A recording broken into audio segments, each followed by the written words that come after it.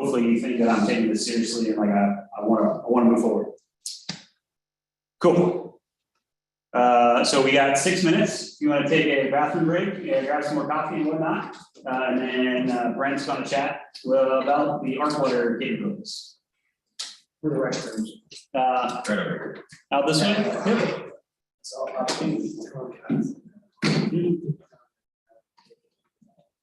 Yep. Feel free to run the tables and the walls as well. There's some markers floating around. Alex? Yeah. Hey, good man. Hey, Alex and Ryan. Ryan, Alex. TJ, did you meet Alex yet? A few months ago. Okay. Yeah. This is your second time here? No. First time. Oh, yeah. No, I was impressed. So that's not. Nice to meet you. Yeah, you as well. It's good to see you.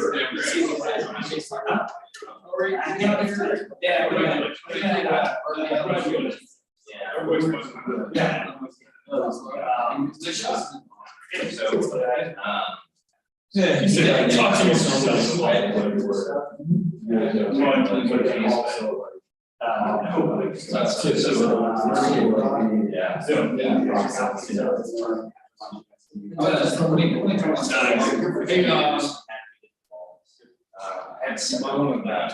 Because for me anyway, that's the board. Yeah, it's not like. Yeah. All right. You see what I'm saying? Like, yeah, not everybody that's gonna understand. Yeah, table it. Do you have those right there? Well, so. Yes. Do you want Wi-Fi?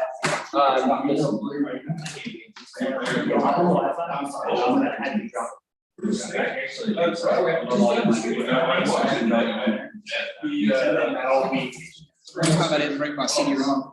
I got a USB. No worries. I didn't think about it either.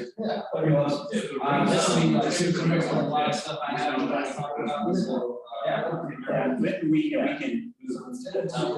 Oh, is there a parking lot? That's a road line. Yes. Yeah, we're.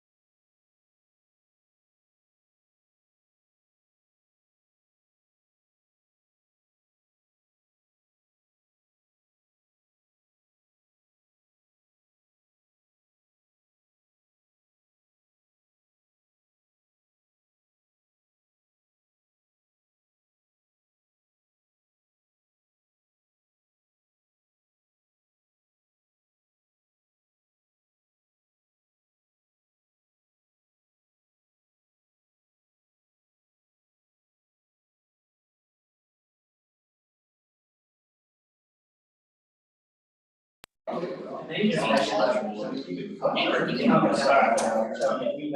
just use the arrows to advance it. Because I'm not going to form the everything that they need to. Just kind of the beginning half of it was kind of like ace versus safety. Really, it's very CE centric. So we had to tackle. And then it kind of looks at it from like Ace Academy, like, how we developed Ace Academy, where that came into play. I don't really have a whole lot of information on it, but I can kind of speak to what that looks like briefly. But yeah, I'll definitely mock this out. So, Hey, Adam, are you still up? Yeah, I am. Yep. All right, cool. All right, everybody, we'll take your seats. We'll get rolling with the next.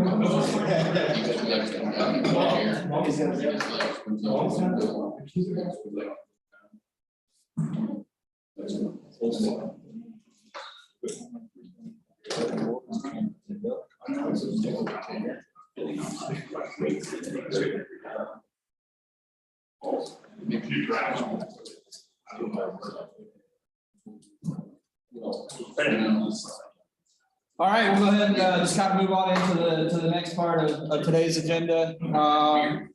Just kind of take a few minutes and share with you guys Project ARCWATER. I'm Senior Master Sergeant Brent Kenny. I'm from the 52nd Civil Engineers Squadron at Spangdahlem Air Force Base.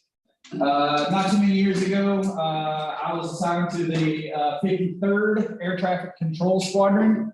I've had a bit of an atypical CE career.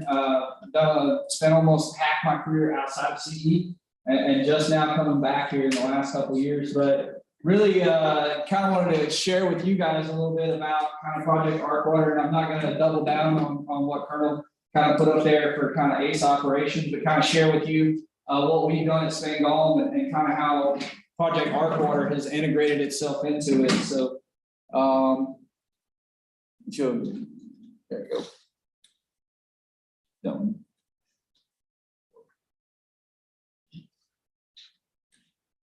I had a joke all set up that said you could drive more than an F-16, but obviously not. Then, so yeah, really, I kind of touched on all this. Yeah, you got to be a pilot. Kind of talk about the two, well, a little bit about the history of kind of ACE for safety, and then kind of talk about the system itself or systems themselves and kind of how they fit into that. So kind of like the Colonel said earlier, the whole MOB, FOB, safety tries to have that main operating base set up where we have everything kind of pre-staged, we're ready to go, and you have those people identified. And then we're looking to support for fully operational capabilities. We're looking to support 2 forward operating bases for 2 FOBs. We kind of refer to it as a hub and spoke, but essentially you're not going to. I was just gonna say, can you tell us, give us a picture? What is a mob? You can describe it for us, and then what is a boss?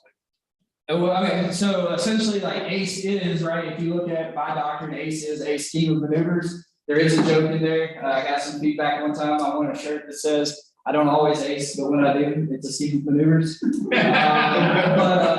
yeah, so essentially, it's a scheme of maneuvers to just increase our survivability and be able to generate that air power. So a MOB would be, in our theater, would essentially be a main operating base, i.e. Spangdahlem Air Force Base, Ramstein Air Base, or other pre-identified self-sustaining capabilities. A FOB would be an ulterior location to where we could forward generate air power. Okay, I understand. So with the way we look at this, obviously with the emerging threat of hypersonic weapons, long-range missiles, ballistic missiles, all that kind of stuff, think ideally you would have a main operating base, which is less of a threat and more of a staging area for stuff. And then your forward operating locations are a higher threat. And the intent is that I get in, get out, move quickly to a bunch of various different smaller places, so that by the time the enemy goes, oh, they're there, start the targeting cycle, we've already then done what we need to and we move somewhere else. So that's kind of the concept of ACE. It's really to keep, it's like a shell game. It's keep moving around, but we have the ability with the main operating base to be more of a foundational piece of it. But like based on certain theaters, even though like Spang is in safety and it's not near, say, a country that begins with R, just realize like that main operating base supporting that could be the northern coast of Africa, just based on capabilities and so forth. So it's doesn't necessarily mean that you're close. Think country that begins with C, like main operating base could be there, and then forward deploy to Guam or other places around there, or even like out of Taiwan or Thailand or something like that. So it's just the range is where we're used to it being a little bit further. It could be significantly further. And then you talked about the ACEs, like the scheme maneuver, Yep. right? To increase survivability. Survivability from what? What is our like? Near peer, I'll just say near peer aggression, right? Like, I don't want to get too. No, don't talk about Tell us, I think you hit on it a little bit, right? The missile, Yep. The medium short range missile threat, like, is that what we're looking at here? Yes. Do you agree on that, like the inbound, not necessarily like ground force? Yes, 100%, right? So we get, the balloon goes up, those gears start turning, right? And to put it in the CE speak, I call it hide the cheese in the European theater, right? Like that's what we're after it's this big game of hide the cheese. So like by the time you figure out where it is, we've moved on to another location and are still generating that air power, right? The one thing that you brought up is, and one thing I think you kind of point out is those two theaters operate completely different, right? Nothing, well, I won't say nothing, but very rarely would we actually use air transport to move these assets in the European theater. It is all ground transportation. So in the big scheme of things, I think that kind of adds an extra key to what that takes to make it to move. Because air, take off, I land, you got your ASDEX, you've got your manifest, your log, that's all those things. When you physically put things on a ground, there are diplomatic certifications that have to occur, dip clearances, ASDEX, all these other things that other countries have different priorities on. And I kind of agree with you in some aspects. If the balloon went up, a lot of that would probably dissolve and we would just go forward and conquer. But to this day, when we play for real, and those things actually become a factor in moving these items around during ACE. So yeah, that's kind of the overall, they usually refer to it as a hub and spoke concept, but like that main base is really, the whole idea is to return to main base, right? After a predetermined amount of time. It takes a strike, we go out, we forward generate, and then we come back and there's a piece of a recover the mob from the CE perspective that it kind of talks about in here. Question to the entire crowd. So what's the general timeline that we have in mind? Like, are we talking about operating from that forward operating station for 24 hours, 48 hours? I can tell you, like a lot of the geo briefings, the general officer briefings I've done, the kind of the standard is if it's more than 96 hours, it's not ACE. Right? Okay, that's good enough. So if it's more than, realistically, that goal line is 72 hours, that's kind of what we're looking at, but most of this, like, they'll tell you flat out, if it's more than 96 hours, it's not ACE, right? That's Okay. not what we're doing. Thank you. So they kind of started this whole concept, and this was kind of Spang's evolution. And to be honest, most of this was about a year before I got there when they first started this building up for ACU safety, or at least for Spangolm, for Spangolm. We did what we traditionally do, right? And this is very CE centric, by the way. Civil engineering, power production troop. Sorry, I forgot all that intro. Power production troop, 18 years. But I did have an opportunity to work outside my career field for quite some time in the Air Force. But we typically do it in ACE, right? We try to take this old CE solution, right, that we're good at, right? We've done it for the last 20 years, 30 years. We've squatted in the Middle East, right? And we have all these assets that are just, workhorses, just proven assets. And then we try to take them and then ram them in this little bitty hole and make it completely mobile and just say go. So we started out using the triple S's, right? Triple S's. And you can read through some of this, but we set it up. Took eight people 8 hours, and they set the whole thing up backwards, right? And so we took a lot of our old infrastructure, and we just failed. Yeah, Intel guys, I think. Yeah, probably no. Actually, this is like. He was on the profile. Yeah, these are all CE-centric, right? And the first go we tried to do was a FTE in Portugal, and it did not go very well. Next slide. So as we continue to kind of evolve what that looks like, right? Like, our triple S's are 100% not agile. Fueling. What's the triple S? It's the Alaskans. It's like the half circle ones that are. So none of staff summary. No. Yeah, that's a triple S right there in the photo. Is kind of the half circle ones, the Alaskan shelters as they call them. But the other thing we started realizing was fueling became an issue because as we moved from realistically country to country, when we were doing these things, it wasn't so easy as to say, hey, I need some fuel, give it to me. There were a lot of politics involved in that and coordination, and it became very, very obvious that we needed to come up with a different solution. So one of the things that we actually tried to do was, hey, as we take all this equipment, this common equipment that people have identified, this is what we're going to take for ACE, the SIPR and NIPR capes, we're just going to use short power, right? We're going to outthink the system, and then we're going to go buy all these fancy frequency converters because unfortunately that equipment does not run on 230. You cannot run on European voltage, the equipment that we have. So we're going to get these frequency converters and these transformers, and we're going to basically, try to blow up all this stuff, right? But what we did was we increased that logistical footprint of all this junk that we have to take with us that has to go on either like a panel van is typically what they use, or a tractor trailer, or something of that nature to actually take this and take it to wherever it needs to go, and then make the mission go, right? But what we found is it wasn't quite as reliable as we thought it would be. The frequency converters and transformers, we had a ton of issues out of them, just keeping them running. So what we did to circumvent the triple S, we moved to a UTS tent. Anybody here know what a UTS tent is? Or am I speaking? Essentially, it's like an erector set, like it's all framed out.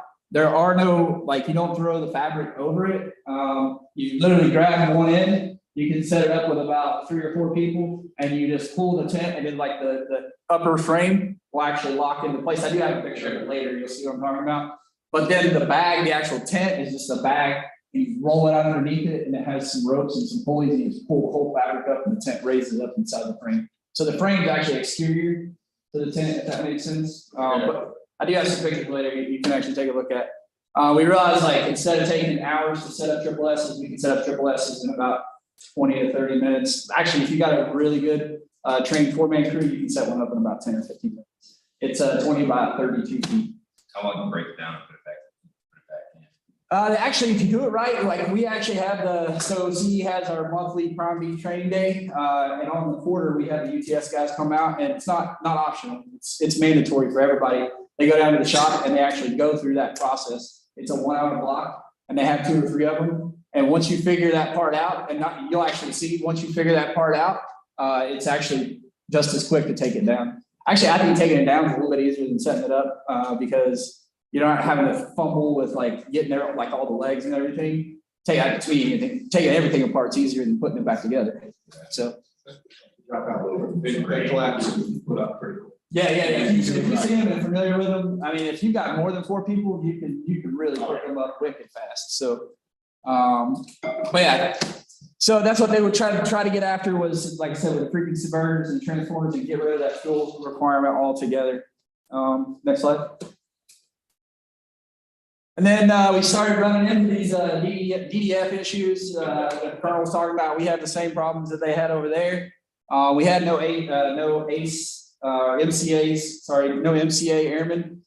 So we actually decided to stand up what we end up calling ACE Academy, which is where we take all these inter-AFSC disciplines and kind of put them through a week-long course.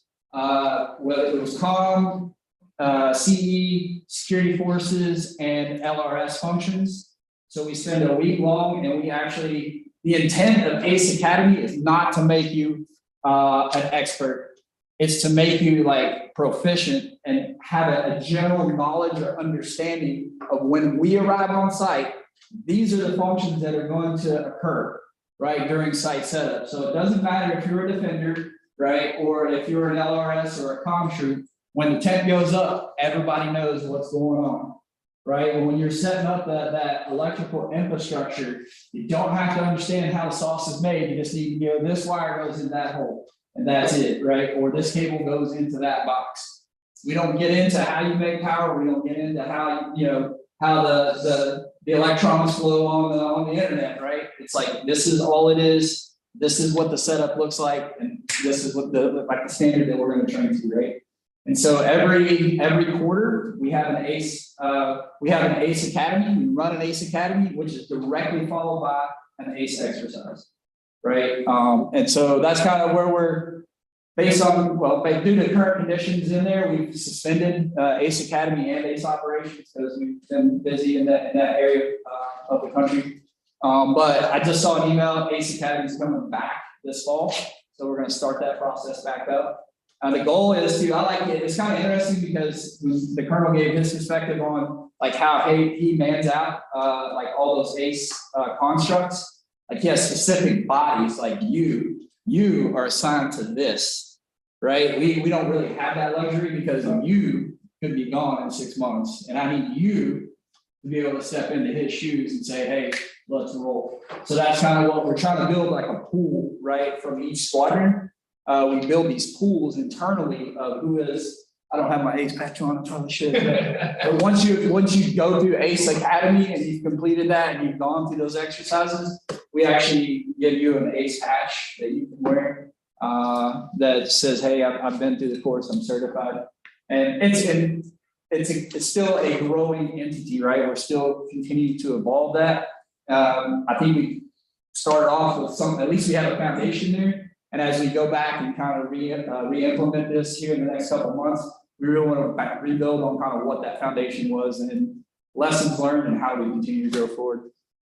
But yeah, we had a ton of trouble. And one of the things, if you're familiar, we couldn't even fit a MET6, which is a 60 kilowatt generator. We couldn't even get it on with the Advon team for ACE operations. So to combat that, we just took a little Honda generator so that Advon team that gets there at least has some sort of power source that they can use to set up. So Project ARCWATER. So when I got there, and I'll kind of go backfill of where this came from. But when I got there, they said, "Hey, what do you know about being light, lean, and lethal? Have you ever heard of ACE?" And I'm like, "Never heard of ACE." So somebody explained it to me, and I'm like, "Hey, I just absolutely did this for the last 5 years with my last unit. It was a unit out of Georgia, the 53rd Air Traffic Control Squadron. I was a deployable unit, and so the idea behind Project ARCWATER was to reduce the logistical support for fuel and water in forward operating locations. And if you'll go to the next slide, I can actually kind of share the story. One more slide. Sorry, that was the companies. So where did it come about? So when Hurricane Michael destroyed Tyndall Air Force Base, this unit that I was a part of, the balloon went up. And so we actually put a team on a C-130 and they flew around behind the eye of the hurricane. And we took a standard loaded out C-130 UTC package for this support system. We had a mobile air traffic control tower, some ILS equipment, some nav aids, a few things of that nature. And they went and cleaned off the runway and they landed just after the eye of the hurricane had moved off. And they were the first ones there. They were literally living in the infield for a couple of days until the CRD. They beat everybody there, right? Until everybody showed up. They had to abandon a number of F-22s in place because they were broke and they couldn't get them out. So we were there to get them up and get those things out of there as they started to rebuild the base. Wasn't very long. They had their 72-hour requirements. They got there and they said, hey, we need fuel. They would get in a vehicle, it would drive 5 miles and die. They tried to get diesel. They couldn't find clean diesel for upwards of 90 miles because everything was contaminated with salt water. So it was like, what do we do? So they picked up the phone, they phoned home, and we literally loaded up a tractor trailer in Warner Robins, Georgia, with nothing but fuel on it, just fuel barrels from front to back. And drove it. What would be a 4-ish hour drive was now a 12 or 14-hour drive to actually get to the base after the devastation. So that was where the idea initially came from. It was like, how do we shrink this power requirement, or how do we develop a concept to stop this, right? Because as far as ACE goes, and this is just my 2 cents, right? We talk about a mob and a fob. I hope there's a mob to come back to, right? And so as we continually plan to move and play hide and cheese, I want to reduce that requirement to have to find fuel. And so furthermore, that's where kind of the power side of this came from. We were actually tasked with the following year. The Grand Bahamas was devastated by a hurricane. It was Irene, Irma, one of those. Like 80% of the main island was underwater. They said, hey, we're going to task you guys. You're going to go in there. You got to take everything that you need for 30 days. Like the amount of second rescue squadron that he was at the time was going to drop you guys in. No, nothing's coming. You're going to be there on your own. And so we did some crazy math. We were talking about bathing in the ocean and everybody drinking a cat. We were going to figure out how to make this go, right? Because that's what we do. And so that's when I was like, hey, there's got to be a better way to get after this water piece. And so through ARCWATER, right? Through ARCWATER, that's how I found Pavilion. That company was on the other side. They were the ones that make the solar fabric that we talked about. And so we started developing the system that attaches to a UTS-10, right? We have a ground mount array. We have these solar arrays that you can put up on the tent, and they're attached to them. Obviously, when everybody thinks solar, right, like this green technology, it's some subversion of what you have, which is no longer the case, right? Like you can actually make some serious electricity, enough to power ignition with the capabilities that we have today. And so even on the water side of that, right? Like in this case, I could have made water out of the ocean. I could have made water out of anything. One of the things that we did through these ARCWATER, the ARCWATER processes, we get to reiterate on these. So we get a prototype. So we've got our first prototype. I think it's on the next slide. But we got our first prototype, and it was like, hey, that's great, but this is where we need to get to. And so using that ARCWATER process, at least for the solar side of it, it gave us a chance to really tailor and just get really specific about what we were trying to get after. And then much like you, sir, I hate waiting. We put in a request for a funded phase 2 for Silver. I waited a year and didn't hear anything. Like never heard if it was approved or denied. And so I got tired of waiting. And so I just went to my wing leadership and said, hey, this is what I'm trying to do. I'm running naked with scissors here, like get behind me. And they actually said, yes, we'll fund it. And so through a phase 3 purchase through ARCWATER, that's how we ended up with our version of an atmospheric water harvester. But if you go to the next slide, I can kind of dig into some of these. So this was kind of like the original, I guess, brainchild of what we were trying to get after with the solar piece. We wanted it to be like small at the time. It was in that deployable unit. It was a lot of airlift, not a whole lot of ground trans. So everything for me at the time, my head was geared around L pallets and how do we get all this onto an L pallet, onto an aircraft as fast as possible. But there again, this was all fine and dandy, but I'm still trying to use legacy equipment to solve a modern day problem. So most people, if you've never messed with the ECUs that we have, they're super heavy, super energy inefficient. I mean, about the amount of energy it takes to run the average American home, So we went back and we figured out how do we get after this, I call it like today's air conditioning, right? Essentially, it's like a split unit, that's super energy efficient. And yeah, I won't get ahead of myself, but so we went back and kind of redesigned. I can't change how energy efficient generators are, right? I can't change how much, fuel they burn to stretch that fuel out, but I can change what goes in the box and what we actually put on the pallet that really, becomes that power draw.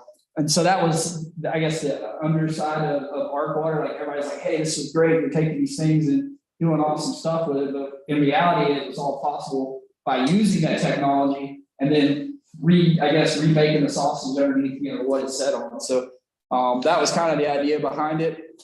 If you go to the next slide, sir. So this was our first prototype. And you were talking about just being able to have like 6 hours. So this was our first prototype at Spang. And essentially you have a series of batteries. These are 4 kilowatt-hour batteries, and you can go, well, this setup will go up to 6. I'm sure you can probably set it up to where you can go up to more if you want, with a 14 kilowatt inverter, output inverter for max load. And then, but the neat thing is like you were talking about earlier, is the way these two systems are set up, they are modular. Right. So if I put let's say, for example, if I put 3 of these systems in the same location, I can actually connect all 3 systems together with Ethernet cables and essentially build my own microgrid. Right. I just made this like one big power source, and I could really start to create some amperage at that point. So that was kind of the idea. It's like walk, crawl, run. So we got that. If we go to the next slide. So we actually took our first prototype. There's a picture of it in the next one, but we took our first prototype just a few months. It's been about 6 weeks now. We went to, I call it an exercise in Poland. Really, it was like a field test. We went to this camp that had Polish and Ukrainian kids in it. And we set up a classroom, and I got some pictures on the next couple of slides to show you guys. We were estimating in the beginning that we could get up to about an 80% fuel savings through that. But over that 14 days in Poland, we only burned 3.6 gallons of gas total, right? So what we did was they were teaching English. We set up a classroom essentially inside this tent. We had TVs, we had computers, PA was there, documenting the whole thing. Everybody's stuff was plugged in. We had the air conditioner that was running. The water harvester was there. All these things were there. And over that 14-day period, we only burned 3.6 gallons of gas. Having said that, we could only operate. It was a Polish government facility, so we only operated from 7 in the morning to 7 at night. They basically secured the facility and everybody left. Now we did set up a couple of overnight things because this was the first time we'd ever gotten the opportunity to run this for that long. So we did set up a couple of overnights where we could do some power draws and some of that thing, see what was actually happening at nighttime. We left everything on, TVs, everything on. We left lights, the whole shebang. Do you have good weather the whole time? What's that? Do you have good weather for the solar? Yeah, believe it or not, and that was kind of, I'll go ahead and front load this. So like, as we work to this 14-day, we've done 4 other field testings. If you've never been to Spangone, it's not the greatest weather in the world. Come October, it gets dark pretty early, and it doesn't get daylight till pretty late, and it's pretty like think of England weather. So DITRA, right, the Defense Threat Reduction Agency, they came out. They had an Operation Shadow Watch. That was in November, I think it was. It was in November. They paired up with COM to do an IRF. So not only do we use this technology for ACE, we've also incorporated it to our initial response forces in the event there's nuclear incidences. To be honest, we've done more field testing with IRF than ACE because ACE has kind of been shut down due to real world operations. But we did Overwatch. They came out. It was a 6-hour exercise. It was completely grayed out skies. We made 100% of their power requirement until they plugged in. They had a pretty good sized dish that they plugged in. And then it dropped to about 30%, but it snowed 10 inches. I literally had to take a broom and go out there in that 6-hour period and sweep off the solar panels because it was snowing that hard. What you got, sir? Sorry, so Going back to I know it's super- the panels you threw out there, they're 1.2 to 1.5 kilowatts per panel. You're about 1.6 now for a square, but yeah. Was that just one of those squares and they were laid out like a 12 square grid? Yeah, it's what, a 5 by No, that's 10 by 10 by 10, 10 by 10. I'll get you 1.6. All right, interesting. And how many of those things did you actually lay out? How much output did you get? So for I see 200 amps right there, but you know, how many of those did you have to lay out to get 200 amps? So it removes the requirement. So like with the frequency inverters, the MEP6s, the transformers, Yeah. that's when you start carrying around baloney cable. Yeah. All this runs on like that 60 amp cable. It's about that big. Yeah. For this site setup, there's two 60 amp cables. There's a tent box and one that runs to the air conditioner. And I'll show you the air conditioner. How many of those panels did you have to lay out to power all that? There was two 10 by 10s on, they had ground mount arrays. So I'd see if it's a picture there. I don't wanna, yeah, so like, this is like version 1, like the new systems don't look anything like this. But this is a 110 by 10, and then you have essentially, 1, 2, 3, so 5 total on the 10. You'll see this is not just in here, it actually has a component that comes down the front as well. Okay, and then just for perspective, you powered, in this particular example, you powered an air conditioning unit, which is hydraulic. You powered the lights, I assume, for the classroom. You powered the water. Yeah, the water harvester. When it needs, because it has its own power system on board, so you don't have to charge it like constantly to make it run. But it was all electric, right? Yeah. Okay. I probably should have put those pictures up front since I started talking about Poland, but go forward a couple. Sorry for interrupting. Yeah, you're fine. No, right here. Idea scale. So here's the actual setup we had in Poland, and granted, I would have cut this tree down had it been mine, but and this photo was taken really late in the afternoon. But essentially, you had your 6 batteries.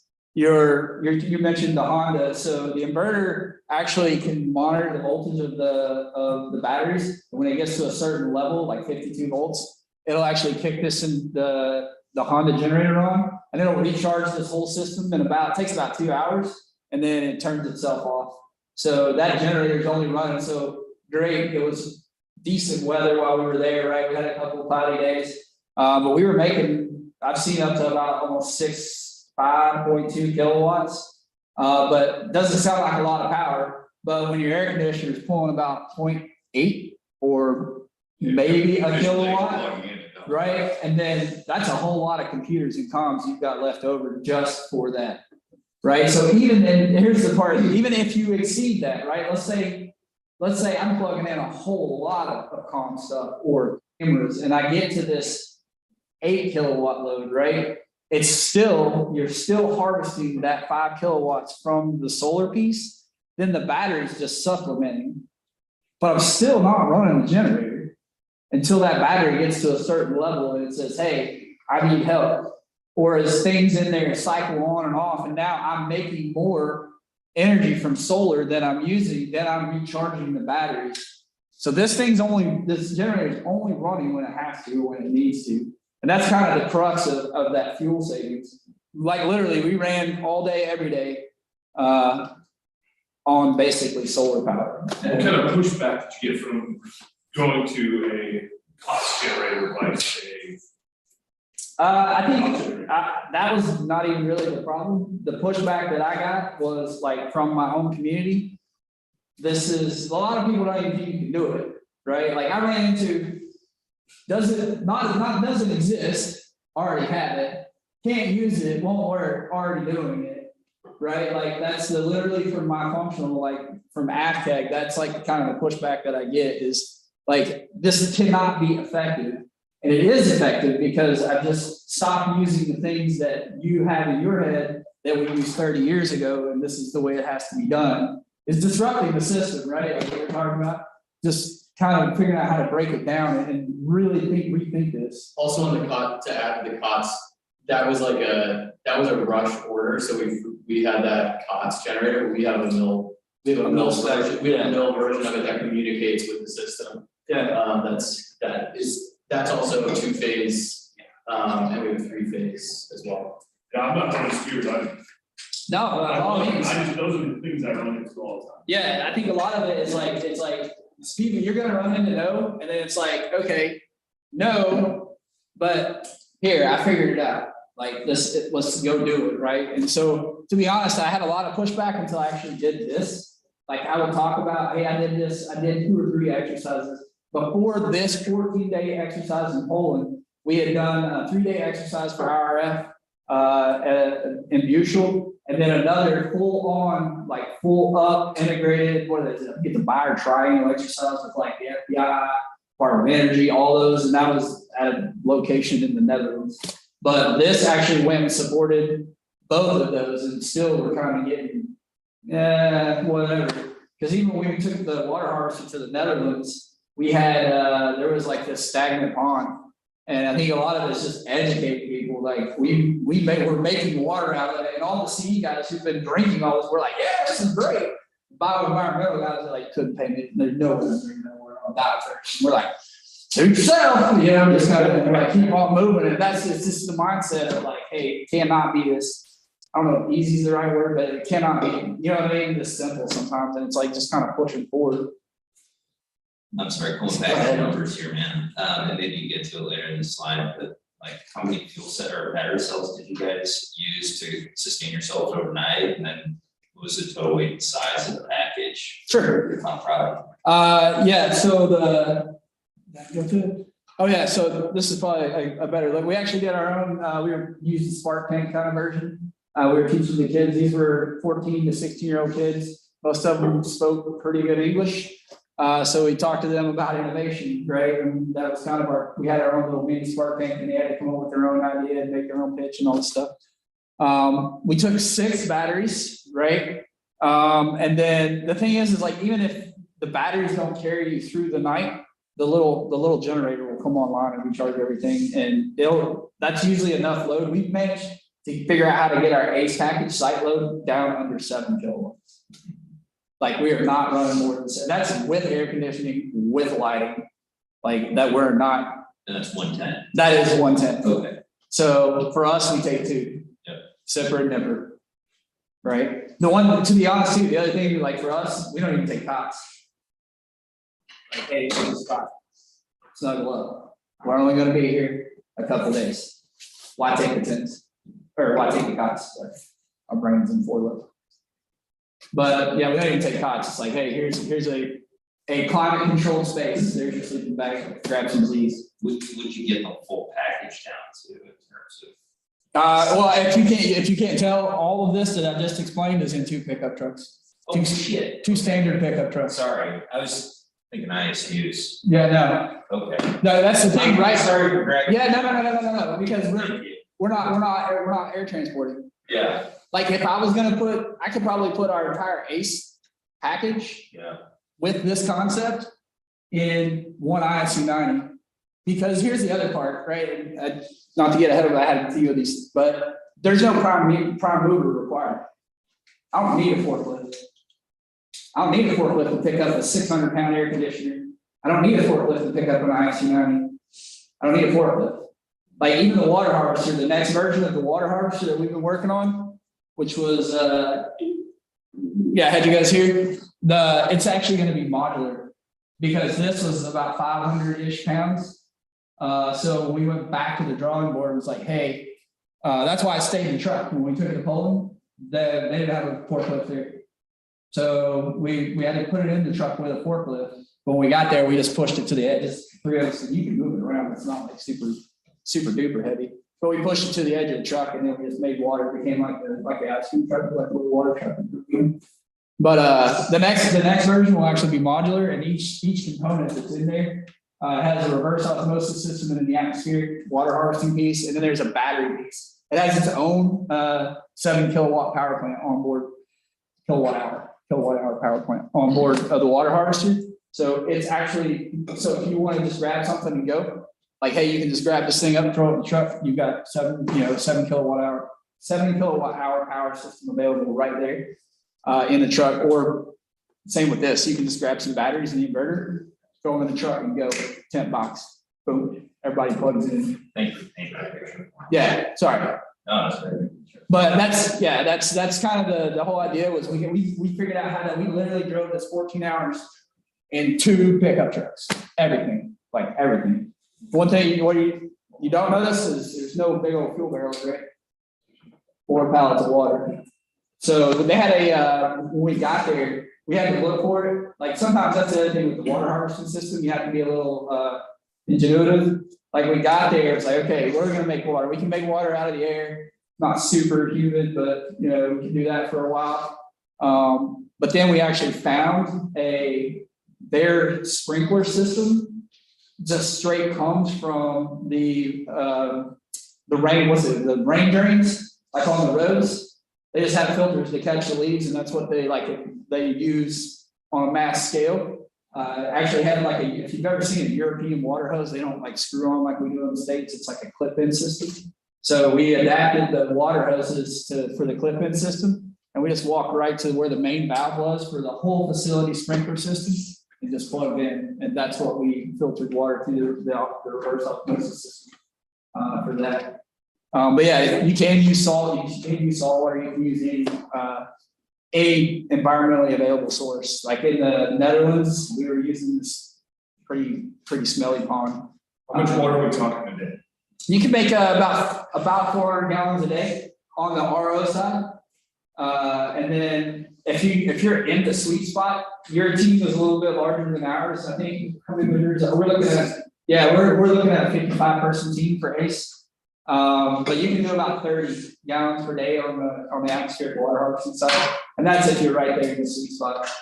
So humidity. Yeah, or I think it's 80% Fahrenheit and 60% humidity, or I think that's 80. What's that? If you're in Alabama, you're fine. Yeah, like if you're in Alabama, you're fine, or if you're in Guam or anywhere in Pakistan. But I think the unique thing about PACAF is there's water everywhere.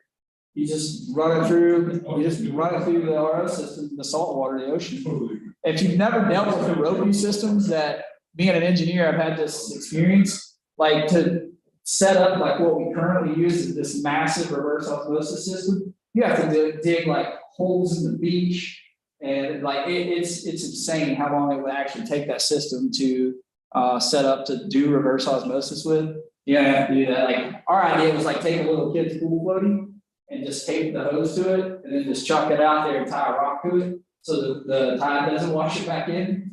Just make water out of the ocean. But yeah, one of the other things, like I said, I put this on there because this was kind of the first version of the split unit. But about 150 pounds, the 3 of us picked this up. Right, actually, you can barely see the edge of it. We stacked the batteries in the inverter in front, and the tent poles are in front of the thing. But 4 pins, where the Velcro and the fabric, the floor and the wall meet each other, it's a double-sided Velcro connection. You just peel the Velcro back, you pull 4 pins out, you set the blower on the inside, and you just put the Velcro back around where it has flexible refrigerator arms on it. Put the Velcro back and you're good to go. I don't know if you can see, and I don't have a very good picture of it. Well, I guess you can kind of see the talking about the ISU or the UTS tent, where it's a framing system. It's kind of the same thing. There's literally, like, it's hard to see. I should have put a better picture in here of that. Didn't think about it, but it's like an exo frame. You just set the exo frame up. It's got 8 legs, and there's a pulley system. When it's still, before you put the other's legs in, you throw the ropes through the pulleys. So it's got a pulley, and then you put the other side up, and you just pull. Everybody gets on a rope, and you pull, and the whole tent just comes up. It's 4 people on a rope. Didn't you find a tent that was even easier than that? Kind of push a button, it's up and. Yeah. That's what I was going to kind of talk about once I stumbled through this and got to the end. Sorry. I'm still. Yeah, 30 hours.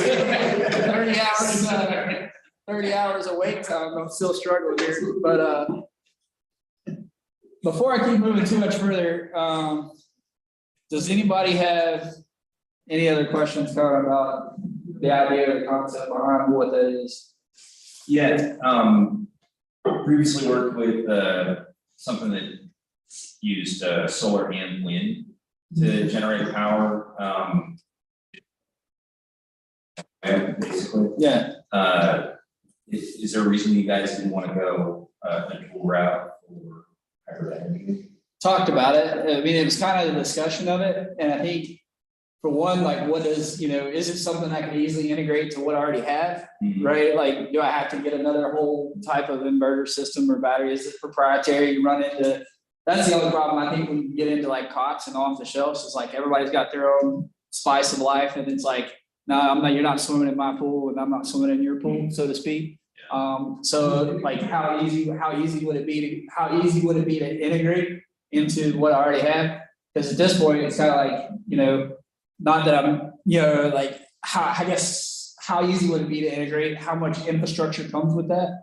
I don't know. Had talked about it, haven't done a whole lot of research into it, is the short answer. Yeah, I would be super interested to kind of figure out what that is. But essentially, the kind of the bigger takeaways, previously we were burning anywhere between 350 and 500 gallons of fuel per 72-hour pace exercise. That was kind of our standard carry. Never seen what that looks like on an L pallet. It's an entire L pallet, right? You wasted one whole, you used one whole pallet position on an aircraft for nothing but fuel. Yeah, the whole generator. Yeah. What's that power? That. Yeah, 350 to. You're that's basically, you're gonna need that amount of fuel to power our standard ACE setup, based on using traditional MET5s, MET6s, whatever you take. That's just fuel. So one L pallet will be nothing but fuel. The next L pallet will be all the equipment that fuel is gonna power, whether that be your generators, your 200 amp cables, your 200 amp PDPs, your distribute, all that infrastructure, that electrical infrastructure that goes into setting that up. Would be your next one. And then obviously if you're taking your own water, which we tried this when we were going to the Bahamas, like one L pallet does not hold a lot of water. Water is extremely heavy. You get to 10,000 pounds pretty quick. So, you look at it from that perspective. In use safety, we traditionally go wherever we're going, and then we bring a contracting officer with us, and then we say, go on the local economy and buy us 1 million water bottles. Yeah, that's essentially what happens. Sorry. No, do you mind painting the picture for me one more time in terms of, according to the mission set, you guys get a tasking, you arrive at your location, set up, operate, tear down, what that timeline looks like using traditional means methods versus what you guys have tested. Sure. I see like the 50% I don't have. Yeah, so like the setup time is really by the time, because you only have, and this is kind of pre what work we have done with ACE Academy. You've got 2 CE guys, and they're not, one's Power Pro, one's an electrical guy. We don't cross-pollinate as much as you kind of guys, so I thought that was really interesting, like how you kind of find the people, with different skill sets that fit like specific niches. We're not as lucky, as far as like that, because that guy's not, he's really going to be there a few months, but you would literally have 1 or 2 CE guys trying to help or instruct medics, whoever's out there at the time, like, come with me, we're setting up this tent, right? And put this up, probably, I can't remember what that time lapse was when they did the very first one. He was in Ramstown on the parking apron there. It was a while, it was like 4 or 6 hours. Oh, okay, and for this, your setup, operate, tear down? Me, and Sergeant Connolly, and a PA guy, and 2 Polish guys, 5 guys set up. We did that in like an hour. Okay, so not only was it faster, it seems like overall setup time was faster than 50%, but you required a third of manning. Yeah. Okay. So, and that, obviously you multiply that by like 2, because you're setting up, 2 different perspectives, But then we had language barriers. Those guys didn't speak any English. It was just 2 guys that worked there. It was like, yeah, we'll give you. Great point. Yeah, it was kind of, to be honest, it was kind of that's kind of how it was. But if you do the math, we end up cutting, I think this is probably still on the lighter side. We ended up cutting about 7 tons of equipment. That's just equipment. That's not even counting the prime mover that I don't need anymore. to actually offload and move these things around. Some of it is like, implementation, like when I was at the 53rd, if we were only gonna be there for a short period of time, why take the IC90 off the tractor trailer? I don't know, but that's it's like get some ladders or face the doors inwards and leave enough space where you can open from one side to the other and get out what you need. But a lot of it, I think, is through execution as far as timing, like how long things go. There's a lot of different chefs in the kitchen making that soup, as far as like how this should go and how this should be implemented. But as far as like setup time, yeah, definitely that 50% is probably we're guesstimates as we're just getting to these things. In terms of, basis of planning problem, like now you can arrive, execute, and leave almost simultaneously. Yeah. And plus, it seems like you're cutting off an entire C-130 story by losing those 7 tons. Yeah, I mean, that's why I said literally like, you're giving back almost, 3 or 4 pallet positions in a C-130? Yeah. What are you gonna take? That's my next question. It's like, that's the question that nobody can answer. It's like, hey, I figured out how to give you these positions back. What do you wanna do with it? And they're like, Pumps, gas, and spare wheels. yeah, exactly, right? That's what it is. For our combat units, it's 2 pallets for power pro stuff. Yeah. The generators, the ECU, and then the fuel and the cables and all, it's 2 pallet positions. Yeah. For UTC. Yeah, that's what at the 53rd, they need a couple more different configurations. And we Depending on the can't use, UTC they're taking. we can't use the ISUs for the power equipment, so packing them is, you gotta get it perfectly square. The plywood, trust me, I made thousands. ICUs, you just throw the stuff in there. Yeah. Power pallets, you can't do that. You gotta make sure you Make sure it's all netted. packing standard, you got netting, which is a pain in the butt. You talk about the logistics piece of it, right? Like most people that I got really smart at this because we had no logistics people with the 53rd. So it was like all our comm guys, our air traffic controllers, our CE guys, we were the ones that went to JI. Like we were the ones that did log mod, we were the ones that did the HASDEX, we were the ones that did, the SDGs. We had to figure all that stuff out. We were the ones executing it all, the CE and a handful of, so that's kind of where like doing this, like I had done this for 5 years before they were like, hey, what do you know about ACE? And I was like, never heard of it. And so literally, I'm getting serious. I was never heard of it. PCS to Spangdahlem. So I had started at least the solar piece at the 53rd. And then when I moved to Spangdahlem, they said, hey, this is what we're trying to do. There it is, right? Like, let's close the loop on this thing. And so that's when we tracked down and figured out how do we solve this water component. And that's kind of it in a nutshell. Yeah, questions. I know that was kind of a little bit erratic and all over the place, but I like trying to figure it out. But Thanks for fielding the curve. yeah, no, I mean that's what it's all about, right? It's like because I'm not so wedded to like something that I mean to say like this is the only way. It's like that's why I'm super interested to even go at this from a crates perspective, right? It's like how do we take what we have and kind of shove it in there and say how do we answer these curveball questions? Are you getting any support for contractors, so you can take this and scale it to? So like I said, AvTech took us on as a program of record, and we're still kind of working through some of those pieces. Is that helpful or is that slow you down? I've seen that happen as well. Well, your program of record and then you got to follow. It's like helpful. So I'll put it to you this way, like I was naive, right? I was naive and it's like, hey, I want Spark Tank. Somebody's gonna come out with the big check and balloons, right? Like, hey, here's like $1 million, like go buy your stuff. There was none of that there. So it was like, it was just the beginning, right? So now I had to go out and figure out how am I gonna get this funding, right? People are like, you get a little bit more support, right? You get the nudge, but it's like, you gotta go hustle. You're still hustling. So it's like, okay, I need a program of record, right? Because like, I'm not gonna get into this whole valley of death thing and all that, but like you need to get off the streets essentially is what I refer to it. Like we're an orphan, right? It's like gotta get off the streets. Okay, AvTech's gonna take me on. Well, AvTech, we have a meeting with them. They're like, well, wait a minute now. We gotta run this through the inoculator and like do all these things, and our engineers need to come verify this. And it's like, okay, where's the schedule? When do you? I'm on your time. When do you want to do this? That happened back in July. Was it July? Yeah, it was June, July. Yeah. Hey, you let me know, I'll give you every exercise, because they want to be, the problem is, they're like, hey, send it to us and we're gonna test it. Cool, well, it took me 4 years to get it, who's gonna pay for it when you break it? Oh, well, that's not our problem. Okay, got you. How about this? How about you send your engineers to me, and we'll go sleep on the floor in a tent together, and you can get all the data you want. Oh, that sounds like a great idea. Crickets. Crickets for the last, couple of months. So it's like, it's kind of the catch-22, right? It's like, how do I get this into a program record, right? Because that's, to me, like, it's the sustainability piece, right? And so it's like, how do I get past that hump?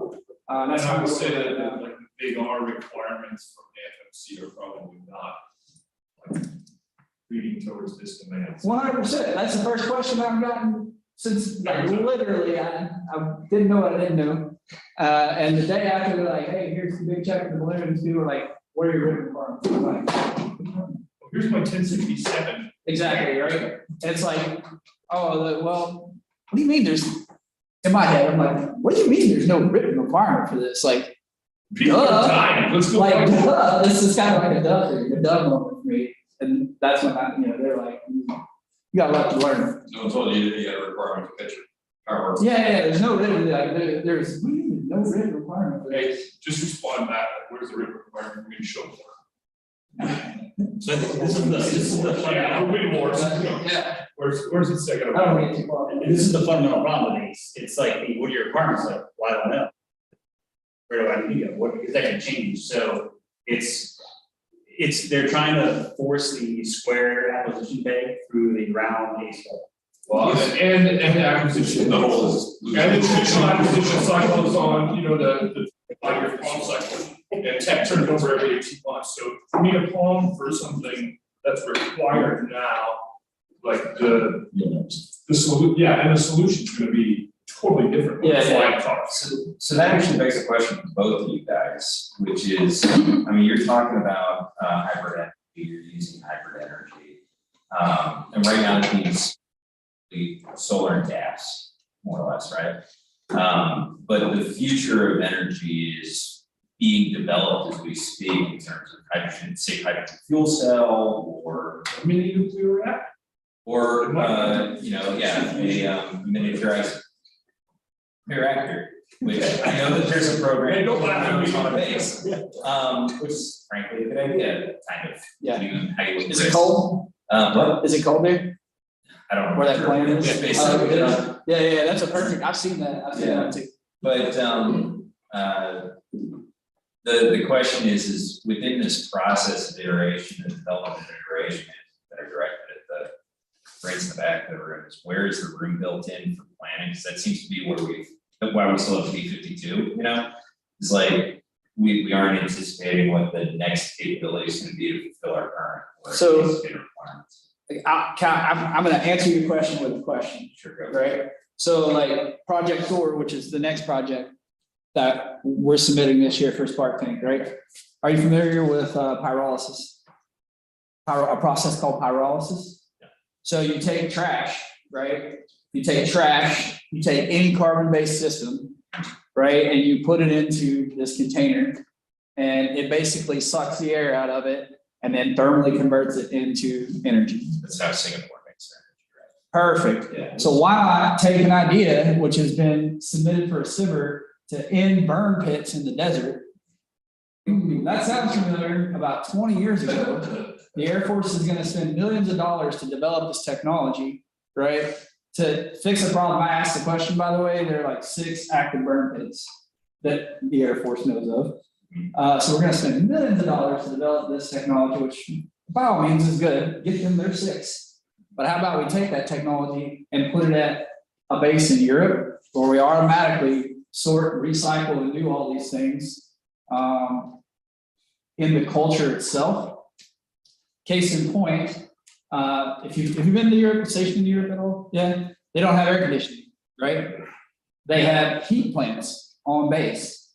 Last year alone, Spangdahlem burned 2 million gallons of fuel from October to April to stay warm, right? Now, you take into consideration what's going on and where they source that oil from based on that location. right? The price of fuel has gone up about 50%. We did the initial math at $1 a liter, right? But currently it's almost $1.50 a liter, and I don't know what we pay contractually for that in that area, right? So why not?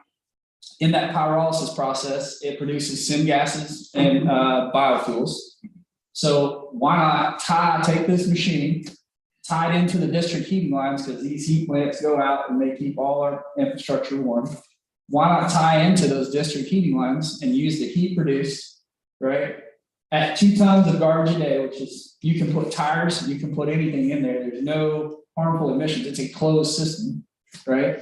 So instead of spending all that money to recycle, get rid of, just the base garbage contract alone is $2 million a year.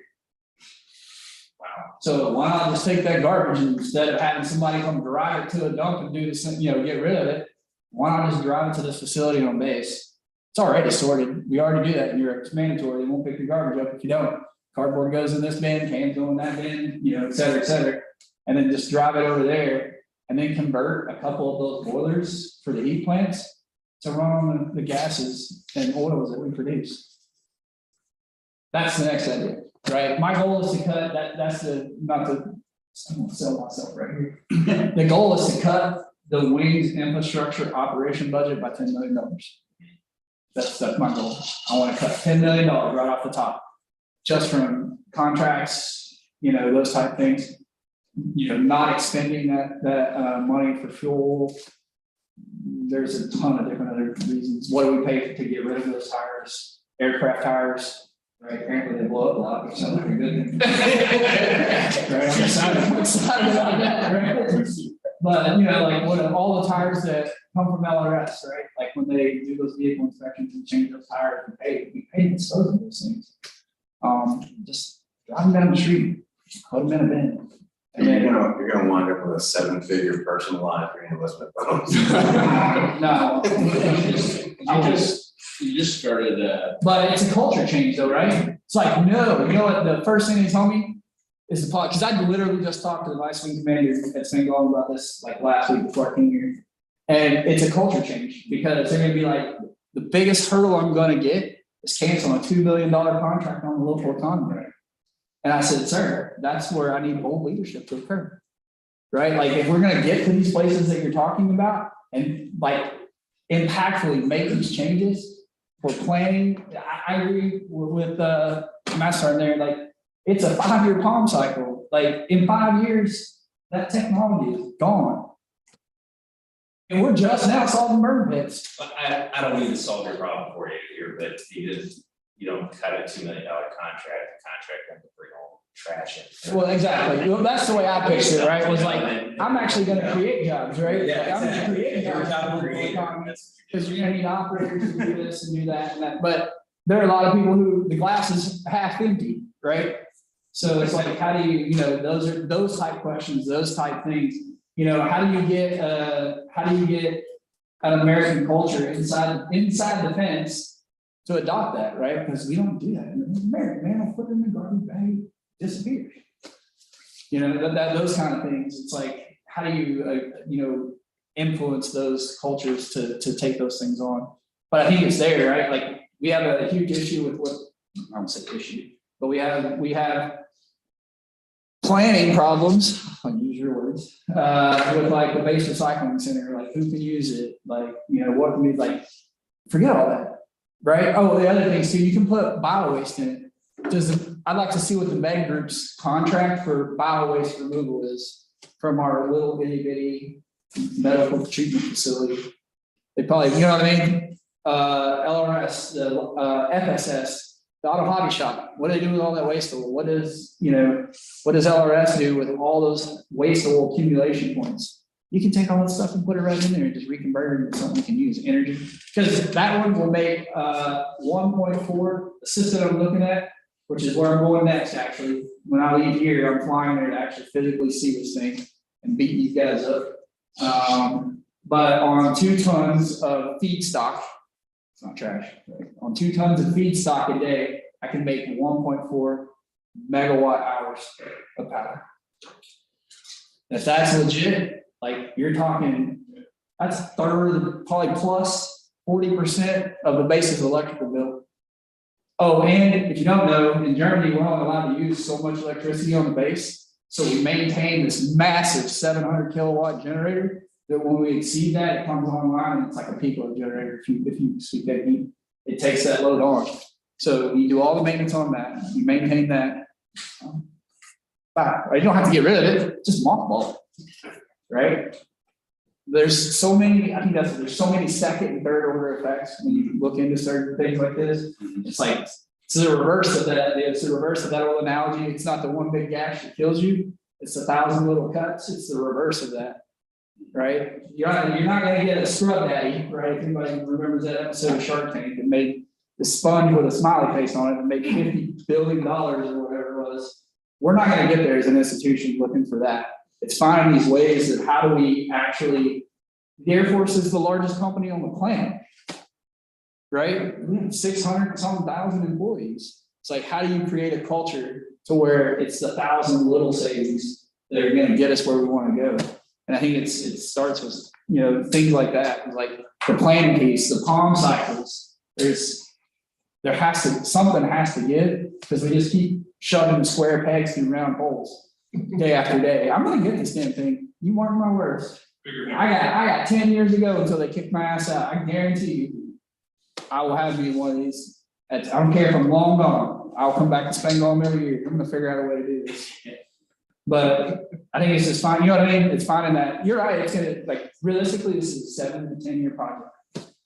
Realistically. So it's like the planning piece. But when you go talk to people who plan these things, you're like, nah, doesn't fit in this box. Right? Like, what are your written requirements to save 10% of your basic operating budget? The super parts are, I got With your pyrolysis piece, a contingency plan built into that is fuel.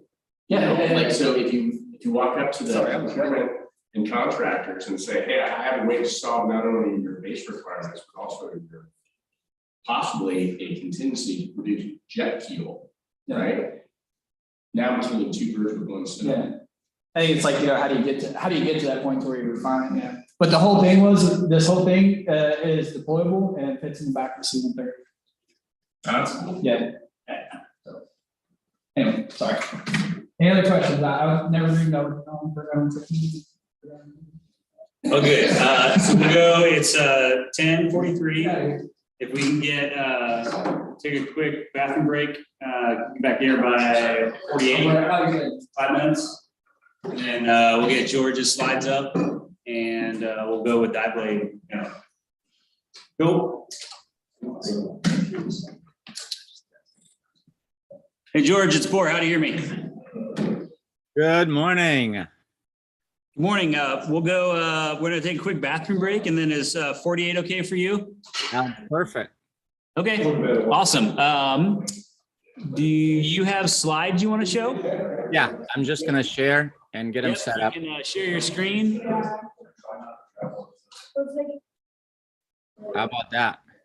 I got it. Okay, well, I'll just be on standby and then we'll get started. Adam's also online. Awesome. Yeah. Well, I appreciate it, George. Thanks. We'll be I'll check back in with you in 4 minutes. Okay, great.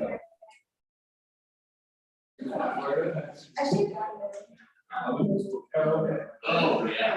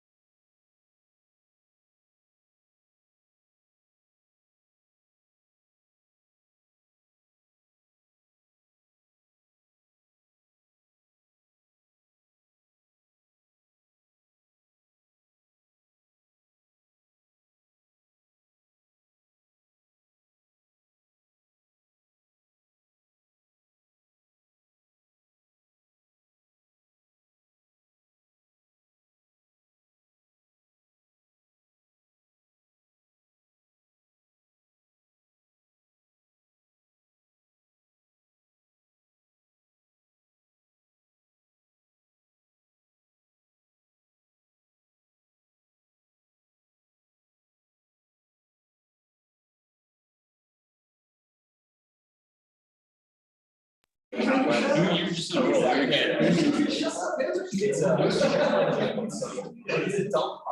Kayla, she failed me. I told her to throw rocks at me. She did.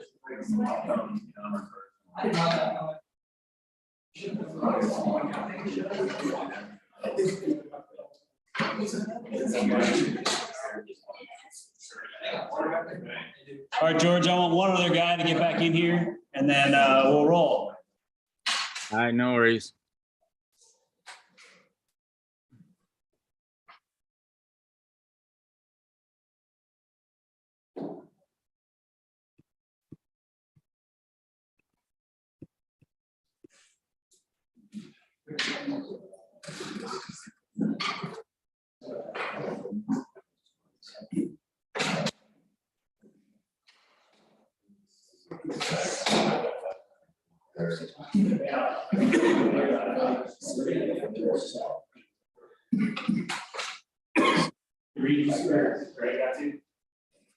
I'm sorry. Okay. I'll put his leash on and get back. George, is this a brief that you talked to Greg about earlier? I mean, Similar? last week? Yes. Yeah, that's the same one. Okay, cool. All right, sounds good. Well, we're ready to roll here. Well, good morning, gentlemen. I'm George and Adam is online. I'm delighted to be here and share with you the iBlades journey. Adam is based in DC. Apologies for not being there. We ran into some challenges, but hopefully next time that we get together, we'll have a chance to visit and meet everyone in person. I have a few slides. I'm going to take you through the iBlades journey, and but we have a very, very simple pitch. We make smartphones smarter, and the idea is to modernize the communications solutions as well as prepare for the future. So the question for everyone is, how do we make smartphones smarter? Simple. We get rid of the user.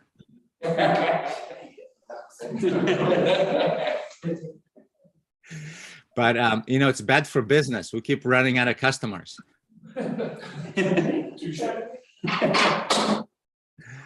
All right, now that I got everybody's attention, so I'm going to talk a little bit about existing customers and how we got where we are. Then I'm going to talk about the solutions, and I'm going to go back and forth between turning off the sharing and the video so that you can see.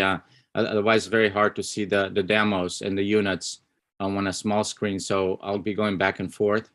And then I'll talk a little bit about the architecture. And the reason I'll bring that up, which is a little more technical, is because, at least in our view, it's important for you to understand how we're able to do what we do and how we're able to turn on a dime to really modernize and move the communications solutions forward for the current environment as well as for prepare for the future. And then, of course, feel free to jump in with any questions at any time. I'll try to pause in between. And as I mentioned, Adam is online, so he'll jump in as well. Okay, so the first thing is iBlades started in the consumer market. We started selling basic protection for the phones, battery storage, audio solutions.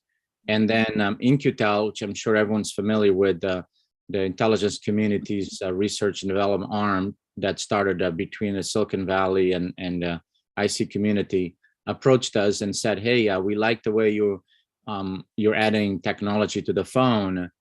Can you present to us and see if any of our customers will be interested in expanding their current solutions? So we got started, we met with them, and it turns out what they wanted to do was to add, what we refer to as blades. So we make the case. In fact, I'll switch just so that everyone has a picture, because it'll be easier. Stop sharing. There we go. So we make the case. Of course, that's the case on the phone. And then when we made what we call blades, and then that way everyone knows what I'm referring to. I'll come back to these, but that's the case, that's the smart case, the smart blade, and of course the phone on here. Share again. So they approached us, we met with them, and it turns out what they wanted to do was to add a spectrum analyzer, so that you could go anywhere in the world, you pull your phone out of your pocket and work with the whatever phone you wanted, and then you snap on the back of the blade, and you could scan and literally pick up all the local electronic spectrum, and either process it locally with what we have on our app, or bring it back to wherever they needed with the higher processing computers and process. So we started with them. We got funded through them, and we're basically at the very last milestone. We just concluded. There's 4 milestones in that project. We just concluded and got the 3rd one approved, and we're on to our 4th one. And the 4th one is where we basically finish the product, and we deliver a few thousand units to them. So that's how we got started. Then we expanded and we started looking around and say, hey, if this works well for the IC community, maybe there's other folks that would want to leverage the smartphone, and instead of creating solutions from scratch, why not start with the phone and then just add additional functionality? The benefit of that, of course, is it's basically you don't have to redo the screen, you don't have to redo the battery, you don't have to redo the operating system. In fact, you can't really compete. It's very, very difficult to compete from a user interface, from a solution availability with the Apple, Google, and Samsung. They're pouring billions and billions of dollars into making the phone faster, smarter, easier to use. And there's millions of people creating algorithms to really make the phone the future going solution. So we approached a local a team here in the Bay Area, and we started working with converting their 152, the old-fashioned 152, into a blade. And it turns out we leverage, and I'll talk about this some more later when I go into the technology, is all along what we had been designing, this notion of power from anywhere to anywhere and data from anywhere to anywhere, and then adding the X factor. So the X factor for the IC community was the spectrum analyzer, and then the X factor for the local Air Force team was the replacement for the 152. And so we were able to leverage about 80% of it. And so we're now expanding that particular project, not only to replace the 152, but also to be able to drop into any country and say, hey, ask the local forces, hey, what the radio are you using? Because often, at least, they tell us, hey, look, George, we often get 12-hour notice. We don't know where we're going. We don't know what the communication systems they have. And so when we drop in there, there's a mismatch. And so what the next project to expand this is to basically being able to drop into a country or a region, say, hey, what radio do you have? Go on the phone and say, oh, you have the Motorola 1234, great. And just using software, basically from then on, not only have communications to the Air Force team, but also have communications to the friendly forces, just using the phone. So that's the expansion of that project. And then from there, we started working on other solutions. I'll talk about it in a little bit, but I'll pause here just for any questions in terms of the existing customers. Yeah, I'm sorry, this is Major Weiner. I'm just curious, it sounds like we're talking about espionage or integration or both. Can you clarify the purpose of using these things downrange? So we're gonna get there in a little bit. The reason I brought that up is just to give you a sense of where we started, and to give you a sense of the ability to use the phone and put a software-defined radio. And just one of the functions you get out of it is you're able to collect the local spectrum environment. And then I'll go expand to how to use them downrange and how to use the same basic concept into particular environment you're describing. Oh, all right. Apologies.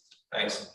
That's all right. It's just to tie in all the dots together in terms of where we've been, how we're doing, why people think this is really the future, and then how that applies to you. And we'll go into that next. Can you real quick say like where you're fielding it, if you have ATOs, ATCs on any existing networks in the DoD?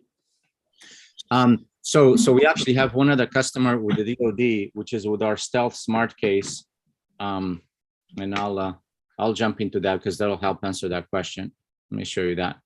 So this is our Stealth Smart Case. And so basically, as we start showing the whole idea of taking the smartphone and instead of, using individual solutions is to tie it all together with the phone.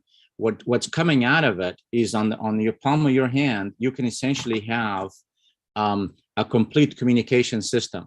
So the other DoD customer that we have, and we're delivering right now a few hundred of these Stealth units, their particular solution that they want us to do is, again, around the same concept. You take the smartphone. The problem is one of the issues that comes up immediately the moment you start bringing in solutions for using the smartphone is that the moment you turn it on, even within the US, let's say you go from Alabama and you come to California, I know exactly who you are and what your rank is. Or if you go from Alabama and you go to, say, Colombia, by the very nature of turning on your smartphone, I have everything that I know about you. Now, my understanding is if you're a colonel or if you're a high-ranking official, I don't really need to know what you're saying. I just need to know that you're not supposed to be there. And I'm going to call my local UPS delivery driver and deliver a nice 2,000-pound package to that location. So what the DoD wanted to do was and say, look, I want folks to continue to use the phone because has all their applications and they're used to it. But obviously, I don't want to give up their digital signature, which is basically what happens whenever you go somewhere, anywhere in the world. Your digital signature is exposed, your home address is exposed, and you're 100% exposed. So what we did is we created the Stealth Smart Case, and basically what it does, it recreates the entire digital signature for local purposes. So if you go to Colombia and you're getting set to go on your mission, you take your phone, has all your apps, has all the communication. As we go forward, you'll see how that's going to continue to grow in terms of bringing in every type of communication you have into the phone. And then you pick up the Colombia's Stealth Smart Case. And when you get to Colombia and you turn this on, you look like just a regular person. So going back to the first question in terms of, well, how you bring in this to the forward location? Well, that's the first piece, is that if you're going to do anything with your phone, if you're going to use ATAC, if you're going to use any new modern solution, you basically just can't use it unless you have the iBlade's Stealth Smart Case. Otherwise, you just gave up who you are and that you're not supposed to be there. So on this case, what you have is you have a local SIM card, and you literally have in here a complete replica of the comms on the phone, but it's the local hardware. So you put the phone in stealth mode, and now you look like just a local Colombian person. You do your mission. We'll talk about the other blades that attach to here that allow you to do the additional communication. But that's your main starting point. You can't really start thinking of doing anything phone-wise without eliminating a digital signature. So that's a great example of forward communications starting with the smartphone. Now this has two capabilities. One capability is that it can connect to the local wireless network and make you look like you're a local person, or you can use the iBlade's private network. And so if you're with a team, you're somewhere where you need further downrange, because with the LTE, you can get down to 5 miles or more, and you can create your own private network. And all you need is our Stealth Smart Case, and you still have a local signature, but now you have your own private wireless network. So it starts to bring in new ideas that you couldn't even imagine before, because you would have to set up a whole infrastructure. You would give up your position in many different ways. But so we're delivering this case as we speak now for folks that have these kinds of missions where they want to use the phone. They have applications on the phone, but they don't want to give up their digital signature. So that's point one of using this on a forward basis. Obviously, you probably have some questions. I'll pause here again for the questions on how and why this is so important.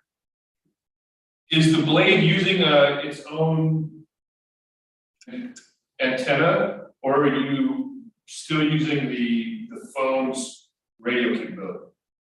So yeah, this is the case. So this particular, so the phone, all of the antenna, all the LTE antenna, all the Wi-Fi, all the Bluetooth that exists on the phone, believe it or not, it exists on this. In fact, let me go grab a board and show it to you. Give me a second.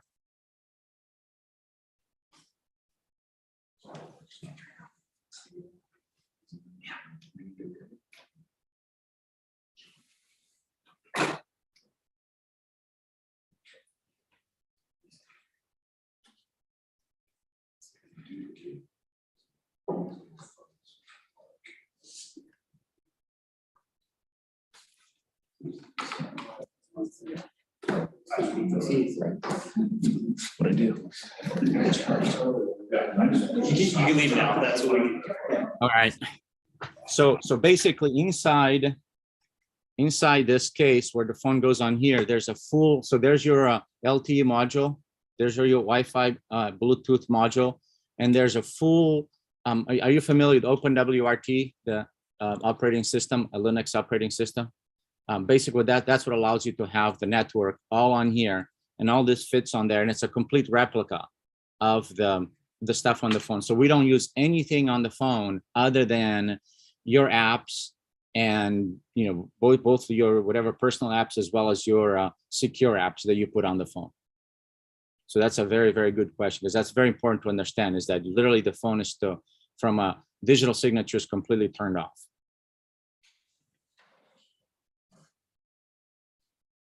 So that's the starting point. I'll switch to this sharing again, and I'll come back to this in a minute.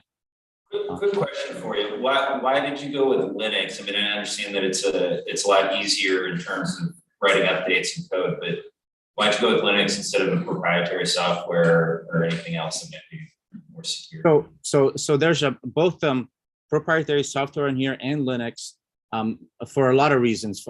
Primarily on the Linux side, there's a lot of algorithms that exist that we would literally have to rewrite from scratch if we wanted to do all proprietary. So we're still able to control everything on the hardware, and the only information that goes through here still has to go through iBlades, which is, you know, one of the key elements to make sure that no one can access the operating system or the communications on here. So it has both. It actually has two processors. It has one that runs the Linux, which is on here, and then has one that runs, and this is already converted with iBlades, and then there's another processor here that runs with additional, which is 100% proprietary.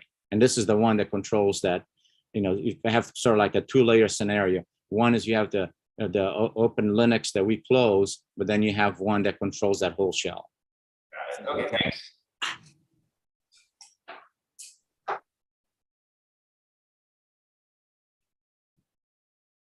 So basically, that's your minimum starting point in terms of thinking, okay, how do you modernize your solutions? And obviously, this is a fork on the road.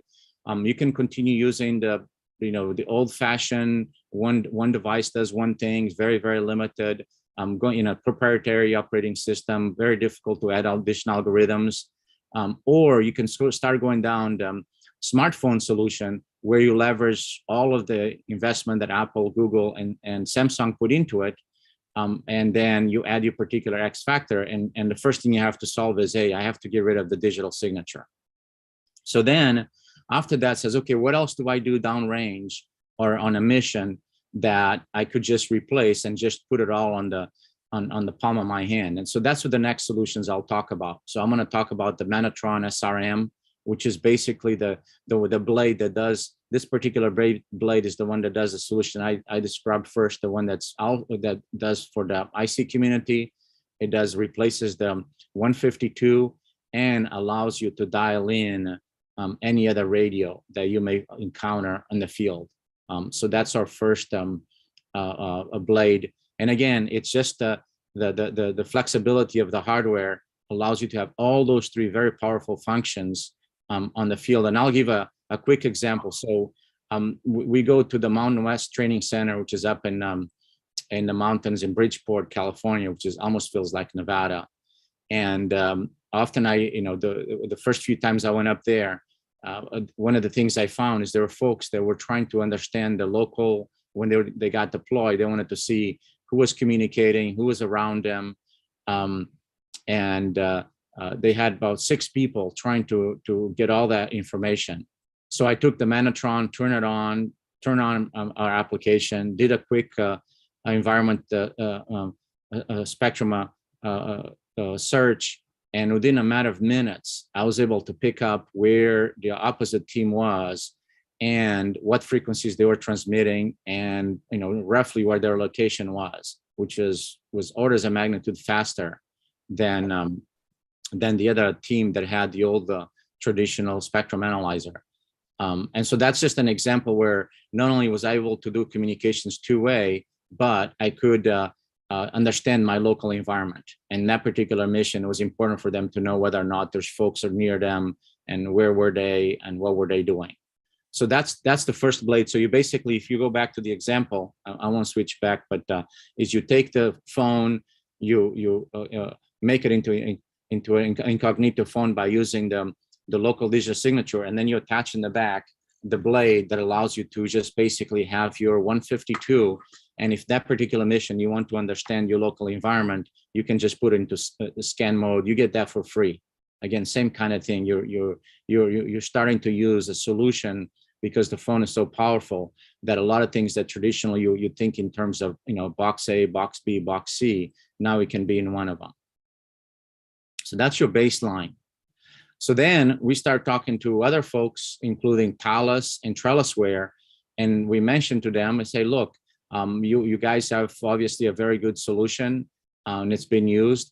Have you thought of bringing that into the phone and given iBlades the X factor, which is when you open up a Trellisware Manette, a phone, everything on there, about 90% already exists on the phone. At some point after you open it up, you'll have one board that does all the magic, that creates the mobile ad hoc network and allows you to do what you do with the Trellisware or any other Manette kind of solution.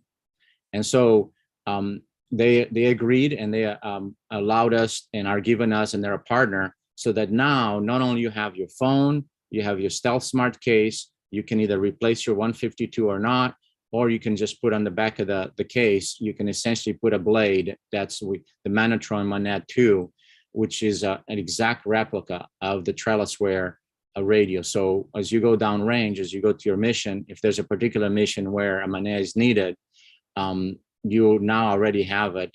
We already have 80% of it. You just put the blade on the back and you get the same kind of a Manette network. As an example of how things begin to migrate to the phone. Now, keep in mind, one of the key elements is right now we support all the Android and all of the Pixels, but every year when new phones come out, you keep all those blades and all those cases, and you benefit literally for free. Obviously, you still have to buy the phone, but the billions of dollars of technology that goes into those phones, you just get them for free. Whereas if any individual solution you buy today, you're frozen. The moment you buy that solution, you are just essentially frozen. So we were delighted to see that Trellisware folks understood that this is the future, that putting solutions on the phone and bringing the existing technology and convert it. So we're pretty far along on the Manatron Manette 2. And the next folks we approached was Thales. And so with Thales, with their design is LPD, LPI solution, low probability detection, low probability of interference, which is where you have two radios communicating with each other, and it's very difficult, or really difficult to either interfere with the signature or even to pick out the signature.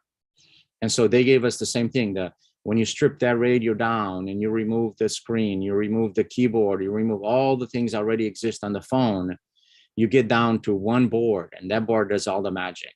So then now you have another blade, which is you can go downrange, you can use your phone, you can communicate with your team, and you're essentially using a blade from Thales, or using Thales solution that your signature, your digital signature that's provided by the traditional radios is completely eliminated. I mean, it's there, but it's very difficult to find. So that's another downrange solution where you can go to Thales, buy one radio, do one thing, and now you're carrying multiple things and you're frozen with technology. And I'll stop there for a second just to get any questions on these two partners. Do you integrate with any kind of mapping solution? So it's one thing for you to stand in one point in space and identify where transmissions are coming from. It would be another thing to strap that thing on, say, a UAV and map out the electronic footprint across a broader area. Is that something you guys have looked at or done? So the whole point of us presenting and us beginning to bring these new ideas to you is to generate that kind of thought process. So as you can see now, there's things you can start thinking about, such as that, hey, why don't I just take a blade, put on a drone and just, fly it around for, I don't know, how long, how do you want it? A mile, 2 miles, 3 miles, collect all that digital signature, come back, bring it to my team. So now I know whatever mission I'm going to need for the next 10 miles, here's the environment I want to be facing. The short answer is, we haven't done it, but there's no reason why you can't just take literally the blade as is and do that. Absolutely no reason. It's just for us, one of the things you'll hear both Adam and I talk a lot about is we're a very revenue-centric company. We have a very, very small marketing, research and marketing development. Usually if somebody writes us a check, it means they want something. And that's how we do our marketing and research development. And so we focus on, hey, here's an idea. And I'm saying, well, are you serious about it? Because we can do it. This is, we can take probably something we already have because the way we design it, or make a small modification and we can give you that solution. And you're absolutely right. So we haven't done it, but there's absolutely no reason why we couldn't adapt it with a very small to almost no change to make that happen. Or even for communication purposes, where you can set up, you can set up your LTE network on a drone, and now all of a sudden you can actually have that, range extended as well as follow you to have an LTE network. So there's all kinds of different mixes and matches when you start thinking about putting these components on blades and having the user interface be on the phone.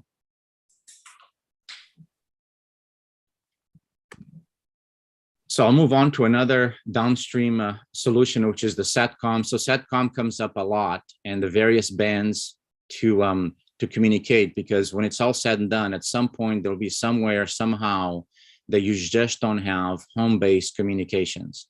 So we are also a partner with Iridium. Same thing. It's one of the things that's really refreshing and really rewarding is it's not that difficult to approach a partner that has an existing solution that goes through, if you can buy an Iridium phone, it's a kind of antiquated design, very small screen, very clunky. Or you can say, hey, why don't I just get a blade, attach it to the back of the phone and have a modern, approach to this whole thing. And so they too agreed to be a partner. So currently we have the L band module that allows us to use the L band on the module, moving that forward. So that same thing. So imagine going back to, I'll just stop sharing for a second and these are all stackable. So basically you can stack all this stuff together. And so I can have a SATCOM, either 152 replacement, let's go with there, and my incognito digital signature, all on my hand with the phone interface that has access to each of these solutions. And then I can mix and match communications. So as we advance, as we get really sophisticated software, you as an end user, you're being shot at. You don't need to worry about, okay, what do I turn on now? All you have to do is if you need to send text message or you need to send voice or video, we do all the heavy lifting. We pick which is the system that has either the bandwidth or it's free to communicate, and it's just sitting on your palm of your hand. And all of this can either be all attached to the phone, or it can be with you. You can have this on your pockets and just use your phone as the interface. But yeah, you could be doing SATCOM, you could be doing 152 type of communications, you can do LPD, LPI, and so forth in that scenario. So from a user standpoint and from a simplicity standpoint, at least from my blade standpoint, doesn't get any easier than that. And so the SATCOM is one that comes up a lot in the various bands. So we're also getting the request to use the K band, which is a lot faster. It gets to real video and real high quality voice. And same kind of thing. And I'll get into this a little more as I get deeper into the technologies. When you strip down those SATCOM radios, you get down to one module, a small module. The L bands are actually a really small module. The K band's a little bit bigger, but still about the size of the blades that I'm showing you. And yet you're not having to carry and replicate the screen, the keyboard, and by the way, that doesn't take into account that when you have 4 or 5 of these solutions, plus you have the older solutions, you practically have to have a PhD on how to use them. Whereas with the smartphone, I mean, anyone can use it. So that's the Manatron ST1. That's the first one we're going to come out with the L band. But I mentioned we're getting a request to get the Certus, the faster network, which is the Certus module, going. And for us, we can literally turn on a dime to be able to make that happen. I spoke already about the LTE mobile network. Actually, we have it set it up here in the office so that you can see. Again, I'll turn off the sharing. So you can just imagine, I think you can see that we have the iBlades private network alongside AT&T, T-Mobile, Verizon. And so from your mission standpoint, on the palm of your hand, you have a very small solution. But yet you can have all of this. You can have a private network, you can have a MANET, you can have a 152 replacement, you can analyze your environment, you can have SATCOM, and everything fits on the palm of your hand. So going back to the previous question, obviously I personally don't do the mission, so I can't be the one who says, hey, I was an XYZ mission and I was carrying 5, 6, 7 devices and one was out of power. Okay, go ahead. No, I was going to say, I had George. Go on, you're good. I know how heavy those batteries are in those radios, so I love this. Yeah. So the other thing is, so a couple more things. So as long as anything on the stack has power. So if your phone has power and your SATCOM is out of power, you're gonna be alive for the next couple hours and maybe get rescued, right? So as long as any of these things, either a blade or a phone has power, your entire communication solution continues to work, which basically there's just nothing out there that does that. And again, same thing. I haven't been in the field, but I could imagine being in the field and one of my things just doesn't have power, may not be a very convenient kind of solution. The other nice thing about that is if how many times you don't have the right cable or you don't have enough cables. So if you take one charger, one cable, and you plug it anywhere on any one of these, the entire stack charges. So it comes down again, same thing, practicality and simplicity. You have one, as long as you have one cable, it's a USB-C cable and a charger. You go to sleep, you wake up, and when you wake up, you literally have a nuclear generator on your hand, right? Because how much power you have. So just on this, just to give you an idea, the phone has about 4,300 milliamperes. Each of these has about 8,000, so 8,000, 16,000, 20,000, and then we're working on one that's a little bit thicker than the regular blade, gives you another 20,000. So you could have 40,000 milliampere power in your palm of your hand, and it's all the same USB-C control scenario. So both from a future going, a present going, and a practical standpoint, I just have a hard time believing that you can find a better downstream solution or field solution where any of your communications or any of the folks would have something this powerful.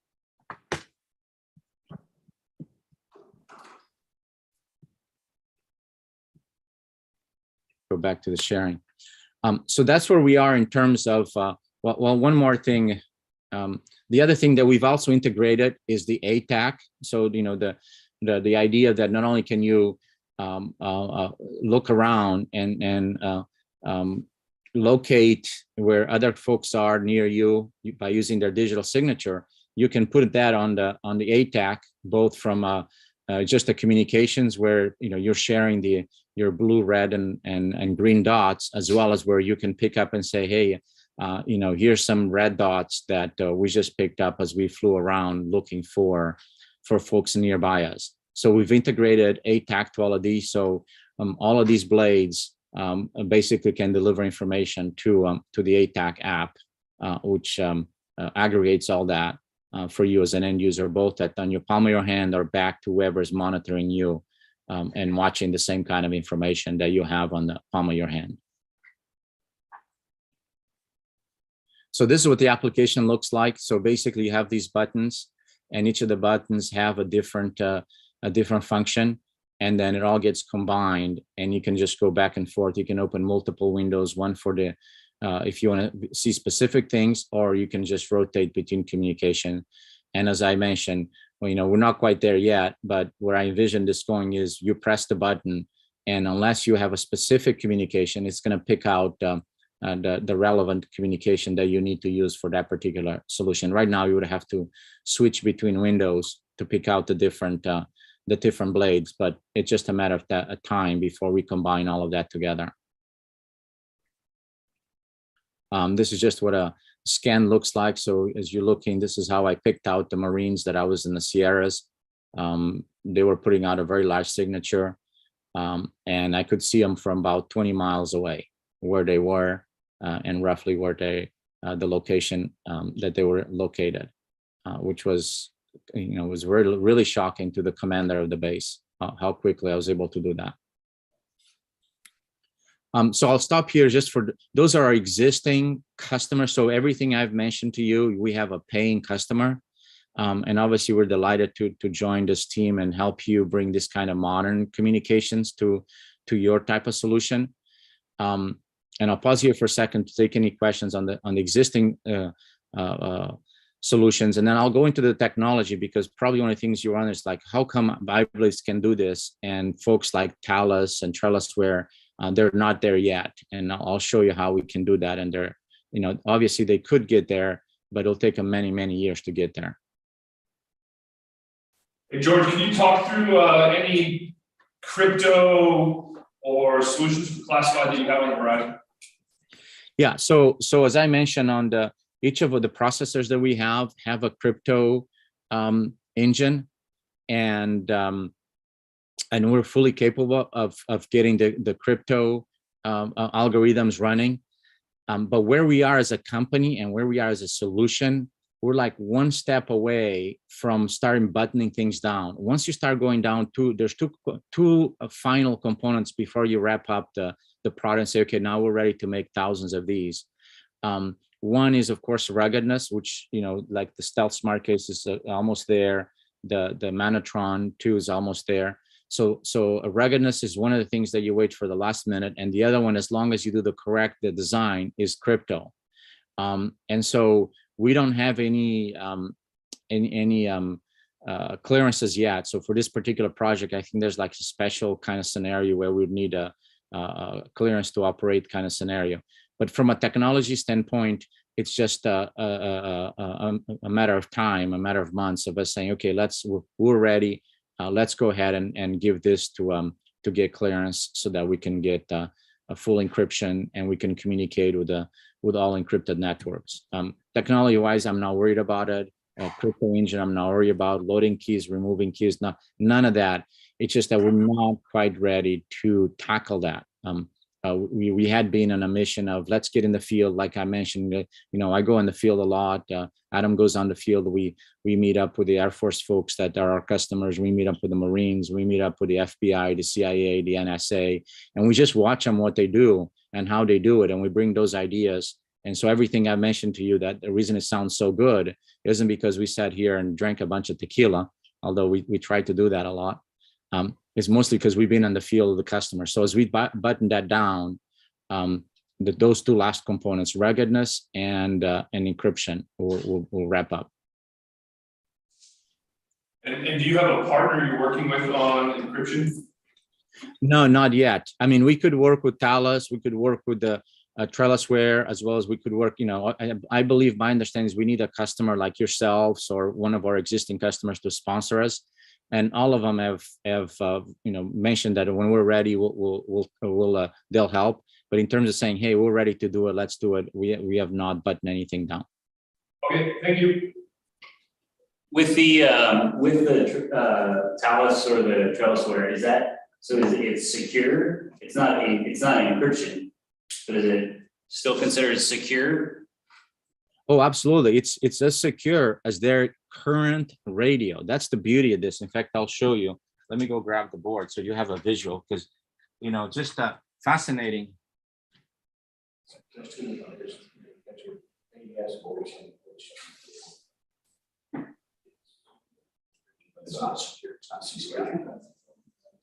So I won't go into full screen because I also don't want this to be the giveaway, but and you know, I'll cover most of it. But basically, this is the magic board that does the secures the radio that you use for your money. That's the thickness of it, and that's it. You know, again, I don't want to show it because it's being recorded, but just want you to get a visual sense that when you start thinking in these terms and you strip all that stuff that's replicate, you're down to this, believe it or not. And this board is fully certified. So we inherit everything these boards have, either from talus or trellisware, and of course from Setcom and all that, because that's where the magic is right there.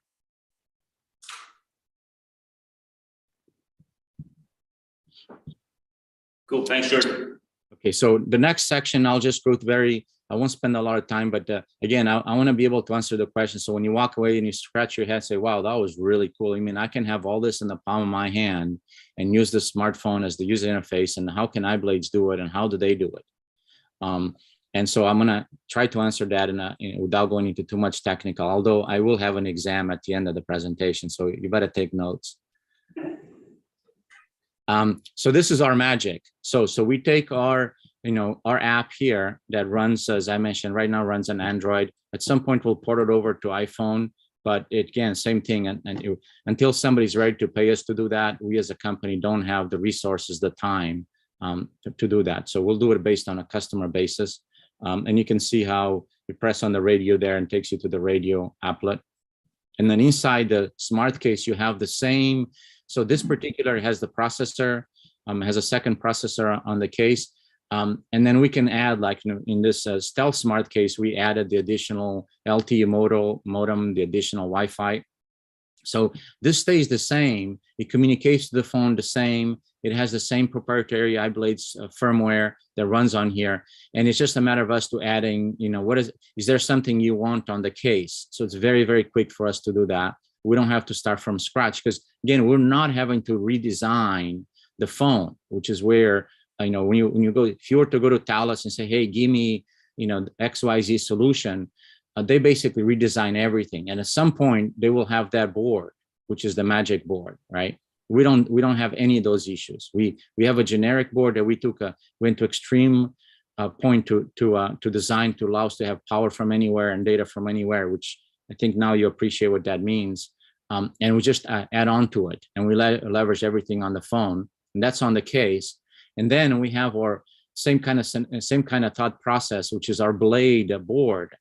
And this blade board has the same thing, has everything that's generic. So if you look at whether it's the Setcom, the trellisware, the Talus, the 152 replacement, the InQtel solution is the same. These are the same two exact boards. And then we have a connection that just makes it into an interface board. And that is what connects to the magic board. So we know our goal isn't to go and compete with Trellis and recreate their Manet board, or go compete with the Trellisware and recreate their Manet, or Talus and recreate the LPD, LPI, or anything like that. Goal is to work with them. And the good news is they totally understand this is the future. And just take 80%, actually we start closer to the 90%. The phone is done, the interface solution is done, and then we make an interface board and we connect to their board, and then we finish the mechanics. And when you're done, you get a very elegant solution. If you're on a mission downrange and you're done with your mission and you want to just put away the blades, you can continue using your phone on your case. And so that's the whole concept as we see going forward is all, hopefully by now you say, wait a second, now this makes sense. I can totally see how going forward, things are going to continue to migrate towards the smartphone, and the communications of the future is going to be based on the smartphone, both from a software integration where you have all your visualization, as well as from the actual hardcore, how do you communicate, whether you're using a private LTE network, the local network, the local Wi-Fi solution, the secure US troops communication solutions, or the open communication to the friendly forces, all of that, basically I just showed you how that can be done on the palm of your hand. And that's how we do it. And then this is just that everything is stackable. So that's the iBlades journey, and that's where we are. We're very excited, and obviously we're even more excited to bring this to you, because obviously when you're out in the field, the sooner we can get this to you, the easier it's going to be for you to do your job. Hey, George, so I've heard you mention different waveforms, right? Do you have the ability to do simultaneous use of disparate waveforms? Yeah, so basically, not only can we do it, you can actually program on the field. So each of these has 1 terabyte of memory. So you could literally come to the field and have 3, 4, 5 different waveforms, and you can program on the fly. You can take each of these and say, hey, today I'm going to use XYZ waveform. So somebody, if you feel like you compromise or somebody's going to compromise you, tomorrow you can use a different, because it's all, you can have it all stored here and just load it on the fly, or you can, partially start on the phone. So we give you that possibility. It's fully programmable, right? So if I'm using a local LTE network, can I simultaneously rebroadcast our local information back out over a satellite? That's right, absolutely right. And you simultaneously talk to somebody that's using a 152. Okay. All from the smartphone, and you can see that's the power. That's really the power that all the investment in making the user interface on the smartphone, because that, if you have to do buttons and small screens, that gets really, really crazy quickly. Whereas with the smartphone, that's really easy to use the user interface to do that. Okay, thank you. And that current 152 replacement blade, it will talk to 152s that are out in the field right now. Right now. So you can talk to 152s, or if we wanted to use a SATCOM, same way. That's right. In SATCOM mode, it'll talk to. It's like magic. You look and say, wait a second, I'm using my phone to talk to 152 or to an existing SATCOM solution. It's all in your hand, and you can switch back and forth using the same user interface, right? Because that's part of the magic too. You don't have to memorize a gazillion user interfaces. And so you said you're still working on trying to figure out the specific encryption part of it, like for CCI type radios. Yeah, so it's not so much figuring out as much as it is that we're getting ready to go down that journey. We haven't been ready. There was just no point. Because all the changes, every time you make a change, it impacts that, it impacts ruggedness. And you can put a lot of money into that, a lot of time, and all of a sudden you make a change and you're back to square zero. And we just couldn't do it. I mean, I would love to answer that question and say, oh yeah, we've done it, but we've changed it a few times, we know how to do it. And it would have been a waste of time and money. So we're getting ready as we button this down to go down that journey. And I don't see an issue with it. It is time and money. It's not something like, hey, I want it today and I want to go in the field. And that's something I try to be very, very clear.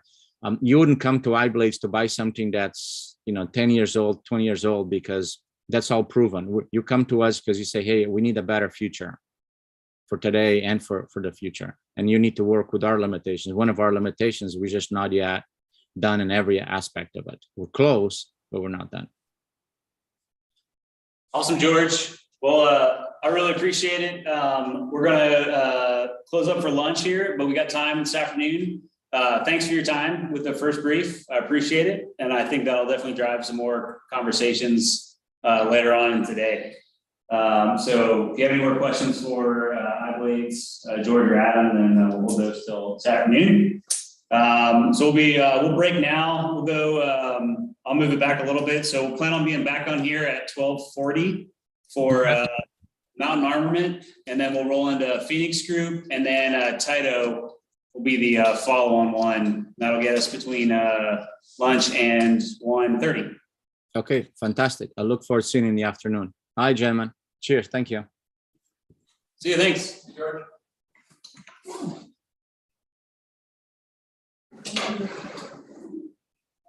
That is here. Thank you.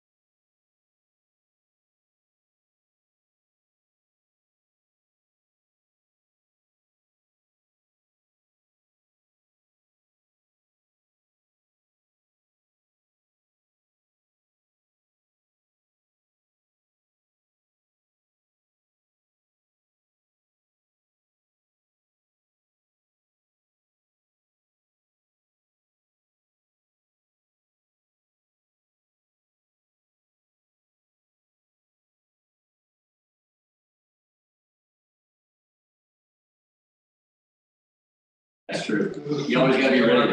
No, but in the army, they're just worried that if we get within 12 feet, we've been drinking, we're gonna break the airplane. It's probably a true. Just a different setup. It's probably a true. You know, like easing gas tank or something like that, just something dumb.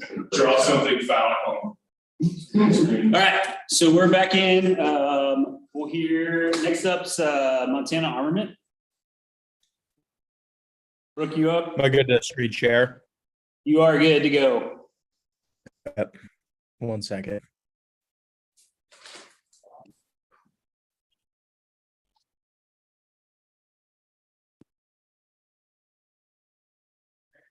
I'm gonna have to drop and rejoin. It looks like I have it blocked on my computer again. Give me 1 second. I'll be back in 30 seconds.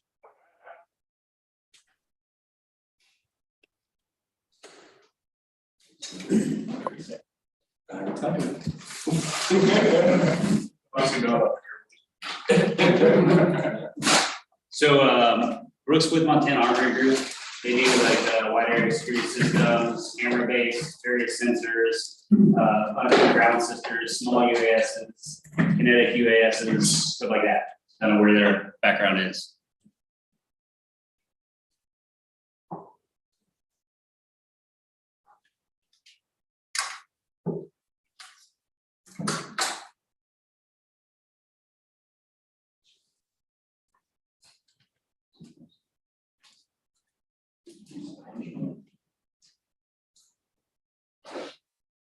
They actually manufacture or they just do something?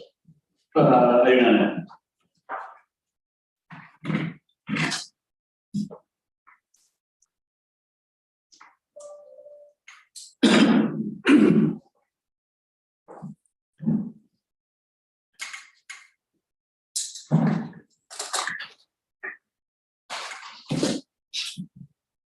All right, there we go.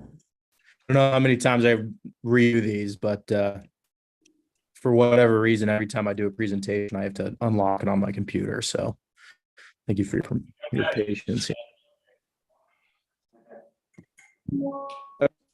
1 second.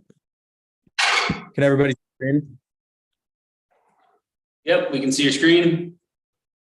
All right. So my name is Brooke. I'm with Montana Armament. What we're going to cover down today is some technologies that were brought out and displayed at the Avon Park exercise. For those of you that were there, you had met a counterpart, our East Coast guy, Dante, who brought out the Gantz Mountain Site Security System along with some comms gear. So quick overview on Montana Armament. We're a small family-owned business specializing in law enforcement, defense, supply. We work on a pretty wide breadth of solutions, literally anything from uniforms, weapon systems, up through UAS, kinetic UAS, and other technologies. One thing that we do quite often with our customers are kitting solutions, helping with integration and then problem solving. So with kitting solutions, you know, we'll go out and, for example, with this project, to help manage a lot of the manufacturers and a lot of different capabilities involved, and can bring that together under a part number to help try to streamline procurement, and then also try to relieve some of the logistics services of, you know, tracking everything from the manufacturer, getting it, repacking it into one container and shipping it out the door.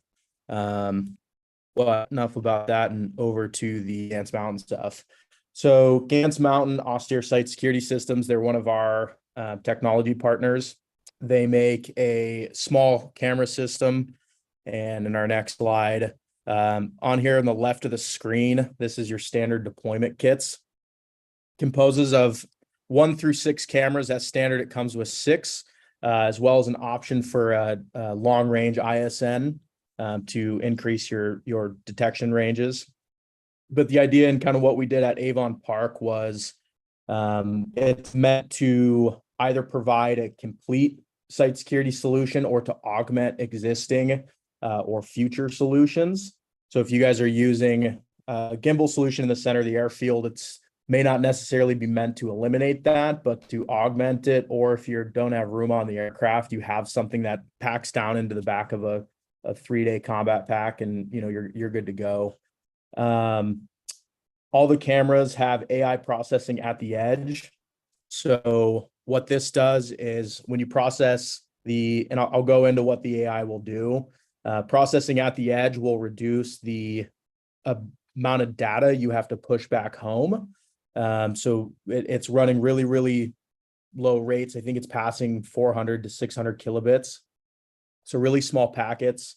Along with that, you can throttle in what you want passed back, high res image, down to low res, single frame, just depending on your network capability. So what the core of it does is automated threat detection. So if someone walks in front of the camera, it'll set off an alert, letting you know, hey, someone is in front of your sensor. And then more in depth to that, it can process shoulder fired rocket launchers. It can process long guns, crew served weapons on vehicles, and this is kind of your detection screen down here. And then it'll pop an alert in ATAC. So if your guys are running ATAC, you're going to get an alert, or you can get in a text of, hey, ISN 4 popped an alert, gun detected. And then that allows your guys to, all right, let's start paying a little more attention to that area. We can dispatch a drone, we can dispatch guys, try to figure out if that truly is a threat, or what we need to do. Integrated power. So the camera system has an integrated power modulation system in it. So kind of an example of that is you could be in an apartment room, cut a power cord, hook it up to the camera. You could hook it up to a 12-volt battery, solar systems, anything, and the camera will modulate the power and only allow enough through, and you don't run the risk of burning out your circuit boards. And with that, it's really insouciant to what power system you're running. So whatever you guys do end up adapting, or if you're in theater, if you're picking up assets that are on the ground, the system doesn't come redundant and unusable. Additionally, you have some peripheral integrations, terrestrial monitoring systems. So I know that's something that you guys are looking at as well. Relatively easily, whoever the company down selected is, you can integrate an alert where if the ground sensor picks up an alert, it'll wake up the camera and allow the AI to do a little further processing. Same thing with SIGINT processors, so you can have cell phone sniffers, things like that. And then multi-com capability. So whatever networks that are used currently or in the future, you can adapt with. The standard system does come with a base low power radio frequency to be able to move data back to a tablet. But if you have a man-made network or whatever networks you're currently using, you can just adapt it in there. And then a future thing is going to be drone dispatching. So, if you have your tethered drone and you have, let's say, ISN 4 pops an alert, we have a car approaching or someone detected, it's going to drop a pin into ATAC. And then from there, you can dispatch the drone to then go out and further investigate. Part 2 of the brief here, and this wasn't out at Avon Park, is going to be connect UAS systems. Kind of most famously and seen a lot of use right now is the Switchblade 300s, Switchblade 600s. They're getting a lot of experience and use over in Ukraine as part of the care package, but they've been used by the Army for, I think, since 2011 was first implementation. So, same concept here. It's in the tool bag of your security forces, force protection guys. Once you've hit that point where a threat is detected, you're now taking lethal action against, you would dispatch the UAS. It will go up. You have beyond line of sight targeting. So if you have further threats that once that drone's up in the air, you can now assign it a new target to be able to go and provide a kinetic solution. These 300s are meant for soft target light vehicle, 600 soft target to light to mid vehicle. You got about a 15-minute endurance. Again, this isn't meant to be running an ISR type operation. It's more for get up, find its target, and go prosecute the target. We have a little bit of kind of some statistics on the, go back here, kind of some stats on the system. You have a 10-kilometer range, again, 15-minute endurance, and you're flying at about 63 miles an hour out to your targets. Oh, they should be playing here. There we go. Launch vehicle fits down into a backpack, so I know size is very important. You have your launch tube along with the aircraft. Fits down. They're about 5 to 6 pounds combined, and can be easily stowed in either a Pelican or alongside other assets. The aircraft, again, is beyond line of sight targeting. You have en route targeting and retargeting. So if you have a threat that is neutralized or no longer posing a threat, you can retarget the asset, or if you've given it the kind of kill command and it's on its path in to prosecute, if it's no longer deemed a threat, you can wave it off, and the UAS will wave off and go back into a holding pattern to then either be reassigned to a new target, or it can be safely recovered and recharged and reused in the future. Briefing wise, I wanted to keep it super brief here, just to kind of touch on some of the capabilities, and then open it up to any questions, and kind of open it up to a conversation for the floor. So that is everything. Sweet, thanks, man. Yeah, no worries. You mentioned SATA sensors as well as terrestrial sensors, so just kind of the one case you just demonstrated looked like it had 6 cameras in there. Is there, how do you offer, where are the different offerings in that process?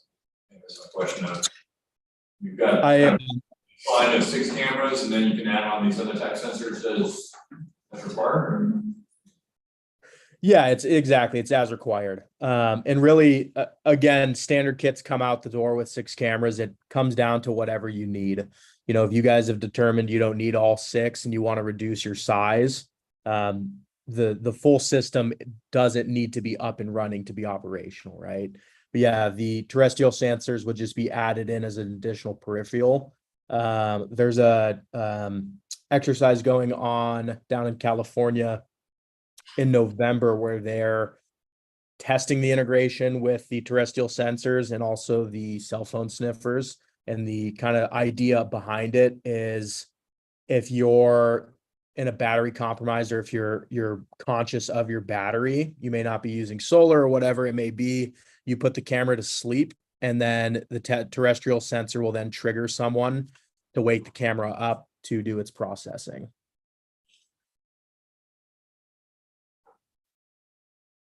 Thanks. I don't know if does that answer your question? Yeah, it does. Just thinking through kind of what you want to put in the container of justice, right? Probably a mix of different phenomenologies with your ground-based sensors. So does all the ground-based sensors and all that stuff, does that talk, does that talk through a proprietary suite, or is that all through ATAC? No, it's all open architecture. You can push it in through pretty much anything. ATAC, WinTAC. There's another software that has tried to make a swing at ATAC. I can't remember what it was. I've seen it at some trainings. It's used on that. If you have some proprietary system, the biggest thing is they don't care what they use. They want to make it as open source as possible. And same thing with drone integration and other sensor integration. It is all open source. Whatever you want to tie into it, wherever you want to move the data, and however you want to do it, doesn't matter. Cool. Anybody else for armament? I had a question about the kinetic drone. Looking through the numbers that you had on there, what happens if the drone can't process the target? I mean, I guess my question is there a point to where it's the system says, hey, either turn it around now or you're not getting it home? Or do you what happens if it can't process the target and it doesn't make its way back home? Weapons bingo or something. Yeah. It'll land. So it's gonna automatically, if you don't give it a target, it's gonna go and fly a holding pattern. And once it'll alert you that your battery or flight time's coming low. If you don't respond, the aircraft will make a landing. Obviously, it can't pick a preferred spot, so it'll splash into whatever bush or whatever tree it's gonna find, but it'll come home and land on the ground. So typically comps will have, if you have weapons that you need to expend, there'll be a ditch site or something that you just go, hey, cool, we're just gonna go detonate it. That makes sense. So that's typically how we probably. You guys like that, right? Yeah. As long as it goes boom, they don't mind. Cool. Cool. Brooke, thanks, man. I appreciate it, dude. Yeah, right on. No worries. All right. Dave, are you up with Phoenix Group? I am up. Are you ready?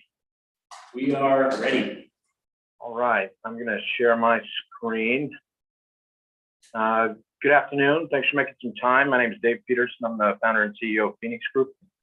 We're a Northern Virginia-based, veteran-owned small business. I would say we're a large small business. We are venture-backed, and we're all former special operations and intelligence community professionals. So we fought in every major conflict and all the minor ones over the last 20 years. We are a communications data systems integrator, and we're also an OEM manufacturer of what we call battlefield edge networks. And I'm going to talk to you a little bit today about some ideas in addition to products, because without TTPs and training, none of it matters. So the first thing I'm going to do is show you a quick 2-minute video. This video was done in the UK at the Ministry of Defense and also at Alpina for Northern Strike last year. So what we're going to show you is the results of our battlefield edge networks, what we do and why. It's all TAC enabled. It's a great segue coming off of the last briefing. We've worked with Gantz Mountain for quite some time, but we went to Trident Spectre with them last year and won it. So what you're going to see is a company of British soldiers in an austere environment using a private LTE and MANA and edge compute integrated network that fits in a backpack. So all of these points on ATAC that you're looking at right now and all of the data feeds are coming from a single system, one backpack. So we can put up to 256 users on a single system with 300 megabits per second. In this instance, they were using it for mount training. So we just turned the phones on their chest into soldier body cameras. And then when we went up to Alpina, we took a rover tactical handheld and pulled the downlink from A-10s, F-16s, and MQ-9s, and we ported it to our private battlefield edge network over LTE, and we are able to redistribute that video feed up to 800 times. So what that meant for the Air Force was, instead of the kill chain taking 5 minutes to get approval to drop, the colonel and the TOC could see exactly what his TAC-Ds were looking at, and we shortened that kill chain to a few seconds. We knew where the collateral was. The colonel knew exactly what the TAC-Ds were looking at, and we were able to just drastically shorten the decision-making cycle. So these are Latvians running around up in Michigan. They're the partner force for the National Guard up there, and then that went all the way to dropping bombs. So the systems that I'm going to show you were funded by DARPA and OSD-SCO. So the U.S. military funded the development of the products that you're going to see today to the tune of about $30 million. Right now, we're working heavily with Special Operations Command, the UK military, the Netherlands, the Portuguese, the Australians, and we just finished up a Ukraine deployment where we had a catastrophic success in that we were able to take our systems, which look like this. This is the vehicle-mounted version.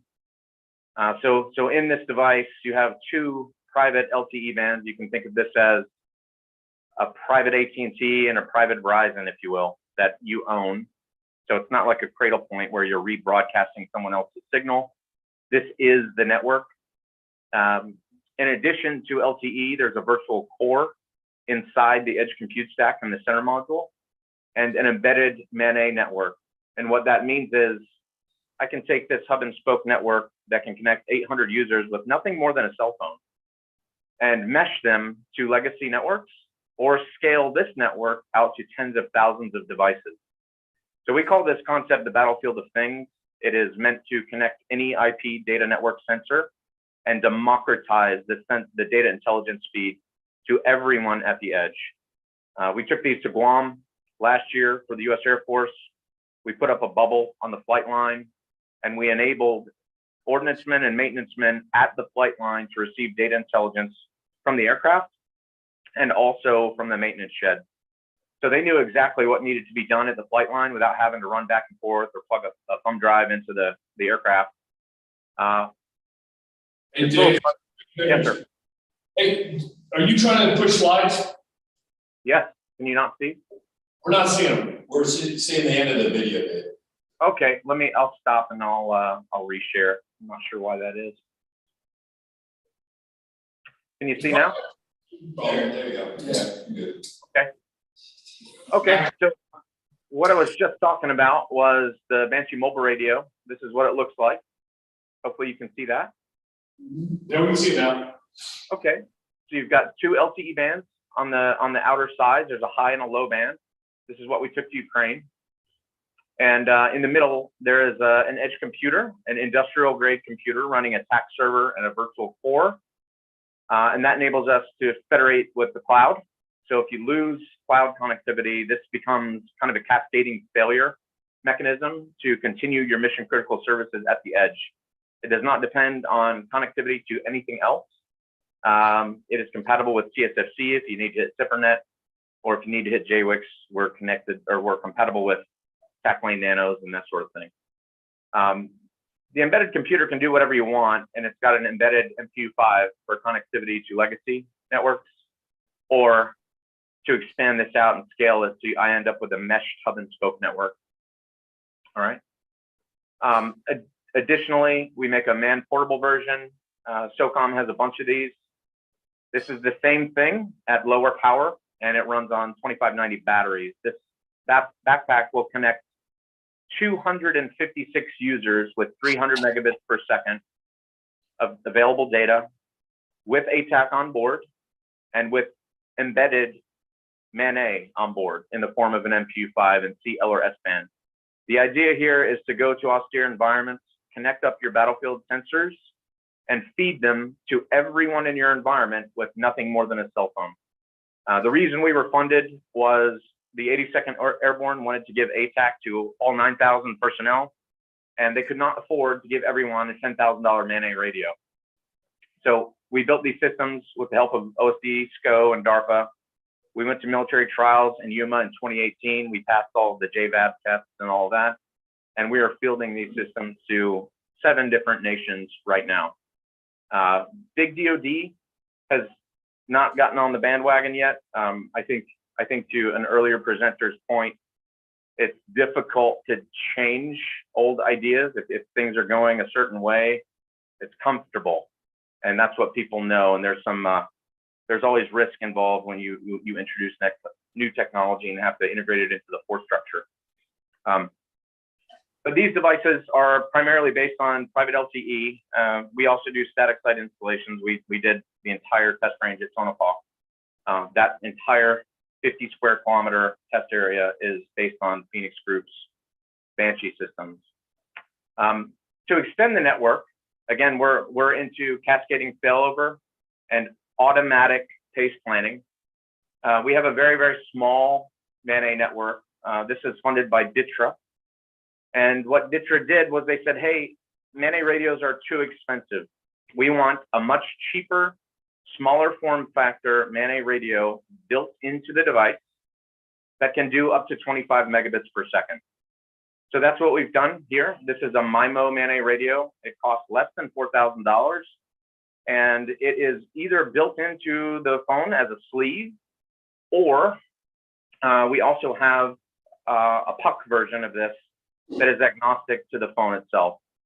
So the reason DTRA funded it was they have a whole bunch of CBRNE sensors, and they wanted to be able to accomplish this OV1 here, which is maybe I have several hundred users inside my private LTE bubble, and they're receiving TAC-enabled data intelligence. But if I have users that stray outside of that bubble, I need to be able to bridge between uncommon waveforms. So Talon is represented by the mesh network architecture here, and it is bouncing back into the first available device that's within the LTE bubble. And now I can make LTE talk to Talon, talk to persistent systems, talk to Eris. We don't care. It's an IP agnostic network.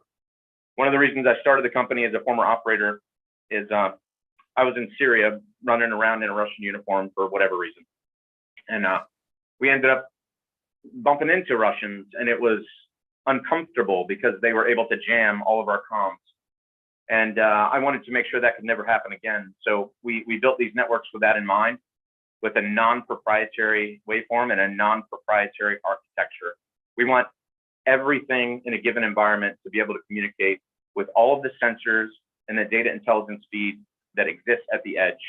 The cloud may be available, it might not be. When I was in Syria, there was no SATCOM. It was not available unless it was 3 o'clock in the morning. And then it you might get a couple hundred kilobytes. But that's what we do. So we make battlefield edge networks that automatically transition when your pace plan changes. Maybe you get jammed, or maybe that RF environment is just bad. Talon and Banshee work together to create an automatic scalable plan for thousands of devices and airmen to connect to at very, very low cost. All right. So I'll stop there and see if you have any questions.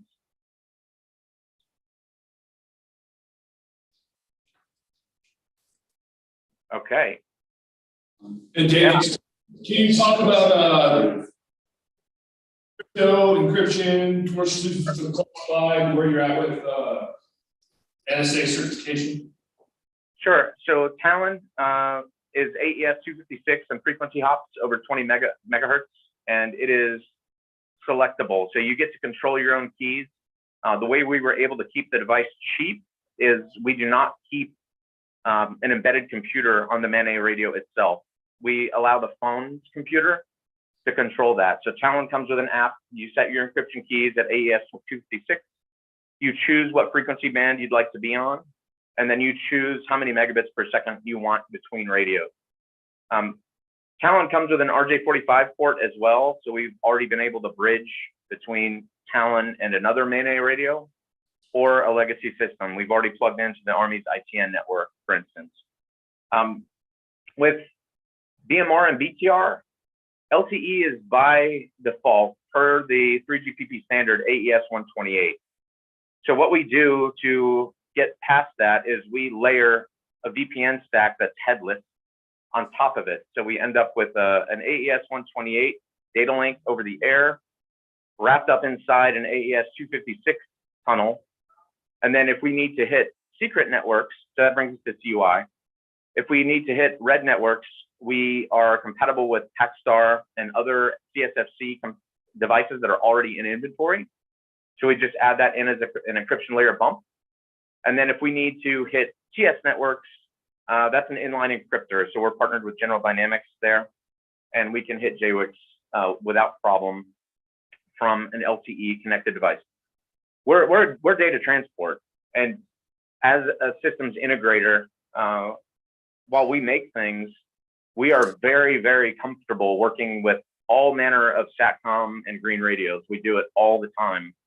I would say probably 80% of our company's revenue is based on communications integration and sensor integration. So that's what we do. We have 5G labs, we have robotics labs and sensor labs in Northern Virginia.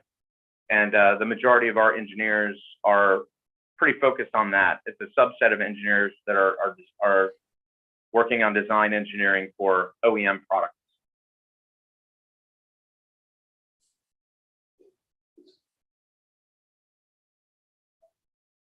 All right. Are your EFBs currently Wi-Fi enabled?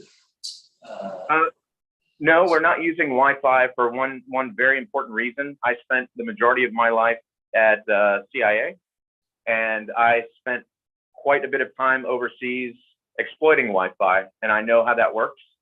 It is not a safe battlefield tool, in my opinion, and for that reason, we have not included it in any of our products.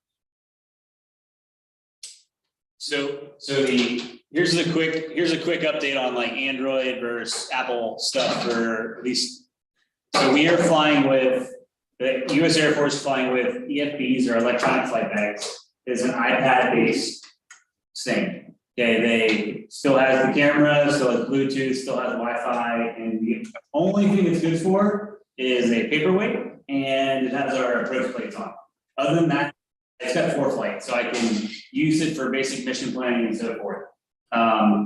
The problem is the Air Force, for whatever reason, they decided that was the best thing to go with. They went with it as a whole. So under the whole EFB umbrella, it's all Apple based.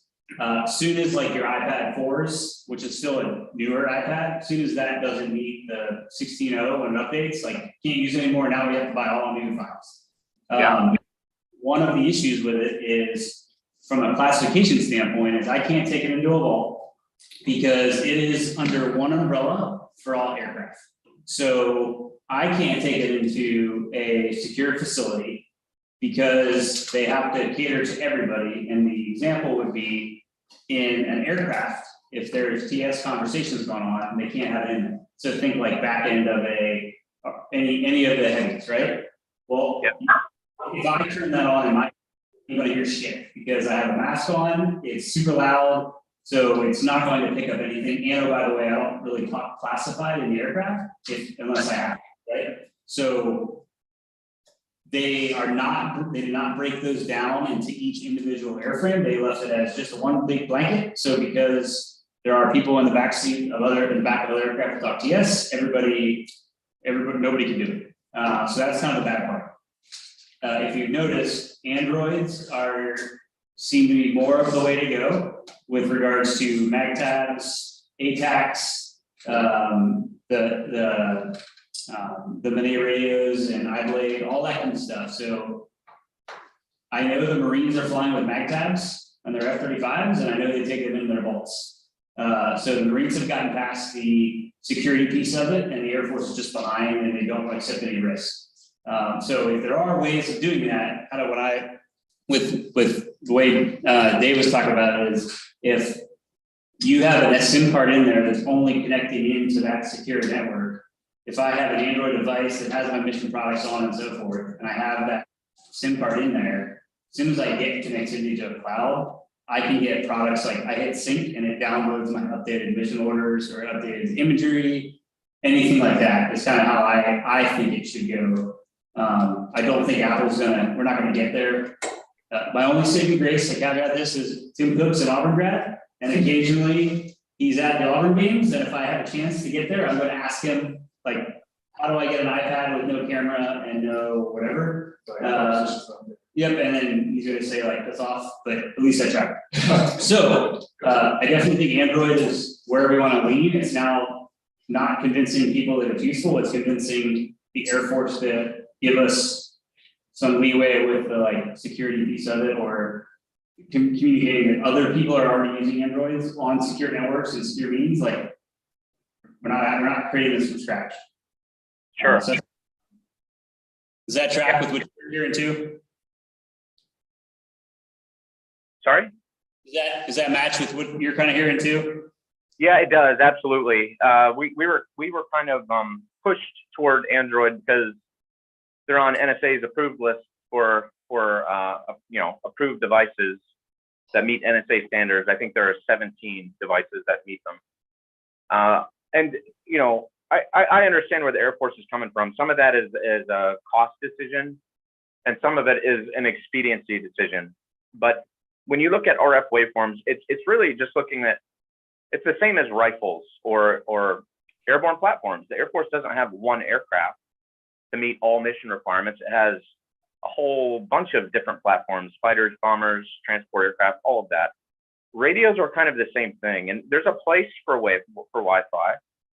If you are in a permissive environment and you are controlled on what you connect to, it's okay. We've just chosen not to include it in our particular product line because we're trying to lock these things down as much as we can. And for Android devices, it took us about 1.5 years of research, but we've done some discovery to figure out how to get baseband level access to Samsung devices and control radios from the baseband, meaning I can take a Samsung device and issue it to a warfighter, and they cannot get that Samsung and go home with it and then put Tinder on it and all kinds of other non-military things that they might do at 19 years old. We can turn Wi-Fi off at the baseband. We can turn NFC and Bluetooth off at the baseband. We can disable the use of being able to install apps on a device. So when they get the device, it has a private SIM card. It can connect to our network, and that's it with the apps that are authorized for use by the Air Force. Or we can open that up a little bit so that Wi-Fi is enabled if it's appropriate and approved by the command. What we're trying to do is provide as much flexibility for the warfighter as we can, because mission requirements are changing all the time, and decision-making on what's okay is changing all the time as we go through this modernization era that we're in. So to your point, I think there might be a place for it. We're compatible with Wi-Fi. We simply don't include it in the private LTE networks that we create. All that's on board there is 2 bands of private LTE, which worked great in Ukraine. We were able to mimic Ukrainian telecom right under the noses of Russian EW and provide data intelligence that was federated to SOCOM's PAC networks. And I had guys in the trenches in Kharkiv. I went there myself, and they were holding their phones, and all of a sudden targets were popping up on their devices that they had no idea were there, because we were able to federate between the cloud and the private network over Starlink. So Wi-Fi might have been in that environment as well. I don't know. The idea is if you have an IP-centric data network, we can plug into it securely and keep the warfighters safe who are running around with these phones. Awesome. Any other questions for Dave? No. Thanks, Dave. Appreciate it, man. All right. Thanks, all. Slight change. Until you get that over to me, just let Colin talk from a civilian standpoint. So I get it over here. Okay, should have just asked you. Okay, can you check here real quick? Show up. Yep, got it. I didn't understand what it tells you. No, we're good. You got mine as well. I do, yep.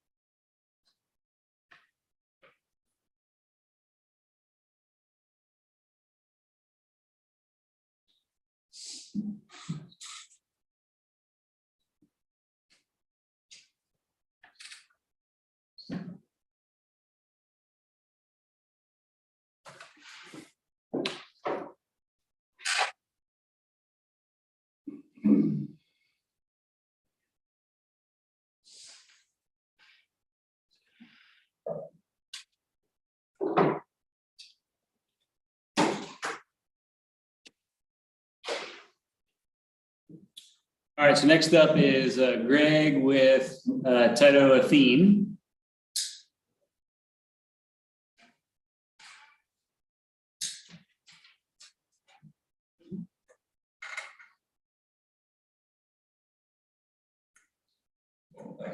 All right, 1 second to share. And Dave, if you don't mind, can you confirm that you can see the flyaway comm terminal slide?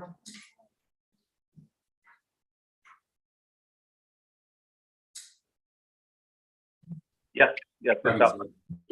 Thank you. All right, great, thanks. Greg Ellinger, Title Athene, was a little bit background on Title, was AT&T GSI up until March of 2021.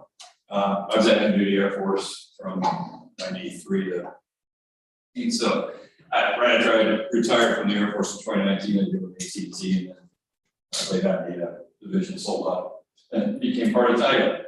which was great because when we were with AT&T, it was a lot of, let's say AT&T out on the truck, that kind of thing. But Tydo now we're able to pursue multi-carrier solutions, which has been fantastic. It's been great working with. We partnered with Dave and Phoenix Group on a couple of occasions. That's been really fantastic.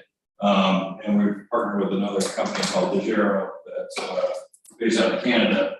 Full media company, really specialized in video feed from far-flung reaches or international media companies back to their studios, like as I can see, you're also using it.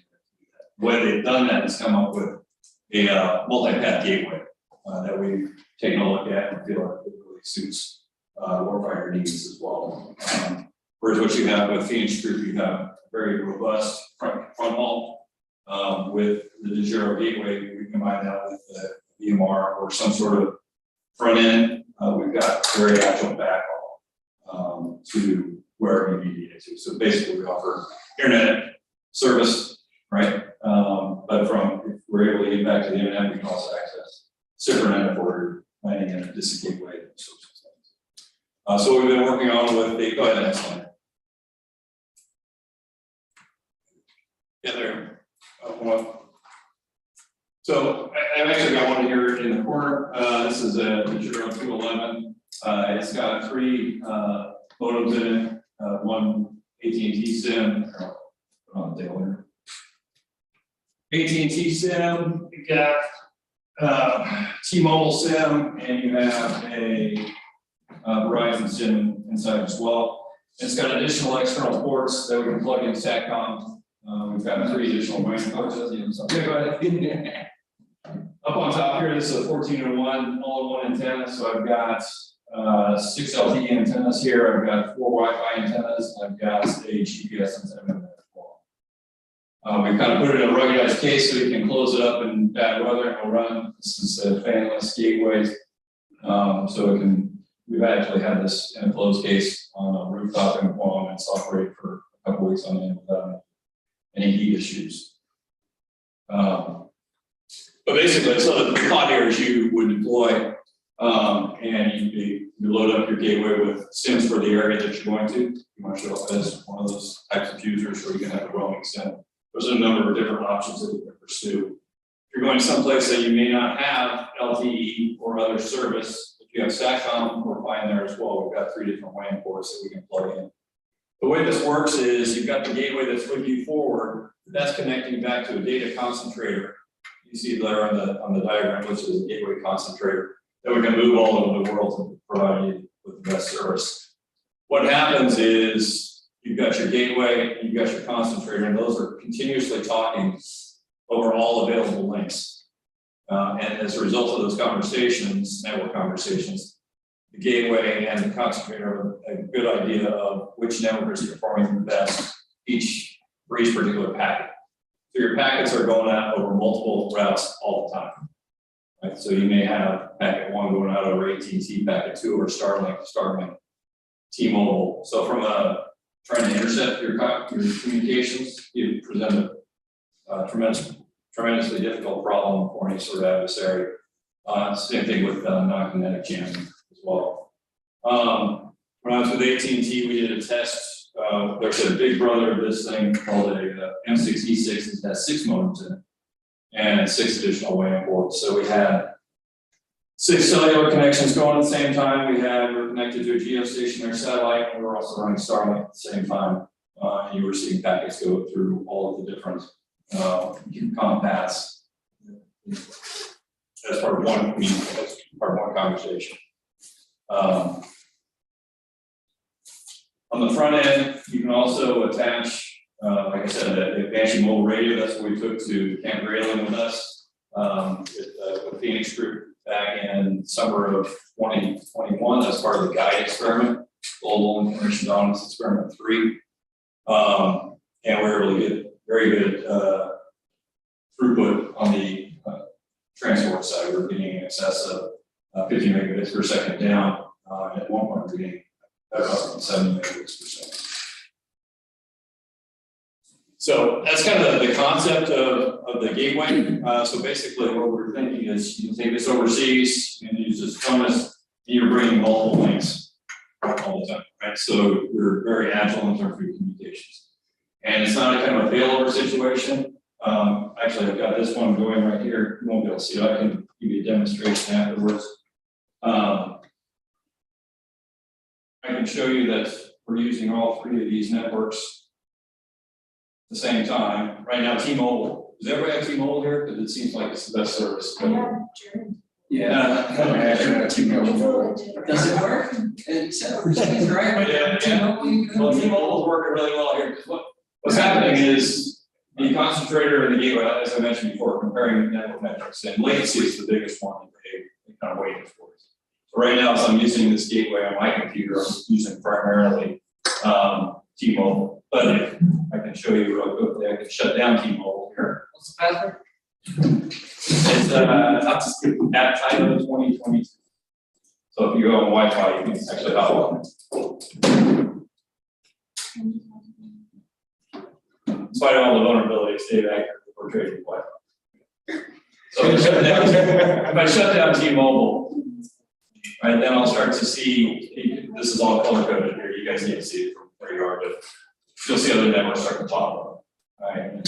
And no change required from here, right? So it's kind of an auto pace program, right? Go ahead, next slide, Bill. Kind of a graphical description of what I was just describing, right? So you've got all these networks just blending in together. Were you able to log in? I got it. All right, very good. So what you see here, this was, as a result, we were doing a test out in Hawaii with the 8th Theater Sustainment Command. And we're pushing, doing security PCs. So as we were actually at Bellows Air Force Station, which was absolutely fantastic. But they had Starlink as well. So you see Starlink kind of blended in with the different cellular communications that was in the area. It all depended on which network was actually behaving the best at the time. Right, so every millisecond is your packets are going out over different paths and carriers, right? So as I mentioned before, we got 3 external WAN ports in addition to the LTE carriers.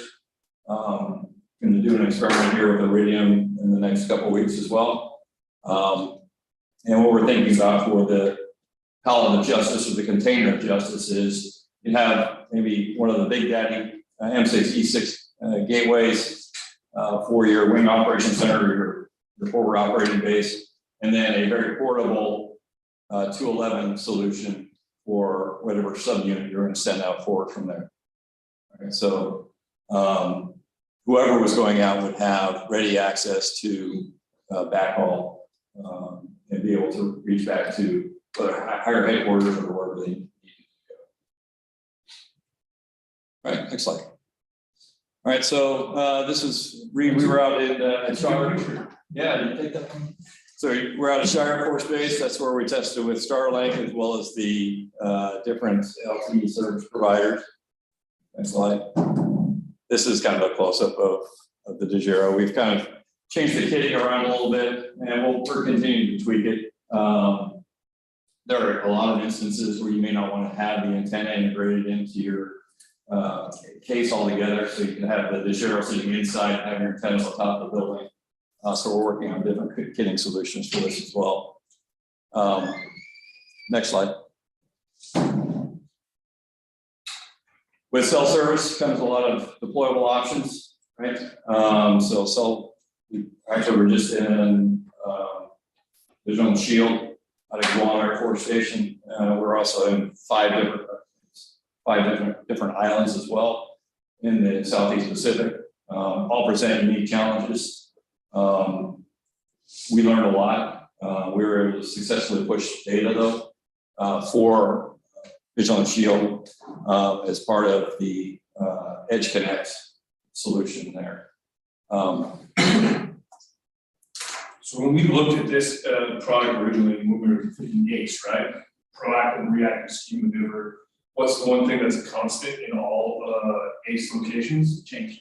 No, the runway, right? Like, so it's fair, valid. But like, yeah, so we did a survey, if you look at this map, if we did a survey of all places, we Yes. land a 4th and 5th gen aircraft, Are you talking about in the Pacific? all places. All places in general. We're really looking at like 95 to 98% LTE coverage. Right, so being able to have an asset like this that helps us like automate our pace plan along with aggregate all the data, now we're talking cloud proof. And it's pretty simple to set up. Honestly, just plug it in and it creates a Wi-Fi bubble. If we had a switch here, we could plug it into one of the line ports as well. Yeah, and when I think pace plan, I typically think the most difficult situation, which is probably in the South Pacific somewhere on an island where there's nothing else out there. I think probably a much more common case reality would be like a fairly frequently used civilian airfield or an airfield that's kind of tucked away in the city. You might want to hide there, that sort of thing, where you would actually have a much better chance of having commercial cell service available. And one of the things that we're working on right now is kind of global roaming sims, not roaming in the traditional sense, but a sim that can assume the identity of a local user once you get to that location, so you don't show up as an AT&T user from California that just happened to pop up in Papua New Guinea, right? I'd actually show up as a native Papua New Guinea. So that's coming down the road as well. And developing those TTPs alongside the units to focus on that type of security, like, hey, I'm going to this location. What SIM cards do I need, or what should I look like? How long does it take to generate that information? Is it like instantaneous? Like somebody is seriously sitting there, because I've heard 2 or 3 pitches talk about that same concept. So but somebody literally has to be sitting there looking for the guy from California to show up in New Guinea, right? Like, I imagine if we look at current Ukrainian conflict, yeah, our peer adversaries spoofing phone calls to battlefield commanders to get them to answer their phone from a call from mom and geolocate and guns. Yeah. Like, so it's, that's what I'm saying. I'm assuming this is for target acquisition, right? But like, you know, that's in close proximity, like you put the drone in the air 15 miles or whatever, it's gonna be in fairly close proximity, right? Within, you know, I say hundreds of miles, but when you start talking about like from a theater perspective, like, is it gonna generate that information fast enough to really throw a cog in the plane? could just depend on how. Does that make sense? Yeah, right, so I would just say, as a former Intel guy, right, not everybody has our capabilities, but we would love it if someone were to use, we have loved it. Yeah. One of those are using cell phones, right? Yeah. It's very helpful. Now, if you can take your cell phone, or if you take the communications and start spreading it out over multiple different channels, right? So if I'm talking, say, through WhatsApp or whatever, through a gateway, and all of my communications are going out over multiple carriers, trying to put that back together again. Yeah, it's impossible, right? Challenging. Yeah. It's like 1,000 piece puzzles dumped in. Right, and we've had layer over encryption as well. So when we work with the flying units, what we've done in the past is most of them have ECK. So we were out here, March. June. Sorry, You were at Avon Park in June, right? April was Avon Park, February was the demo. We came out here, put an ECK on front, right, and had the Intel guys from the units log on and do their fade tests, get all of their data feeds, be able to pass target and threat information back and forth. So that provides the encryption, kind of gets me out of the whole ATO game as well, because I'm just passing already NSA approved encrypted data. So that's helpful. And we're able to leverage whatever commercial or SATCOM is available for that particular area. Yeah, very portable as well. So this is one of the items that would obviously fit well into a travel pod if you wanted to do that. Why not have one of those in the 80s? Here's your ECK. It's the old backbone. It's the new version of the backbone. I had one of these in my basement for a couple of years. And, All right, that's what I'm for. like you pick the car out and- Got to fix my orientation here, but this is actually you saw this truck in the Phoenix Group video as well. That was doing some double duty. That was out at Alpena. We'd actually put a gateway and connected Banshee mobile radio on the Toyota Tacoma truck there or connectivity.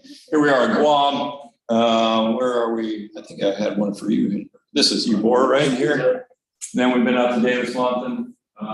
Reed, I think you took one out to Hill Air Force Base point.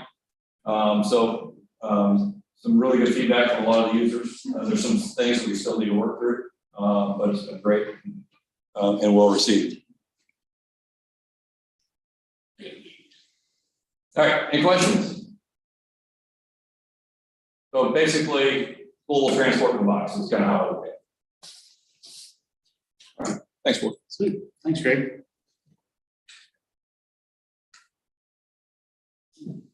You said that, okay, I was thinking of it as like a shield against like Airman Joe, who shows up and wherever he's got his phone, like, can you actually, I don't know, like, I'm not probably gonna use the right technical term here, but like, can you shield from like geo metadata or that type of thing, like geodata that's in like she snaps selfies and she sends it in that on that network. Does it? Can you have the ability to like strip that data out there? That's the end user device, right? I'm just asking the question. Like I'm thinking of this as like you take the system and you're using it in this aspect, and yes, you're hiding that data that. You're hiding the data that doesn't say, hey, she's from California in this location. But all it takes is Aaron Rosati, like. That's when the other parts of the holistic system have to come in, right? Like we started talking about end user devices, software, like when Dave Peterson was talking from Phoenix Group, right? Like he's like, no, we don't do Wi-Fi. So they have specific LTE cards, specific software inside their end user devices that belong onto that to their own network, right? And then if we're doing that, it's not bringing to Workday. It's definitely like, here's your dedicated device. These are the authorized applications, and you can stop that data. So I'm just thinking like this. That's a really great answer. I mean, that is perfect Air Force answer. It's, yeah. But you have yeah, you develop a different app store. Yeah. Cool, all right, up next, got Colin from Pavilion. Thank you. We've already talked about solar a bunch, so I'm gonna kind of jump right into things, just about what we're doing and how this is related. Fundamentally, I think it's important to understand, actually go to the next slide. We come from the commercial side, so we did R&D with the Army integrating solar cells and fabrics in 1996. So we built the first solar powered tent in the world for the Smithsonian for a museum exhibit. And the Army saw it and said, we want one of those. And we spent about a decade working in the R&D side with the Army on integrating solar cells and fabrics and building tents that generate electricity. Because it was so slow, and back to the contracting conversation, we sort of gave up when the Army said, all right, we're all in on this one product. We said, you mean the one that we developed 5 years ago and it's already pretty crappy, and we're only gonna get a licensing fee off something? So we went into the commercial business. We started a business 10 years ago where we developed solar powered fabric products, tents, canopies, awnings, bridges, carports.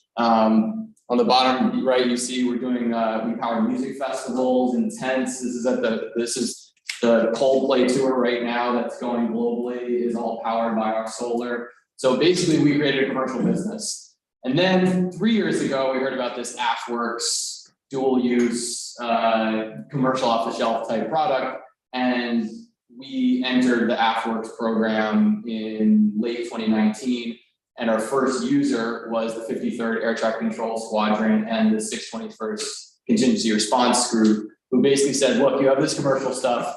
It's white, it's not that portable, it's not great for us, let's militarize it. And so we've spent the last 2+ years moving in the direction of a modular, scalable Air Force specific solar kit. So if you go to the next slide, we've deployed this in multiple countries with over a dozen users in active applications, exercises all over the world. We have a modular kit that can scale up and scale down based on what your needs are. We've basically 3 configurations of this kit, which I'll walk you through, but big picture, I just want to talk about solar in general. When you bring a generator on an ACE mission, what you're doing is you're turning on a fire hose and you're operating with a fire hose. And sometimes you need a fire hose to put out a fire. Most of the time you're trying to fill up a water bottle. And the problem with running a generator is you're doing that 24/7, you're burning 3 gallons of fuel per hour on a 30K, more on a 60K. So what we're doing is we're saying, let's flip that on its head. Let's bring a water tower that has a nozzle for a fire hose. So at any moment when you want to put out a fire, you can do that. And so we can pull a ton of power out of our system, but you're feeding it with rainwater, you're feeding it with solar, you're feeding it with perhaps it's wind. And if you need a generator because it's 24/7, if you're in a blizzard and there's no sun whatsoever, you can turn on a generator, but you don't need that fire hose all the time. You have a smaller generator and those are speaking together, right? So there's a communications kit. And so when we look at our typical kit, this is one that is for particular dedicated equipment. So you say, this is our load, we run it 24/7. How do you optimize a solar kit that can power this load? So this is basically our ground mount system, which is like what you would see in a field. It's more robust and bigger than what you're going to see in the sort of smaller folding charger space. But we're looking at situations that are maybe 5 to 20, 30, 50 kilowatts, you know, so medium scale on the power, high on the power for comms. If you go to the next slide, you'll see that these kits are also integrated into other systems. So as Senior Kenny mentioned, ECUs, integrated tents. So we really like to integrate our systems into structures where it's a jock, a talk, a bed down tent, and you're actually producing power for that situation. We mentioned weather on solar, why you might want solar, why you might not. This is April in Alaska on a cloudy day. 100% of the heat for that tent on a 30-degree day is powered by the solar. So just to give you a scale of what's going on, this is not the solar that you saw 10 years ago. And as Senior Kenny mentioned, when you bring super powerful old equipment, you're going to have a much bigger power draw. So we need to work on the demand side as well. And I'd love to hear that all these comm equipment, 30 watts, 50 watts, 100 watts, like it's like all day. But I mean, you might have 50 of those, 100, great. Okay, so that's the kind of scale where solar aligns. You know, you want your supply curve and your demand curve to meet each other. I happen to have this only because we needed an adapter. So this is our typical breakdown. You know, you've seen panels like this, but we modularize it. This would be one building block, and then we build out 20, 50, you know, however many you need for a kit. But these all come together. Typically, we would build this out as an expandable kit, but if one breaks, you can just quick swap one out, or you can just unplug in series. But just to give you an idea, I'm gonna find the plug. So, you know, this is the kind of plug we're talking about for a kit like this. Now, this is just an adapter for 100 amp cable. So when you start to bring the demand of your power down, you know, no one's thinking, I mean, I bet you guys aren't thinking like, oh, how many cables aren't we gonna bring and how heavy are these cables? You bring a 200, 250 amp cable, you know how much that weighs? I mean, 25, 50 feet of that, you're using a forklift to lift that.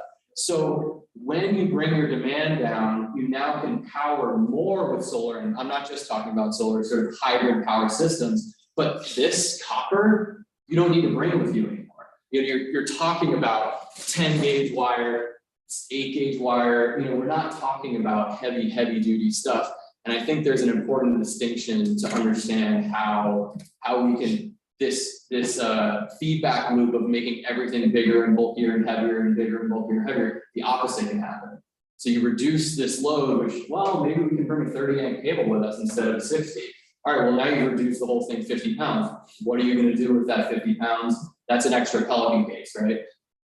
If you go to the next slide, just want to get you kind of understanding. We've talked about this kit in a box. structures and power are what we focus on. So the integration of pop-up structures, pop-out structures. We're working on some security forces trailers, which have solar and shelter integrated. And so you kind of have a jock and a talk. You have your rigid structure that's going with you all the time, but hey, look, in 10 minutes, let's just pop this thing out. And instead of a 6 foot by 10 foot area that we're all inside of, you now have a 6 foot by 10 foot plus a 12 foot by 12 foot, or a 20 foot by 60 foot, if you scale this out. So what we're doing is totally modular, totally scalable, with structures, without structures. And just to give you an idea, you can take those same panels, and if you decide you don't want to bring the structure with you, or you don't have the time to bring it with you, throw it on the ground and plug it in. So we want a system that's modular, and we are a small business working with users. So if you said, hey, 12 feet doesn't work, how about 13? We're gonna make that work. And if we get with this ISU 90 and that's the best dimension, we're gonna do that. But if it's 10 feet wider, we're gonna do that too. So we're happy to work with you guys on scaling it and scaling it up and scaling it down. So I know we're keeping it brief, but any questions?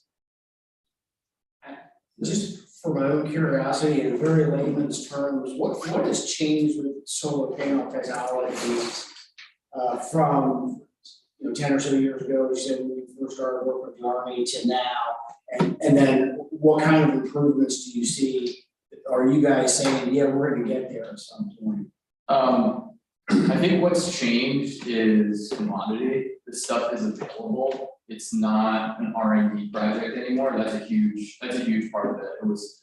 It was not a commodity 10 years ago. It was like research and development, crazy ideas. I would say in general, we're probably talking about asymptotic, approach to efficiency on a silicon-based solar cell.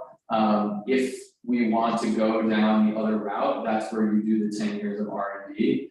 And as a product company, we welcome that R&D. And we fund that R&D and we keep that R&D going, but we're not going to spend 10 years waiting until the product's ready. So the swap out will happen, but I'd say it could get more 30% more efficient, 50% more efficient, not like overall, but from where we are today.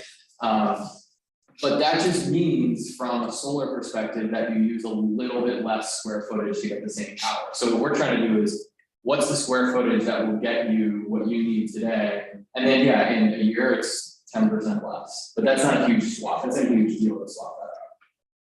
So you mentioned earlier that you bring in the water tower, right? Like, do you do energy storage as well? Yes, yeah, the whole kit. We do everything. So if you were to get one of our kits, it would include the energy storage, include the charging system, DC, AC, DC, and it's a hybrid system, so they all speak to one another and they monitor, as Moore mentioned. What we're going to be doing is we're going to be charging as a priority. You can set the priority to pull from the generator. Hey guys, we only have the generator on for 2 hours. Let's crank from the generator for these 2 hours. Or anytime you don't need to pull from a generator, let's not do that. And so we're going to provide all the energy storage side and then all the intelligence capabilities to have those communicate. We're looking at lithium right now as the premier storage method. Yeah, it's going to be a more durable, resistant mill air lithium iron phosphate type system that is UN certified for air shipment versus what's going to be in your phone. So it's fundamentally similar technology, but you mentioned fire suppression. We're talking about plastic inside metal, inside foam, inside plastic for UN certified air cargo in order to be able to do that. And that's all going to be prepackaged. And it is currently, like, we're there. Yeah, one other thing I think to mention is you showed the security forces piece of that. Yeah.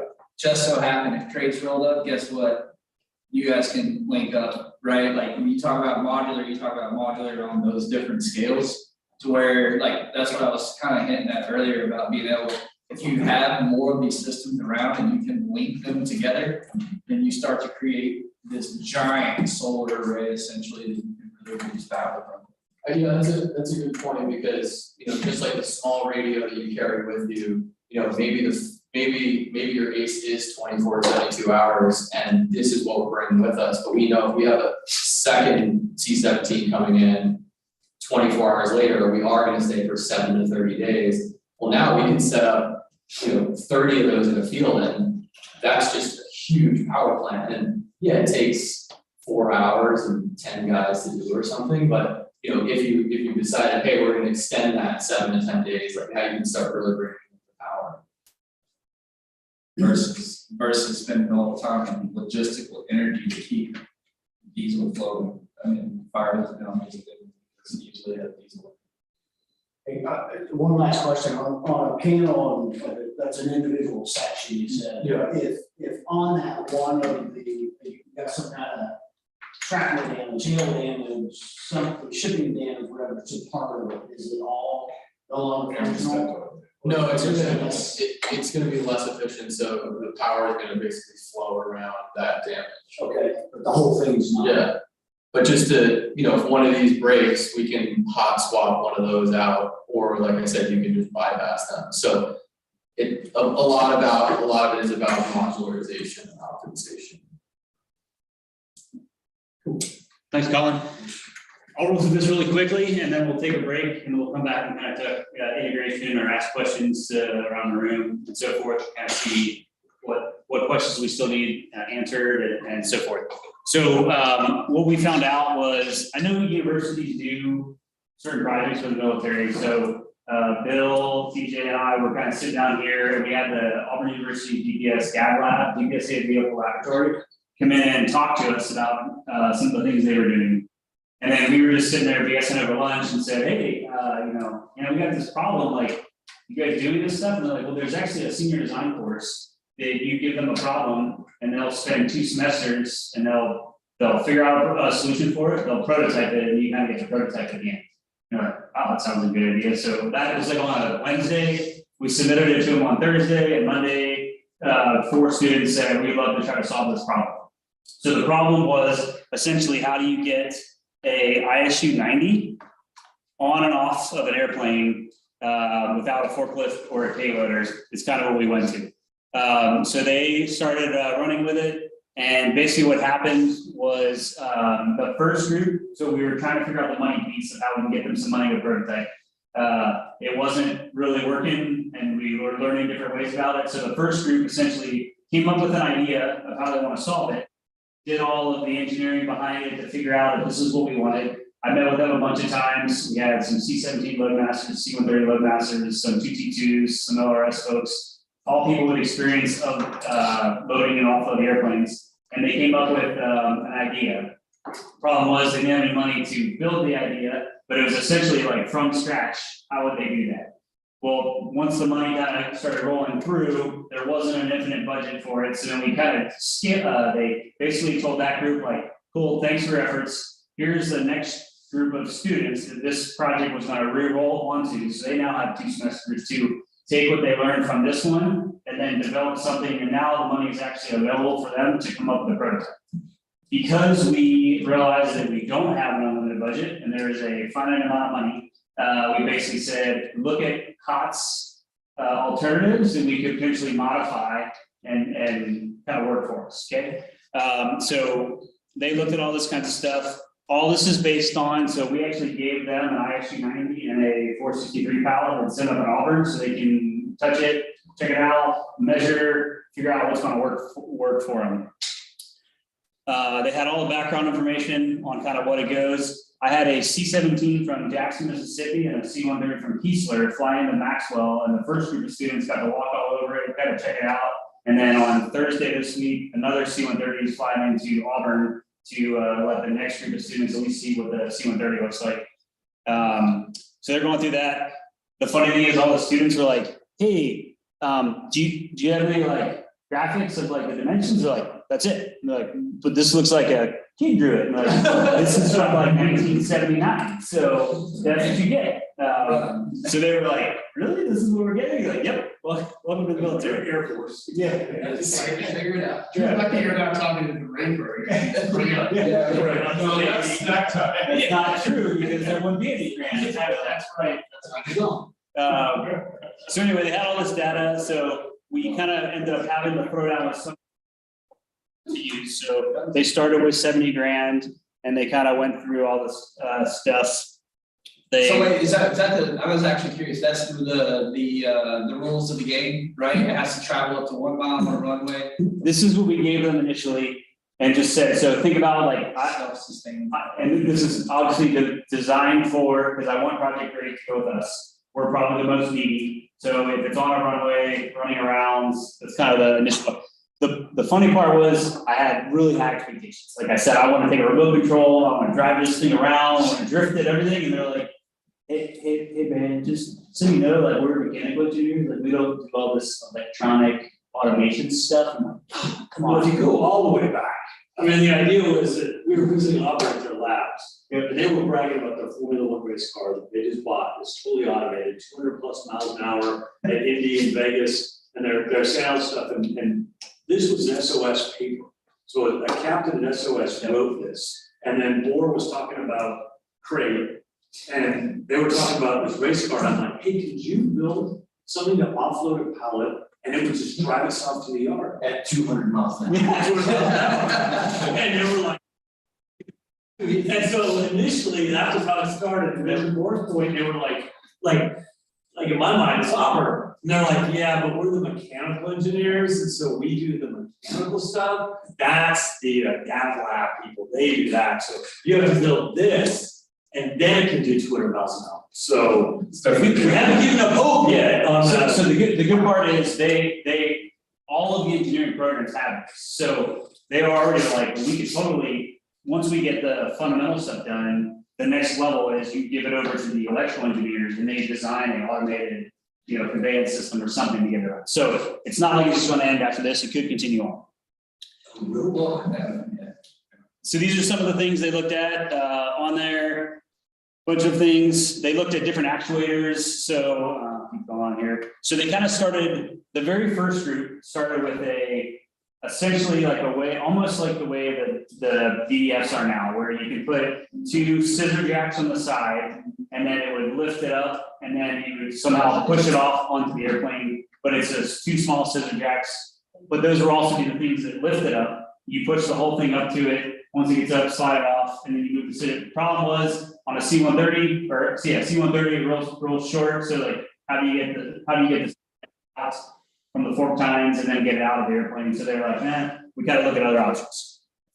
So then they kind of went with these truck mounted forklifts. They're like, well, I just have a forklift. And then they went with this one, but that's pretty heavy and so forth. They looked at gantries and they didn't know, like, well, if you have a gantry that's high enough to lift the ISU up, then that whole structure is going to take some. So they're kind of like, these are kind of not what we want to do. So this was what the first group kind of came up with, and you slide these on there, it lifts it up, and then we push it onto the airplane. But again, size and weight. So then they looked at some of these kinds of things and like, well, yeah, that would work too. But again, it's large, and where do you put that thing? Now it takes the whole pallet position just for that whole thing. The reason I brought that up though, because you only get 10,000 pounds per pallet position too. So it's like, right, you can't just go all wild and just throw whatever you want in on one position. Right. So then they come up here, we talked about some things, they did some other things. So then they came up with the casters. So what they wanted to do, like these casters already exist from ARCWATER. They want to know though, so some of the issues are when you get them on the airplane, the PSI rating on balloony tires are better, displace the PSI. So we're not really sure. I think these are approved on the actual, they're not. Okay, so then that's good. So the thought process is I can still push it around the ground. They want to see what kind of a clearance it gets from the ISU. And then that's kind of some of the things they looked at. They also have a tow bar that's currently available that we're trying to get our hands on so they can kind of see how easy is it to move around and if that's the way we want to go. So that's kind of what they started with there. Then we came up with this kind of an idea. So this is a ARI Hetra as a company. This is a lifting mechanism for essentially multi-vehicle wheels, and it's scalable, right? So, so these things can lift 16,000 pounds a piece, and you can they're all kind of work together. So once you link them together, you hit the button once and they all go at the same rate up and down. So that was like, well, this is commercial off the shelf. I could buy this now and we could put it together. So we called the company and asked them about it. And they said, okay, well, if we take, they originally started with 4 of them. We put 4 of these down here and essentially you have a lifting table As you slide the ISU up, you get the front end over it, you pull the front casters off, pushing the rest of the way on it, take the rear casters off, and then hit a button, it goes up, and then then you can slide it off. Problem was, they came up and they said, hey man, they talked about how they designed this, and like, well, we put this I-beam here and this, that, and then now this thing itself weighs like 6,000 pounds, and you know, yeah, I don't think that's gonna work. So then they talked about this thing and they go, hey, well, we can buy the floor roller systems in the aircraft, so at least they're somewhat compatible, mount those into the table, is kind of what they looked into. And then this is kind of their concept that they came up with.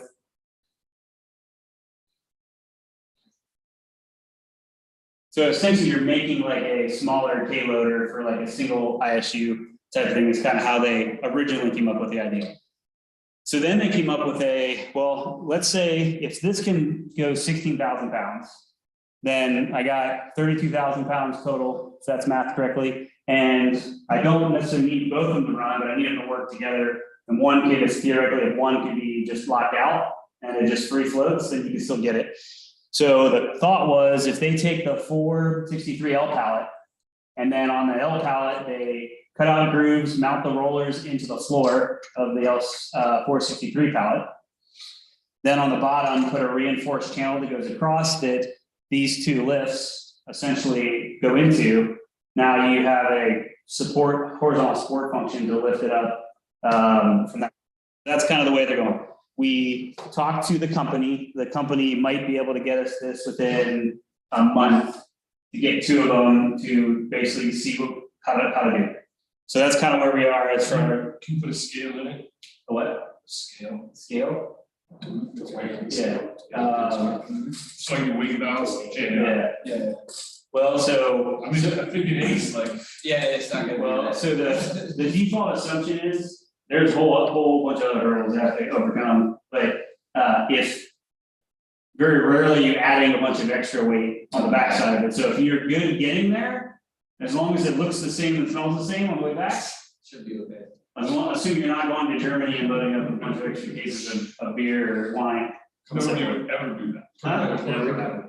Yeah. They made us take everything out of the pallets. Really? Oh, they said, they know what they're looking for, they were looking for something. So that's kind of where they are at this point in time.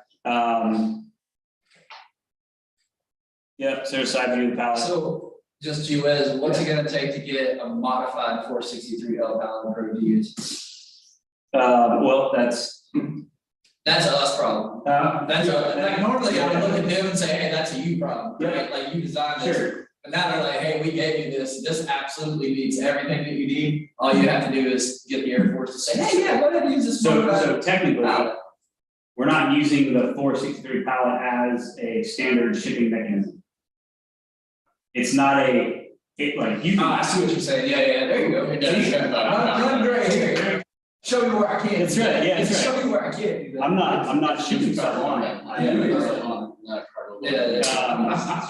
Cool. So then they kind of talked about that, and they kind of looked at the different lifting systems and whatnot, and kind of priced out the cost breakdown for it. But the goal was for them to be able to get something, a prototype of things, and then retrofit the contraption to something that currently exists versus designing from scratch, because Auburn currently has they have a maker's laboratory. It is like the whole bottom floor of their engineering building has wood shop, CNC machine, welding, electrical, 3D printers, laser engravers, like they have all this kind of stuff, but they're like, we can't build a 15,000 pound scissor lift in that, and also, by the way, all the supplies and stuff we need.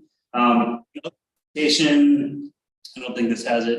It might. Yeah, so basically as they're doing this, they're figuring out a bunch of nerd stuff that I have no idea what they're doing, but they just assure me that it's good enough. And they looked at all the different things, stress calculations of it, and it went on and on. They even looked at like how it leans and whatnot. So they're looking at ways that they can tie that contraption onto some of the current, how when you put the ramps on the C-130, like you slide the ramps down there, using that to help as a stability function or a guide. Because I know a C-130 is super finicky. If it's not ideally lined up, it could get jammed. For a C-17, less forgiving or more forgiving, you can actually move stuff around. So they're looking at different ways, and that's something I told them to look at on Thursday, make sure they see how that mechanism works, and if there's a way they can integrate that into the design. So that's what they've been working, that's kind of the current update on where they're going forward. I mean, I just think like, just right off the top of my head, I had like god awful flashbacks from my days in the desert. Yeah. When we used like a tow bar and a wheeled system that you can only drive 5 miles an hour. So it's like, you said, hey, it needs to go a mile. Okay, I bet your mile, it only took me 4 hours to go your mile, right? Yeah. So as far as I think wherever the C130 system stops, like it just gets dropped where it is and then it moves. Or so the goal would be you have a set of casters for every ISU you bring. Like right now, our current load plan is like three ISUs. So if there's 3 ISUs, 3 sets of casters, you assume they're coming off it, you put the casters on them and you push them. You can't push them, so I'm still trying to work with best folks to basically build or retrofit one of their aircraft tubs that has essentially like a swing arm pillow hook that it can pick up the front and tire of an F-16 and you can move it around if you had to. But then you put a swing arm out that locks it in place with a pillow hook, and then you just attach your H equipment and you just drive around. Well, that's the same as the tow bar for the ISU, I think, right? It's based on the tow system. So I can now move it around with, and if I can move an 18,000 pound, 20,000 pound airplane around, I should go around. Have you seen the robots that they use at boat docks? That has, it just has a pillow hook, it's got tracks, you just connect your trailer to that. And drags it into location. Drags and drives them all over the place. So you got a big triple axle that runs off a power drill. And I'm gonna go 15,000 pound trailer. Just on a drill. Yeah, okay. It's the ones I've seen with remote control, it's the tracks. And Send me the link. Where's the Amazon? This is a different problem. Put a trailer hitch on it. To that point, you seem committed to an ISU 90. It's because the Air Force is committed. But I mean, what about trailers and vehicles? I mean, why wouldn't it be a trailer with wheels that already has that ability? For Project Crate, not for, if you want to solve this ISU 90, it's an awesome problem to solve. No, valid reason. So if I put a trailer on there, trailers need shoring and a bunch of other things to be able to get it up over, and you have to get it AQUA certified. So we, back when I did our innovation slides, there was a picture of a little trailer, a white trailer on there. So we bought that with innovation funds, and it's the Maintenance's ACE trailer. So we got it, and their intent was we're gonna load it up with all these tools we need, so on a hit and run, you can just go, respond to an emergency or the jet stop somewhere. We got that in 2020 innovation funds. We got it at the beginning of 21, and it's still waiting to get AQUA certified. So it's going to take forever, which is why I'm like, I don't know, ask questions. I'm like, the ISU 90 works. But also, second to that is that every base, as Beverly said, they had 30 ISUs laying around, and initially that doesn't cost anybody anything. So we obviously, there's a budget associated with all of this, through spark tanks and sievers and other things. We're trying to fatten that budget up, but if we don't have to initially put any money in the cost of what this is going into, then we can put all of the money and the resources we have into the components inside instead of taking a third of the budget to just build a container. Crate 5.0 ideally is some Gucci thing that can just, slide right off, and it's a hard thing with embedded solar and RFID and everything else. But right now, I'm trying to get something out the door that works now. We need to put everything that we have from a resource standpoint inside for the capabilities. So therefore, the ISU was kind of the logical choice. So this is an MVP, basically. You just want a minimal viable product to just get it out and then just tear it from there. All of these things that we talked about are all things that I can tell you exactly when I would have used it already in the last 3 or 4 years. Right. You already have used it in your head. You're just trying to.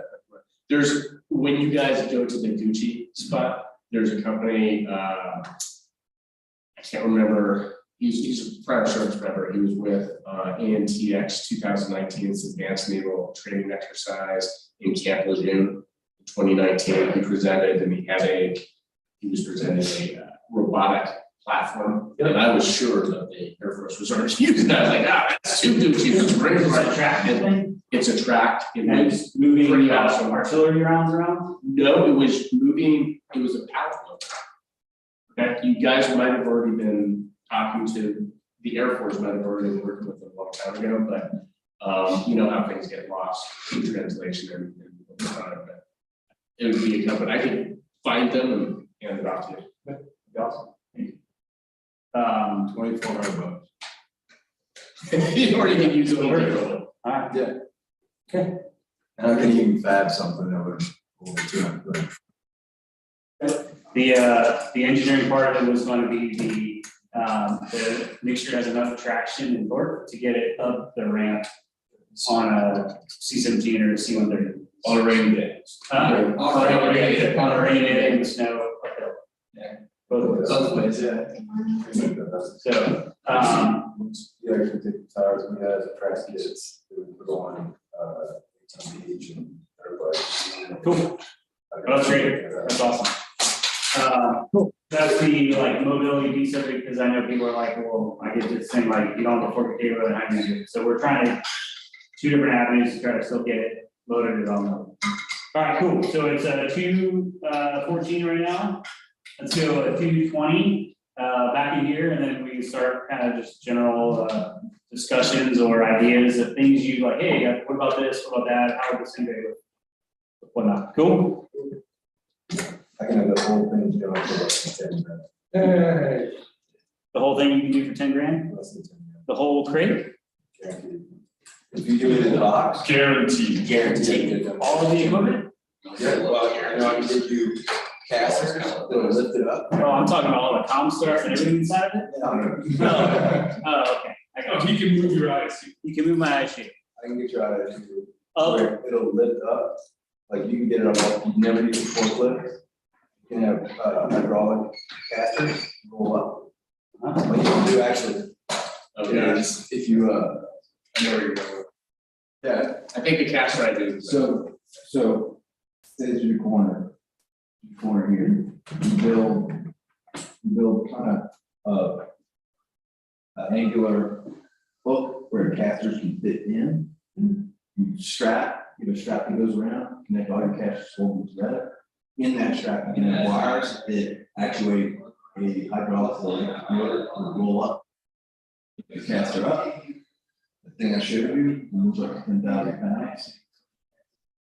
So the problem is with when you keep the caster on it. No, they come off. They come off. Yeah, it takes the strap off, you just hold on. Yeah. On the strap. I got you. And that way, you don't have a big piece of equipment you're hauling around. You cast into that strap in the tough box. But that's.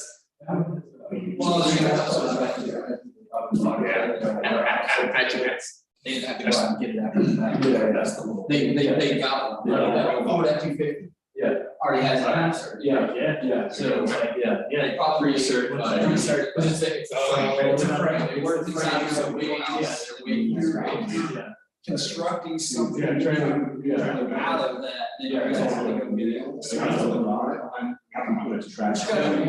One of the challenges is heavy motors. We're talking about that. Yeah, sort of like this week. This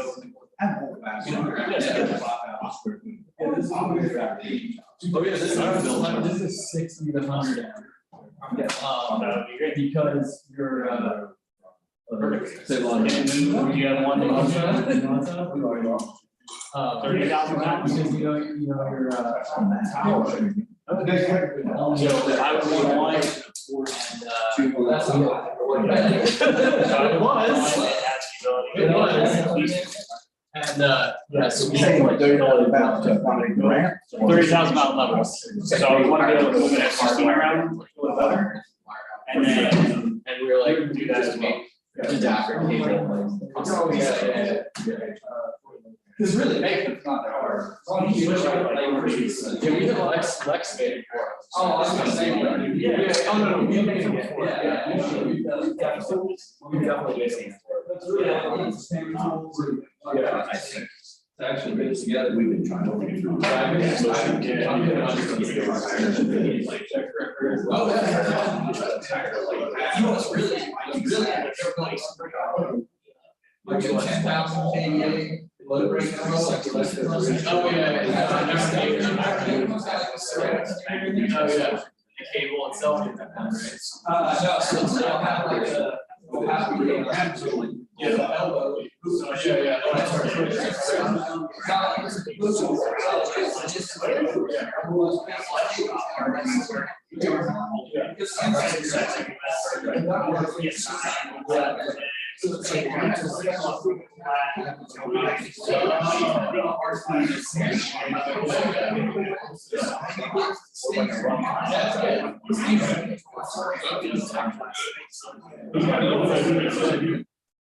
He goes in there and he gets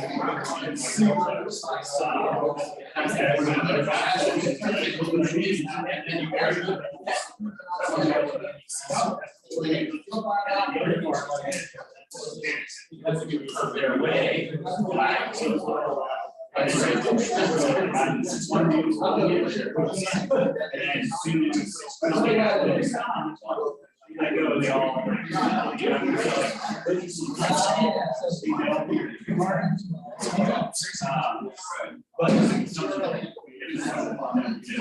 do like it, that allows me to get around. Not starting $1,000. Just around the ground, okay, that's one. Take the two off, push the other one on, take the two off, push the rest of the way. Push,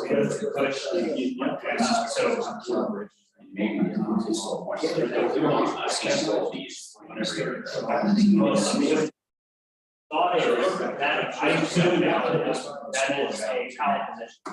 That is like one thing that I have to do now, what I do know is that we're using that, you can't put a valve in the back of the decking. You can't go more than, you can't lift more than 10,000 pounds.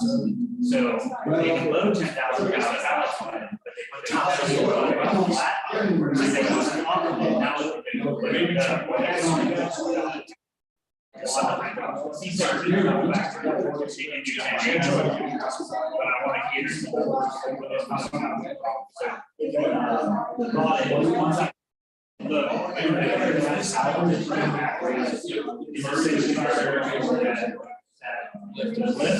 and two lifts.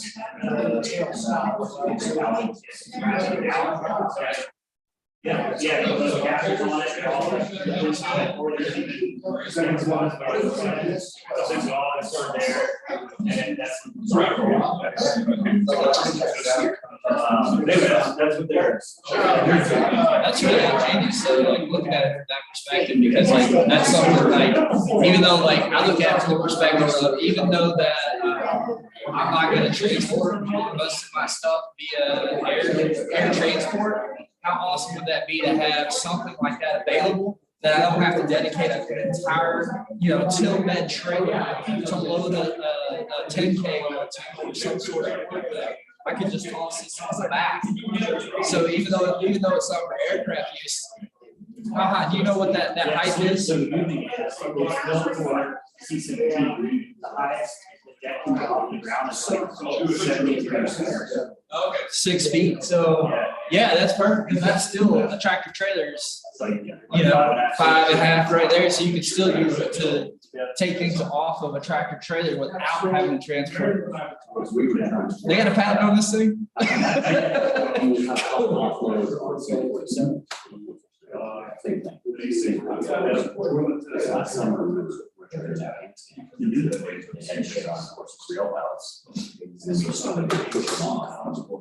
We're trying to cover ways to get them, just push them off the back of the ship, and then take off and go pick up more stuff. Reduce the turnaround time. We couldn't figure it out. But it's the same concept that you guys are trying to get done that. If you were okay modifying like an ISU, let's say version 5.0, I mean, could you put like automated wheels in the ISU? Has that been done before? So the two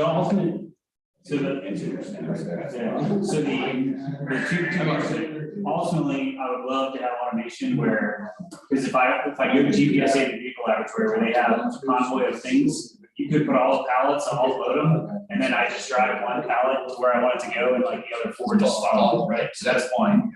Essentially, I have to make my own K-loader, like instead of putting 4 of them on a K-loader, I just have them follow each other. So there's that piece. The challenge is, so getting them onto the airplane. Once they're on, if you put them on the airplane, they have to fold up enough that they don't under that mechanism to slide the aircraft. So when you slide them down the tracks, there's a locking mechanism that latches into, so it has to be up 4 inches off the ground, 5 inches, something like that. So they have to be able to fold up high enough to be all the way there. And then you run into issues. It can't stick out too much still. Right, because you're people walking back and forth and other equipment is parked next to it and they crash it down.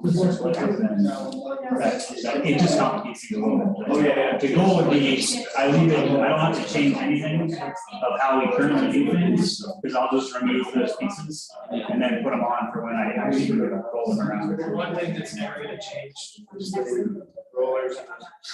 You have to tailor everything. So you take that, put it in that collar. The way the. And the weight and the time, make sure you have the track. Yeah. I've got another. How quickly can we get one of those out in Montgomery and start loading everything? See the word. So you guys, so because you guys make this stuff, you know what it takes to like certify it. Like so when you have something like I could it's within the footprint of IC90, but it's some other weird configuration, what does it take to start? I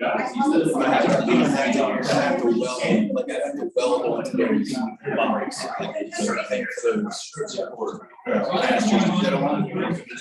But is that like a project? 2 year, like the 2 year $1 million project. See it right there.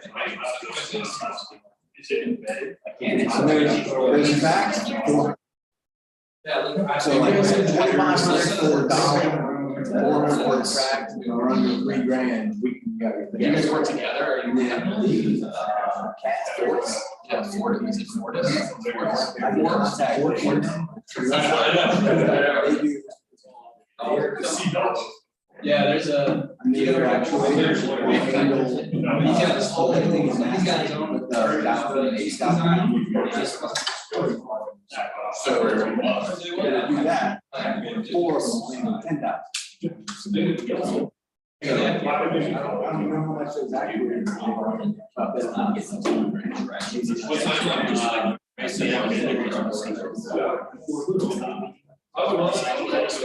That was just for the helmet from space. So those are expensive. Yeah.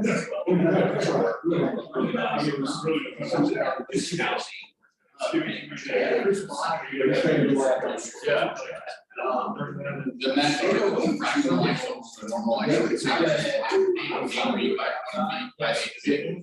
So you can take, you can order one. Connect them to the and you have two. That's 1 by 20 feet, and then you trade those at 4.7. It makes it. It makes it less. Freaking I took out base max and my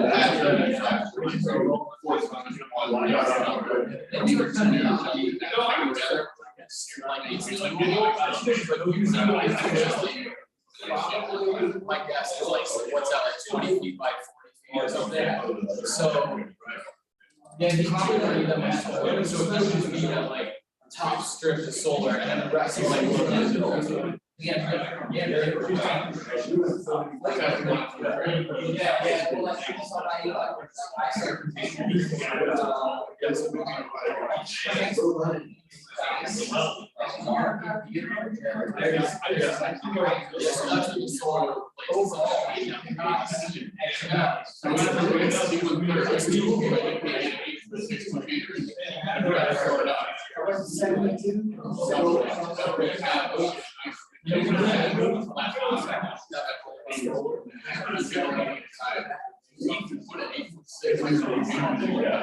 You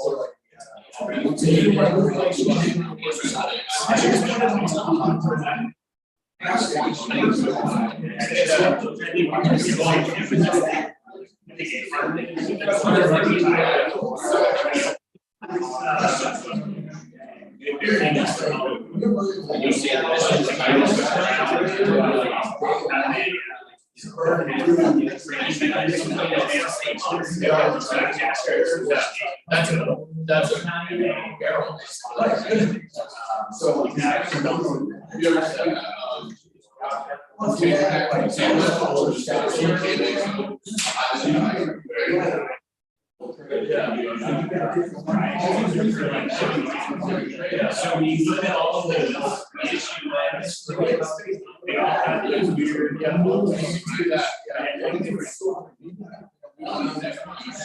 right, right, yeah, we should have like.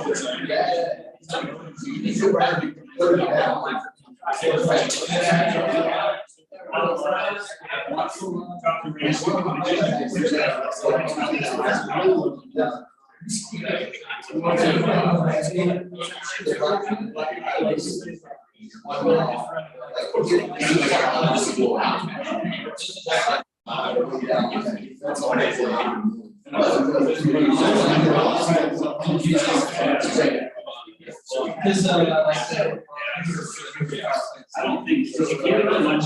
So I think worst case. Be available to answer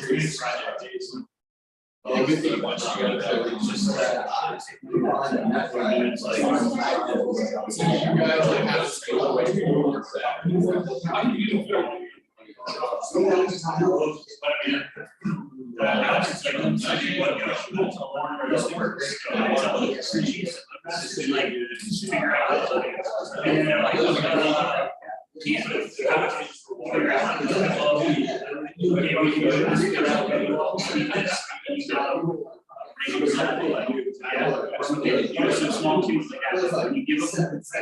Problem, you know, you get that one there now.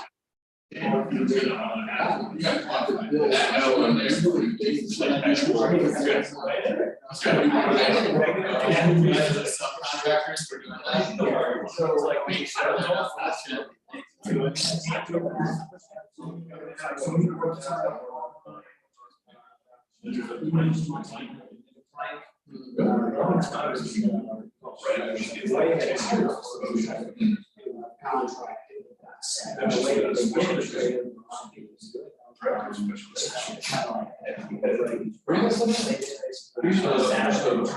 Okay, so we just gonna go out and the sound kit, right?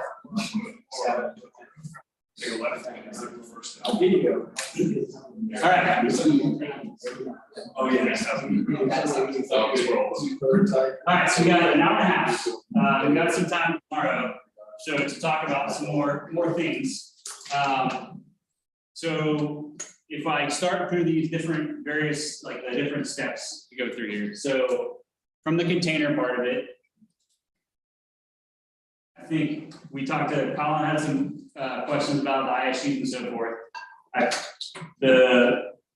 Our initial starting point was an ISU 90 because everybody has those, right? But the thing we lacked with the ISU 90 is it's kind of already prefab, it's got 2 doors on each side, and there's really no expansion out of it. So what we would need to do, this could be an add-on where you would say, hey, I want some stanchion arms that can come out, and then could those stanchion arms either get tied into Colin's solar fabric, so then essentially you create like your own tent, if you will, off the ISU 90.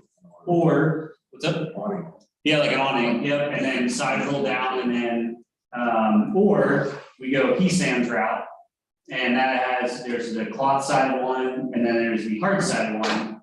So the SOS students right now, for the advanced, Air University's advanced research program, their initial recommendation was the soft side one, and they said that, hey, based on the amount of space you have inside of it, you still could fit all of this, most of the stuff that they looked into, you could fit that inside and still have some extra space. The question that I have, because I haven't seen them before, we have one on order that hasn't arrived yet. I think it's supposed to get here in September. But if you mount all the racks and so forth, so when you open up the main door to ESAM's, you have all of the things inside of it. If you then stretch out the walls, can you get into the 2 outside pieces of it from other means other than that front door to it? Yeah, there's soft doors in it, zipper door. On the sides, that's in the soft one. They can be on the outer side or the front side, any of the 2 sides. Okay, and then what about the what about the hard side one? Is the only way into that one on the? No, you can have a hard door on the hard side too. So like, this is what I see for ESAMs. So if that's the only door to get in and out, when those are closed, can you access the middle of it with them closed? You can. So when it closes, if we build all the racks and everything to put inside of it, is there enough room that when you expand this out, to either still walk in and around to either side, or is there a door on this side or that side? There can be doors. There can be doors. Okay, so on there, and you said if it's the cloth one, then there's zipper spot. Okay, cool. We've done stuff where there's racks down the center, Mhm. and when you deploy it, swing the racks out. Okay. So they go out into the wing walls, so you have room to work inside of it. Okay. So pack it really tight for transport. Gotcha. And then kind of deploy stuff out to be able to work in it once it lands. Okay, and do you know offhand if you cut any holes into the side of any of those, like an ISU or that, is that changing the airworthiness of it? I.e., if you cut a hole in it and put like a patch panel for cables, electrical outlets, fans, does that change the airworthiness? Depends on what and where. So in an ISU, there are already some hazmat doors. Okay. So we can do it where those are. But we do comms panels, we do water pass-throughs all the time. Okay. And even if we have to go to Atlas. Okay, you already have a relationship with them. Okay. Who owns the ISUs? Owns? A guy named Bob. No, Bob owns. I don't know. You mean like, are they AMCs? Yeah. Took a second, we own house. Yeah, unit I think they're units. It's unit arms. At least it is in the Army, it's on the unit part. For the ISUs? Yeah.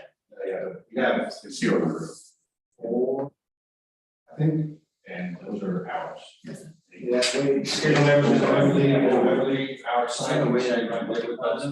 Like when you get to some meeting, when you're back where Nelson is, because I'll be in the shop starting next weekend. Yes. Like starting to handle that. The ISU part? Yeah, I just like to like be able to. So I think other ones, most of them are, I think Fort Bragg has a couple. Fort Bragg has a couple of ESAMs. ISU. Oh, just ISU? Yeah. Be able to look at it. Yeah, I can show you one tomorrow. Okay. Yep. On the ESAMs, on those 12 slice and dice with anything you want, because they're not structural. Okay. So concentrate on all over the ESAMs are these big. Okay. Have you ever been to the mass antenna?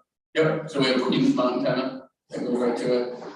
You have doesn't matter which you EMS, no. the text spell, your biggest thing there is blow over. Push would be ideal, because then it goes on. Pretty small footprint, that's a big You don't deal. have to. Was it anchored in the? It mounts on the sidewall, so there's a cup on the bottom and a saddle halfway up. Stand it in, pop it up, so it's in through it, even so there's lighter weight on the antennas. We can pretty heavy pounds. Yeah, I don't think we need it to move to lift it. You're talking about really lightweight antennas. The biggest Don't have a thing- big The sail. biggest thing that you have is that fuse right there. How big is the? Right, everything else is small. Oh, the radio, like some mass. Go on to. It is still. Go up. That's a small cross section, so you don't have much in the back.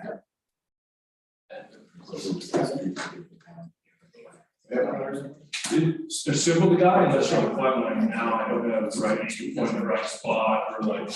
Yeah, ARCWATER's got to there. 30,000. They're big pieces out there.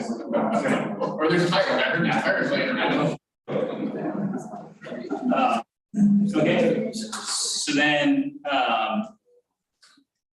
let's see, so the ESAMs with that, if you go ISU, if you go with ISU, we go something with Collins, your stuff with the fabric, have you ever looked into any RFID blocking style fabric that gets either underlaid or overlaid with? Yeah, we can do that. Okay. It can be part of the package.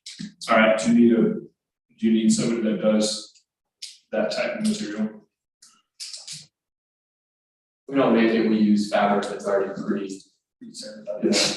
Hey, Oh, Brooke, I can forward out some manufacturers of Faraday fabrics for you. We've worked with several of them that make the internals for a lot of Faraday bags. I can forward that out to you if you want. Awesome. Thanks, man. So then so that was the RFID part of it. We looked at UTS, so we had UTS bring up their UTS 30 or 60 demo down in Gulfport, which is their smaller, like. We use a 54, the UTS 54, it's like 20 mother regions. Yeah, so this one was like a 10 by 15 or 8 by 15, whatever the smaller one is. The problem, our only thoughts, this is what we have, this is why I'm staying away from it, is you got the soft floor, if it rains, you drag all the water and stuff in it, not as easy to clean out, and it actually was heinously hot in, I think it was in November down in Gulfport, is what we ran into with that. So whether it wasn't working right or so forth, it was just kind of the whole tent, dealing with the tent, rolling it up and being heavy and so forth, versus if I have a container, I'm not really worried about lifting it, like myself. It's just like, it is what it is, we adapt how we move it and that kind of stuff. That was our initial thought of that, plus it's a whole other pallet position. So if I can use an ISU, which is also storing all my stuff and has some adapters to give us some storage, or it expands out to it, I'd rather work with that than to set up my own tank. That was our thought. We have the 232nd has basics tent, is that what it is? And it fits inside, it sounds sort of like what. I know exactly what it makes. It sets up with the frame the same way, and it's got an internal bag back capsule type thing, that you hook from the ceilings. Mhm. And you guys have one of those? Okay. But that fit inside an ISU, that whole setup fit inside an ISU. And we had the ECUs to keep us cool. Yeah. It also we have plastic floors that roll out. Mhm. So you have a hard floor to put into it. Yeah. Oh, well, yeah, but you're talking about thinking, we put 6 of those UTS 54 tents in one ISU. Yeah, well, I guess that to me takes up space of, that I don't have common stuff. Yeah. So You're talking about inside of one. I'm saying inside of crate is all my comm stuff, and then it's got I can easily slide a bunch of the solar panels folded up inside of there, or I can put some posts that adapt to or a frame that those things sit on versus a whole tent. Well, what's your interior space requirement? Like, what's the interior space of that? Once it's expanded? It's a 12 foot, it's like 12 foot by 5 foot. It's 108 by 88 on the outside, and then it's gonna be It goes like, 88 both ways. yeah, it's like 236 out by 88, something like that. And what's your requirement for how much interior space you want? So Do you have an idea? I go the opposite way, is this is what you have to work with. Yeah. Do it. Right, that until proven otherwise, like, this, you just have to do it. It's not gonna be everybody go cuddle up inside of it. It's get in there, do your stuff you need to on secure means, communicate, whatever, and then get out. There needs to be 3 to 4 words set at 10-16. 3 to 4, yeah, which. When it's expanded. When it's expanded, yeah, That should be easy. Yeah. I think the toughest part is figuring out how you're gonna pack everything in there when it's not expanded, right? So that's what he said, is that basically, I think, correct me if I'm wrong, but these all fold in and then down. So like none of this stuff goes inside the ISU. It's 68 by 100 by 86 inside. That's folded up. That's just stored, that's what it's stored, because that's how you're gonna move. Yeah, you lose like 6 inches on each side. And your goal is to get 0 air when you transport. You want 0 air in that box, you want all hardware.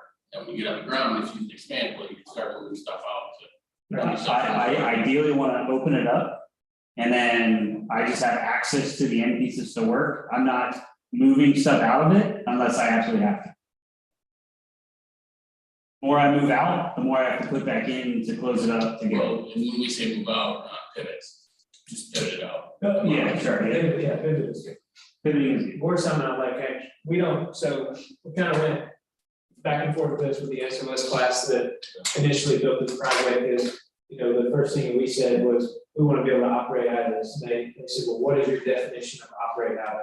So we don't know, that's a great question. What do you think it means? And they said, well, you can operate out of it as in all of this is built on the inside to where you're inside of it, or you're operating out of, literally taking everything out, using setup tents, things like that, and then just packing it all back in to fly. So we want to go with the first definition and actually operate out of as in inside of it. Keep in mind, again, for the security piece of it, like my team would only need A&E storage. Once I have that, I'm out. I need kinetic capability for some standoff stuff, but I need A&E storage on the inside of that to keep everything dry, keep extra parts, blah, blah, blah, blah. But otherwise, at least 6 of those people are in.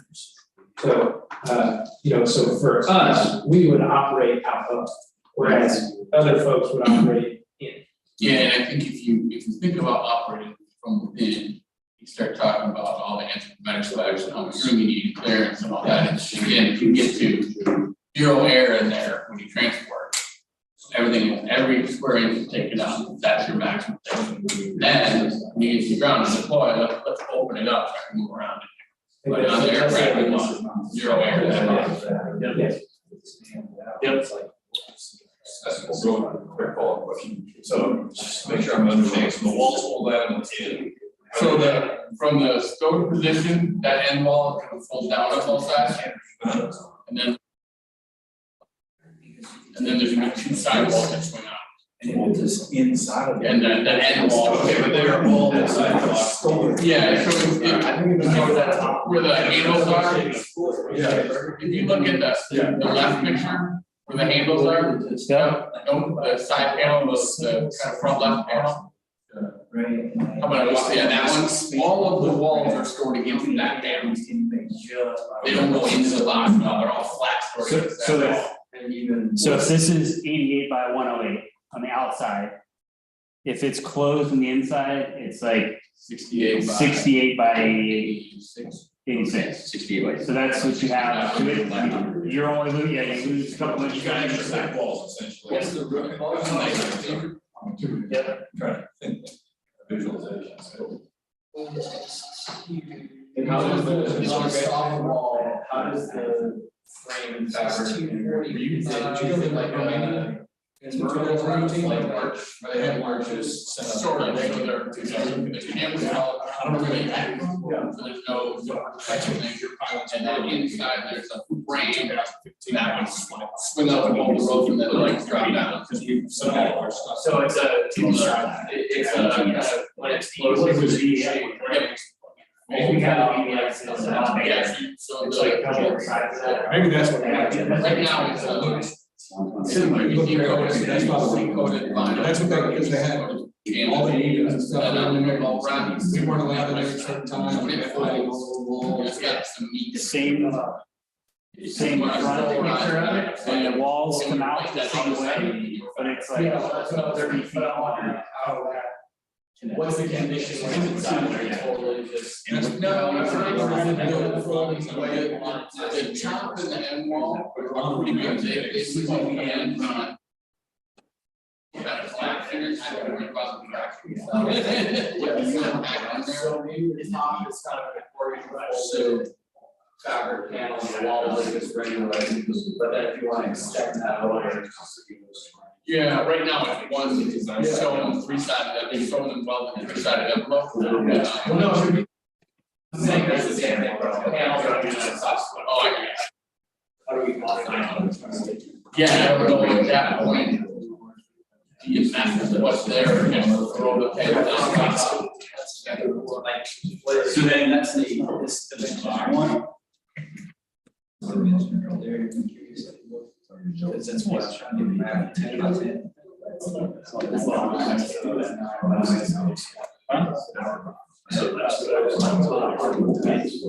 so you're gonna be 243 by 95. 43 by 95. Yeah, but you can put ours up.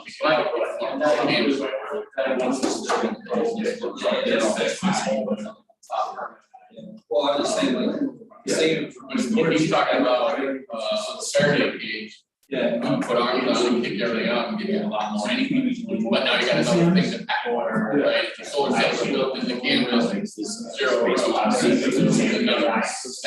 got some kind of good in that. Well, when you strap it on the rope, they got one on the rope. You might have to get it on the aircraft and then they're gonna be flat. I'll be honest, like, lots of times we use the old airplane ladder. But at the same time, though, So you want to make the walls and sides, pull the tracks down and similar things, right? Walls. Yeah, put air cylinder on it. And then they go working. No, we're doing So we're going to that's more like keep it in line with like generator trucks, so it's lower is smaller, but it's just smaller. After that, fix the. I would. Then I'll fold out the wings like a sacrifice. Fold out one. Just do that. Pull them out and then out separate. Structure. That's. I don't know, to put those tracks on. I should also, yeah. Okay.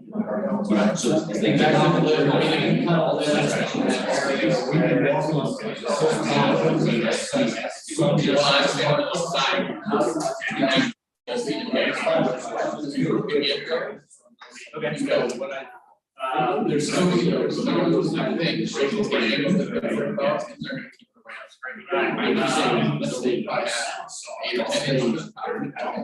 So we'll leave it open with ISU, just something to do on as far as if we do the SAM route or ISU routes. I think not all SUs have open walls, you have to potentially break down the walls inside to have it open on the inside. If you wanted access both ways or get airflow through it. The other pieces, I believe the ESAM also are already retrofitted with an EC unit that can attach to it. You mentioned that there's a new, like there's a super efficient AC unit. Is that a wall mounted one? Or is that a like your? It can be anything you want, really. It's a mini split, right? It's a mini split essentially. So then it it's 60,000 BTU. 20% more efficient than anything on the market, but it's skidding up. Yeah, two phases. Two-phase. But do you build ECUs into the wall of your? Yeah, they slide in, slide out, so they're gonna, during transportation, they're gonna slide in, then when you get down. BTU, three-phase power. Yeah. Nothing efficient about it. So then the question is, do you have any capes to, is your system that's more efficient, can that be replaced? Can that replace one of theirs? Absolutely. Yeah, because like you're talking 30,000 BTUs, I'm already, we're making what, 26, 24, 26, something like that. Can you just connect the whole thing? Yes. So they got pressure, the whole pressure. Yeah, I mean, let's be honest, right, like over time, like hard line is always better. Because those hoses are permeable on a subvector level. But I'm thinking, so we put a hand in there with there's saying the connection, so the mini split pack stays in there. Yep. And the other end you can take out from off that side and plug it in. Yeah, I think about the lower side or the condenser. Lower side stays in. Lower side stays in, the condenser side goes Yeah, out. and we can give you hands in the wall where you. Yeah, because that's like really, like currently what we're doing, that thing is only about yay big. We're talking about version 3 or 4 of this thing. You may want to do it a similar way though, like just for long-term durability, where you have the outdoor unit compressor basically is inlaid in a window, and then you do exactly, you push it out. And it just seals out, but that's the only thing that's outside, and then you have your refrigerant. Which So you have a permanent connection. it's everything's permanent, and that way you just have a drawer that pushes out, and it's pushing out 36 inches by 36 inches by 18 inches. You know, you have kind of a door or a window that's, I don't know how you do that, is there a sliding rail or something, it seals, yeah. It normally hangs from the ceiling though, you're probably gonna want to get stuff lower. I mean, really, first look at it, it doesn't matter. The inside's gonna be flushing and slid. Yeah. So you just gotta have a spot when you transport it. To slide it to. Consider it, don't put it away. But you're gonna have the evaporator right there. And that's gonna take down the ceiling that far. So now your other thing has to be below that. So that would be like a place. Facing on the wall that, it can. Yeah, the evaporator can be like 3 different configurations, right? Like you can have a low wall, high wall, or ceiling, or really any combination. Let's see that. So wherever you wanted to put it, Okay. you could probably figure out. Like you put the condenser on something that will out show that. Yeah. Yes. Yeah. That would probably work best, and even one of the things like even for this footprint, I'd be interested to see what the heat load is. Cause that's really gonna generate like what a lot of it, like, to be honest, like the unit that we put in that big tent for what we're putting in there for ACE is like, it was 98, 99 degrees when we were in Poland. And it wasn't cold by any means, you know what I mean, but it was comfortable, Right. you know what I mean? But had I put, 4 giant racks of destroy the earth in there, what would that heat load be, you know what I mean? Yep. That's gonna drive a huge footprint of what that AC is gonna look One of like. the, if you're really talking about getting the load down, what I would think is, how do you take this rack and dump that air outside? Yeah. Don't put it in the shelter. Well, Have even it- that's have it it, have when it its own swings vent. open, like it swings open and locks into its own coffin with vents that, you know what I mean? And then you create, how well does it seal? Can you actually create positive pressure on the inside? In your HVAC unit, you have it vented, and then when you turn your HVAC unit on, positive pressure is pushing the air outside the Maybe a unit. little bit. Well, because there's 2 ways to look at it, like if you've ever looked at how data centers design their HVAC units, and I'm by no means an HVAC specialist, Go ahead and throw that out there, but they centralize, right? They centralize the airflow, all the racks and servers sit around a centralized location. And then the airflow, they pull from outer and in and up. Well, right, with a smaller unit, I mean, your equipment can live at 160, I suspect, your people can't. So, you know, if you For can short separate, period of time. if you can separate those two cooling streams.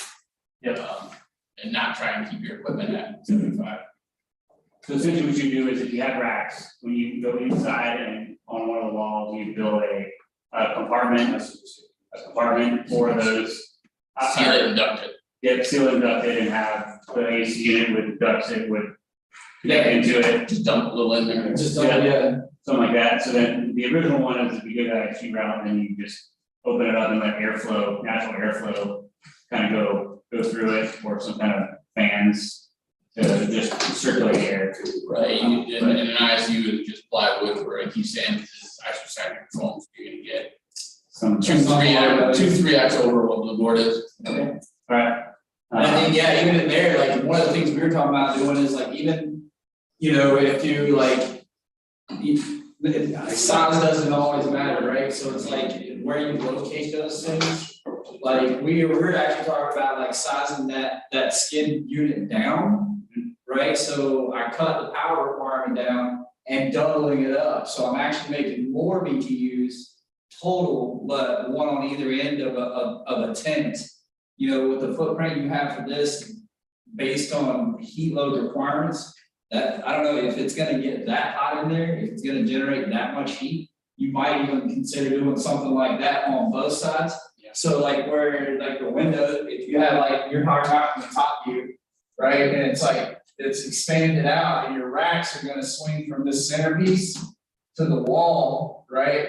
In this direction, I don't know if you're gonna do like 4 of them, but does that make sense, where they swing out? You might even wanna go even smaller, right? And then have your, like, some sort of, like 3 or 4 small AC units is what I'm getting at, right? So you're still gonna carry way more BTU, you're gonna have way more cooling than you would if you just slap a giant one in there. It's just where it's located, and then we can keep the power requirement way down.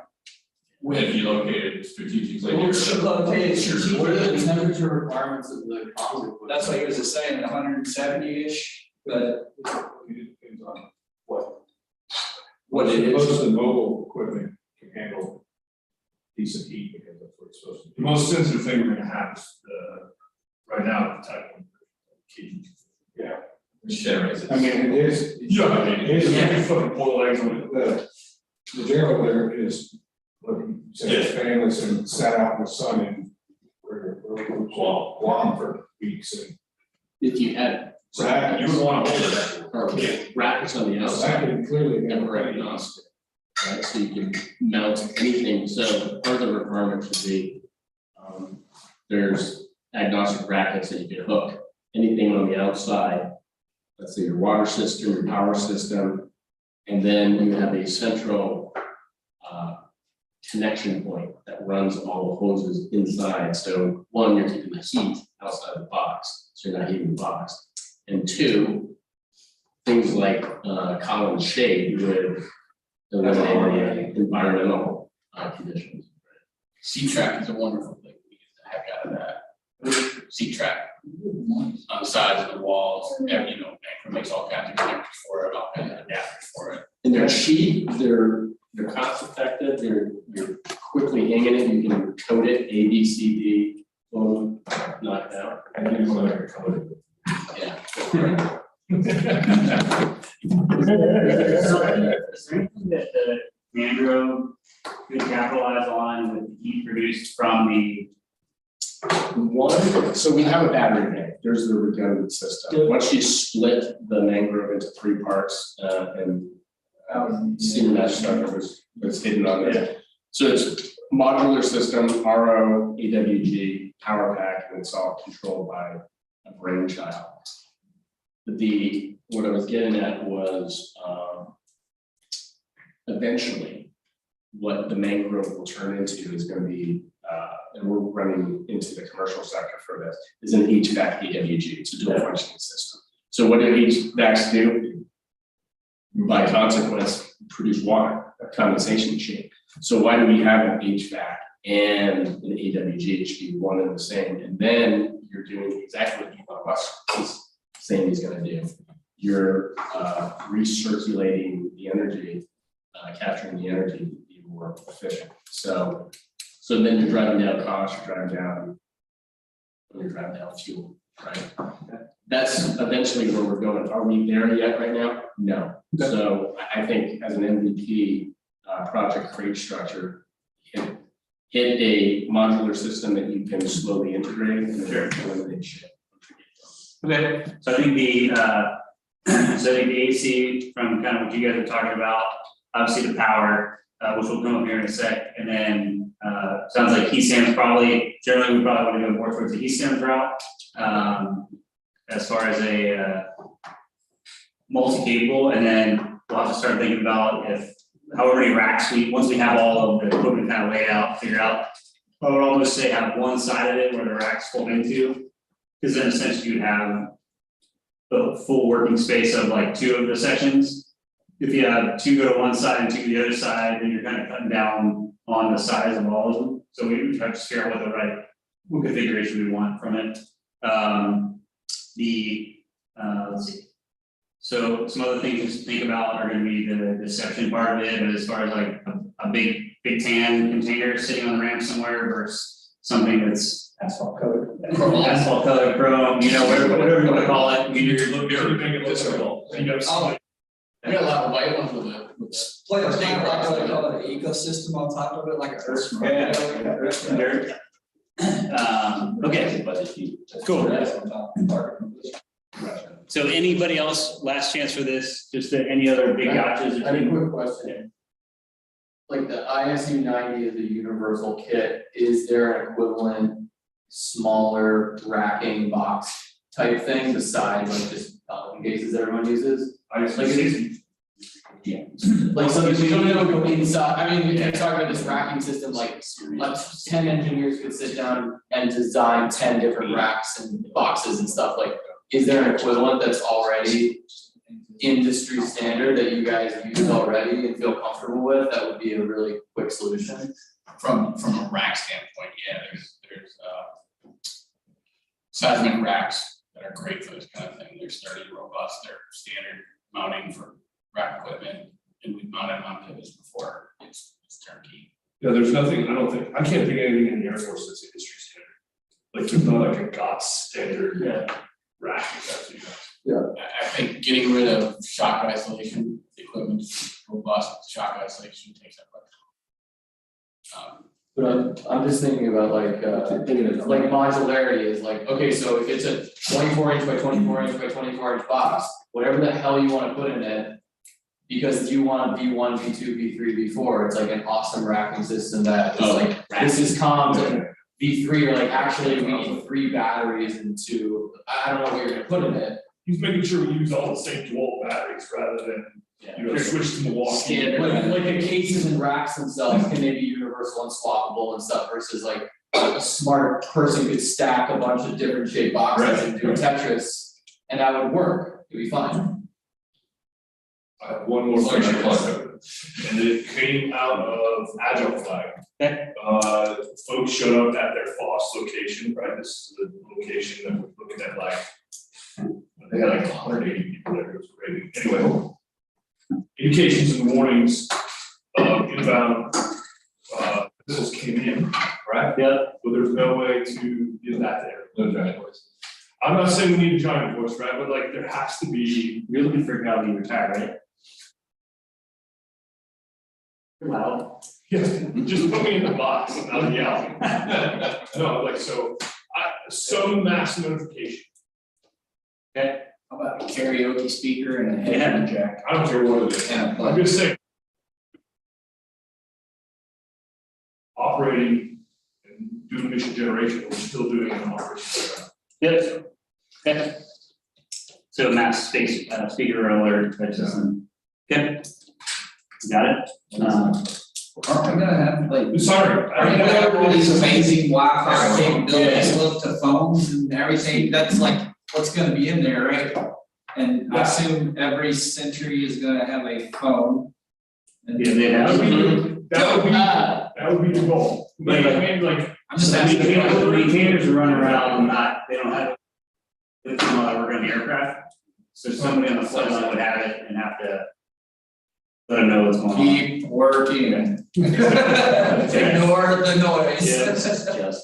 Why are the pilots not running? He needs that speaker, headphone over. That's what we're. Okay, cool. So then communications next. Automated base plan, not embedded. Yeah, automated base plan, sure. Which is embedded. So Embedded, but like. as far as is there anything, any technologies that are out there right now that we didn't really talk about? That's something we need to consider to get into this, whether it's line of sight or beyond line of sight voice. Are you interested in NVG technology that turns night into color day? Does that, it also has the same thermal. Is this for communications or is this for security? You have the security piece up there. I'm sorry, I think it's just, we're on communication. He's moving on. Stay on top. Who said anything? Okay. And oh, by the way, that's an AFWERX. I found it through that. You don't have contextual balance. Communication. I don't have that tactical data link yet because one, I'm a saddle player. 2, we'll get Lake 16. 3, there's Mattel, which won't talk to anybody else. 4, there's Raptor data link that doesn't talk to anybody else. So like I fiddle, yeah. So I don't want to rely. If I had another, what I would like to do is figure out how I get a handheld device in my aircraft. They can do that for data. Well, I agree, well, it's in like the perfect world, right? But I don't know of an OG or a fire squadron commander that has told me that they don't want at least a, JRE format of their aircraft, especially if they're looking forward to mission type orders, making sure I can land an aircraft at the CL, I want to land a CL, like moving that and being backwards and forward compatible with whatever tactical data link is your choice. But if I get that through a handheld device, doesn't that get the same effect? Whether I get an alert on my tablet that I'm carrying that says like, don't land, go here, versus I get a Link 16 message that has to be coded in the exact format. So either way, it's a tactical. Sure. Where does it say that? Where does it say ability to, send data to from aircraft?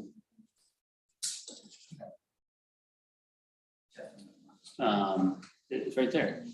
It's that bullet. Right there.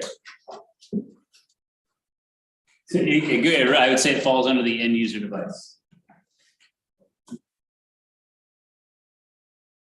Or I would like to redeem myself. What's up? Communications. You don't have anything up there on antennas, like low profile, low footprint graphene antennas. Is that something that you guys are looking at, interested in? There's a company out there that does that. So we definitely went with there's gonna be a masted antenna option to put on the side of the ISU or to run it X far away from the ISU, so it's not like there's where the big shiny object is. Yeah.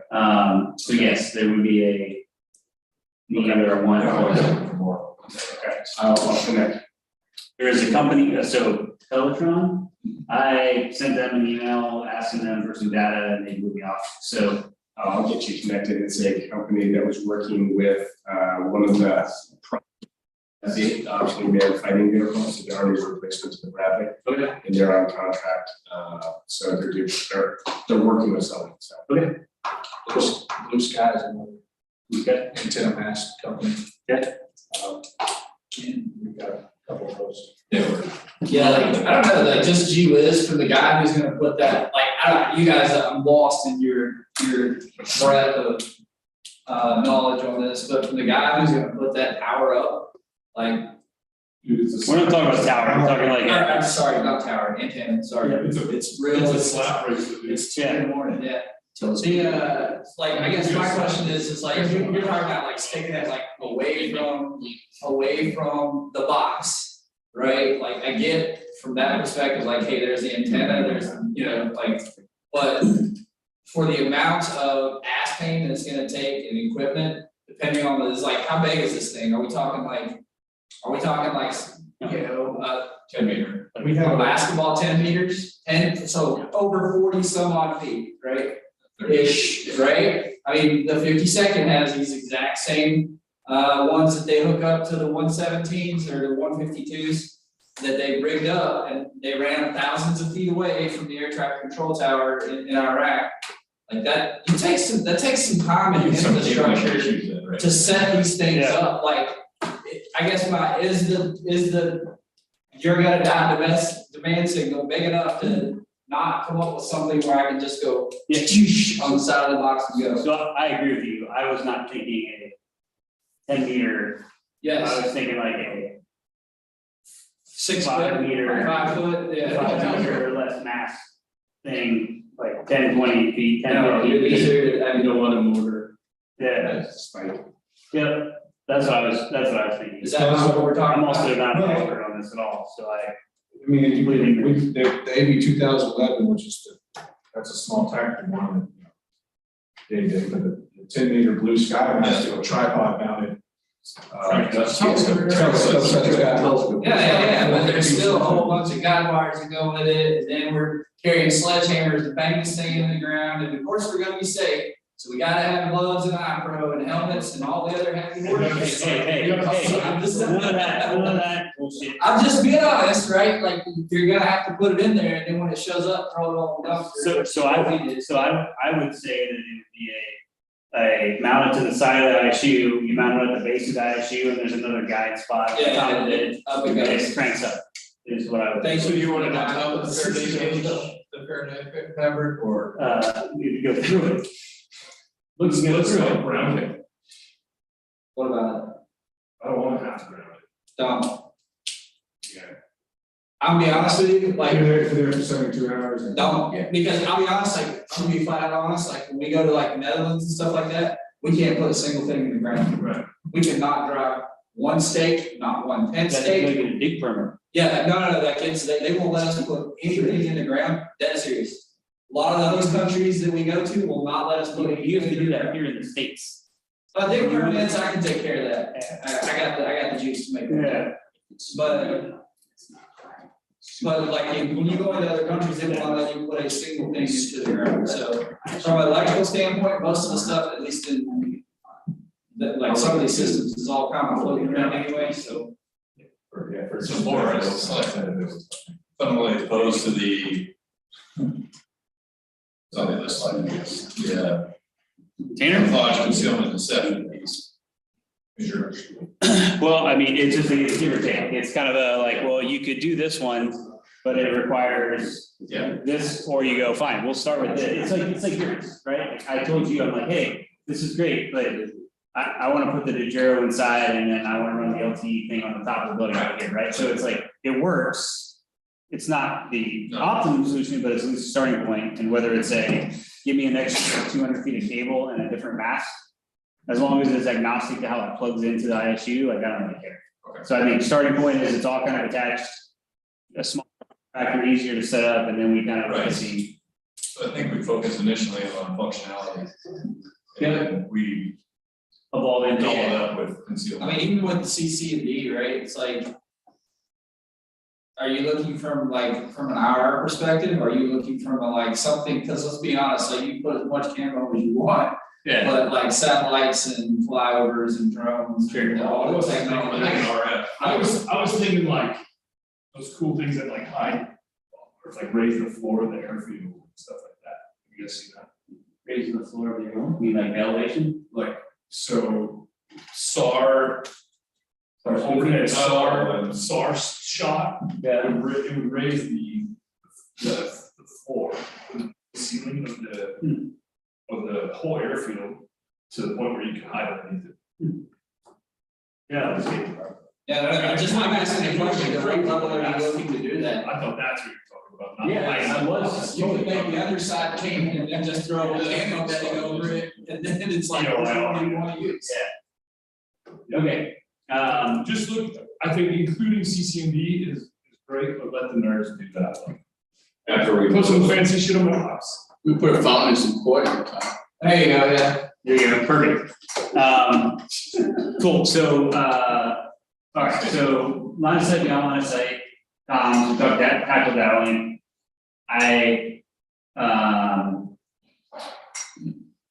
It seems to me like what I heard today was the Phoenix Group's tactical radios, the LTE radios, already have an encryption capability to them. The question then is, He's talking about the man-made piece.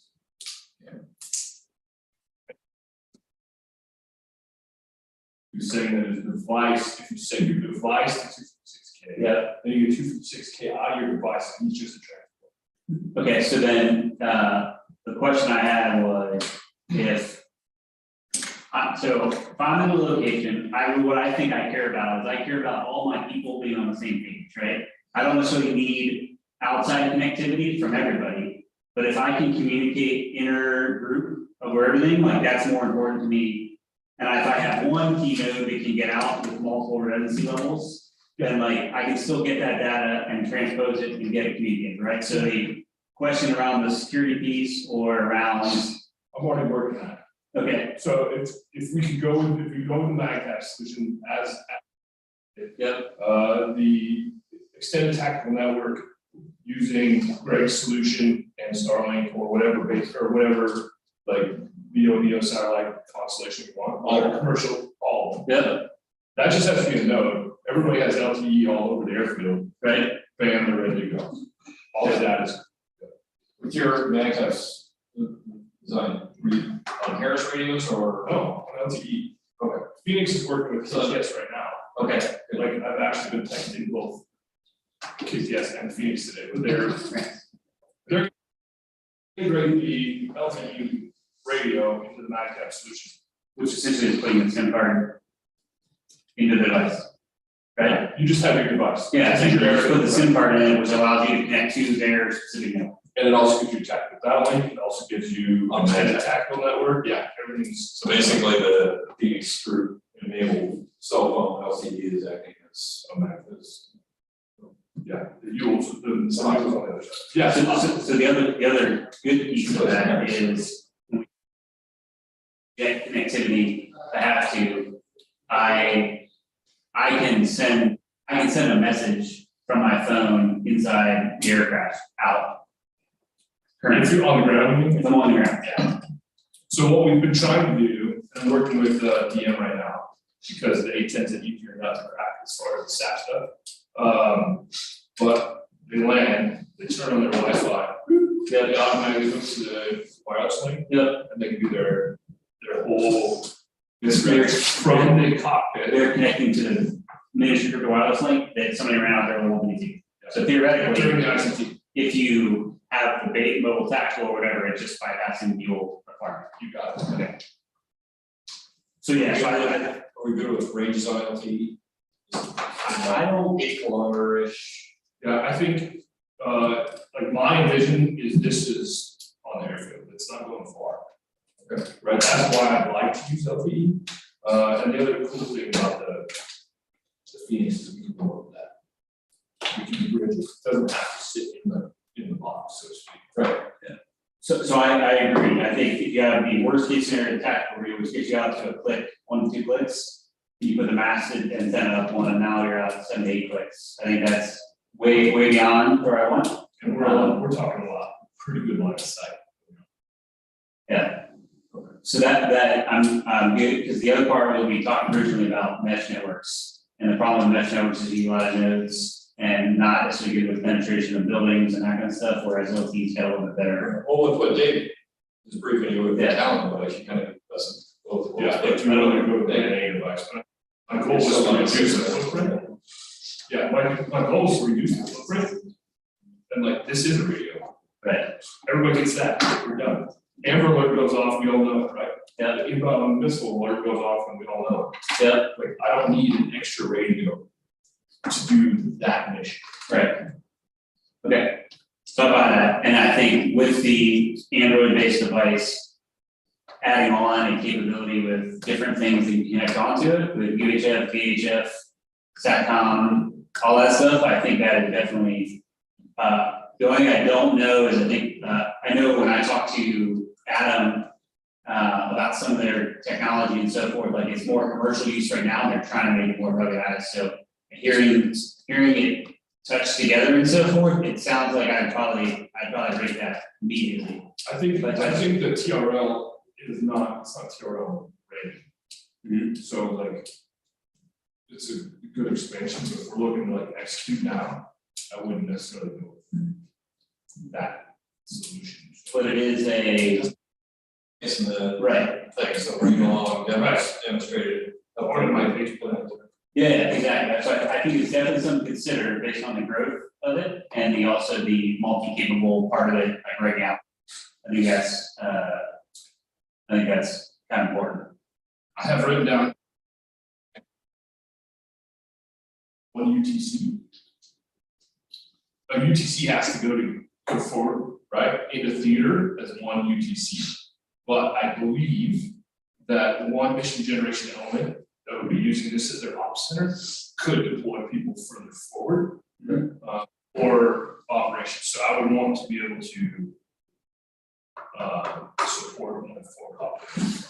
Yes. And that's what we did with the tech duties and the precision strike team. We went out, as he said, kind of act, because they're only taking 3 dudes.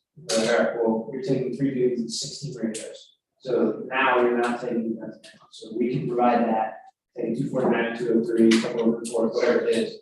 And either go forward with you or go forward enough to at least act as a reserve QRF. So we can be a node for them if they're afforded that, but otherwise I would want to see it. So just some kind of modular expansion.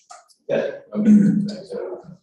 Yeah. So One that's like in the box and then like, hey, gotta go forward. Grab that box. Yeah, I would say And we'll go back to okay, we would be for the box. Or whatever, CSL. So then that would be, my question would be, is if you kept it, if you went, like, let's say you use the Banshee mobile radio as like a fixed chain in there, and you have a tactical radio as well, and have redundancy, if one were break, I can still use it in the container. Or you take that one out and go with it, that at least gets us that's inner element, right? But it still needs a way to reach back. So then if the Zero can connect to the BTR, then that gets us connected to the outside, right? Yeah, I can manage it, we've done that. And then I can what do you- go to the BTR, I can solve all sorts of stuff. But Yes. Just put modular expansion back in there, Yeah, and then we'll look at the con-op that we're trying to build against, and make sure that we do the calculation. I think it's gonna be more than one site, or at least more than one team. So if I have mission generation element of 6 aircraft, right, I might need to be able to support up to 3 locations. so the interesting part is, I don't think we would do that. Based on our manning that we have and my number of aircraft is, I would send 6 jets to one place, 6 jets to another, and I have my team with me. I would go to somebody else's place if all of a sudden my team is behind, so then I would want the fact. And I would take that with me to communicate back. Right, who's at the other place though? Doesn't matter, so I'm bringing my own stuff. If I had to, worst case scenario, they don't have anything. I want to be self-sustained and I don't rely on anybody. So if you tell me to divert somewhere and my team hasn't made it there yet, You can tell. I can show up, I can still let people know that I'm here and I will figure out fuel and I will get everywhere as fast as I can, what I have. Okay. If this makes traction and it gets dispersed to other people, then the assumption is like I show up somewhere and they have a fact, I call it a fact light or a fact hit. Doesn't matter, but I know that there's some iterations of this equipment that's probably around. Because we want to make it the same and not, or make it similar, not well, you have the advanced comp package, and you have this, and you have that, and you have that, like, oh, that's great, none of us talk together, this is great, we're handling it. So, yeah. List here that we're gonna plan on is some sort of computing store, so yes, we have we're gonna have as much reliability in the accounts as we can possibly have, but you're gonna wanna be able to operate independently if everything goes down. So, yeah, so it's good. Both Supernet and Internet are unclassified and up to secret, you'd be able to operate.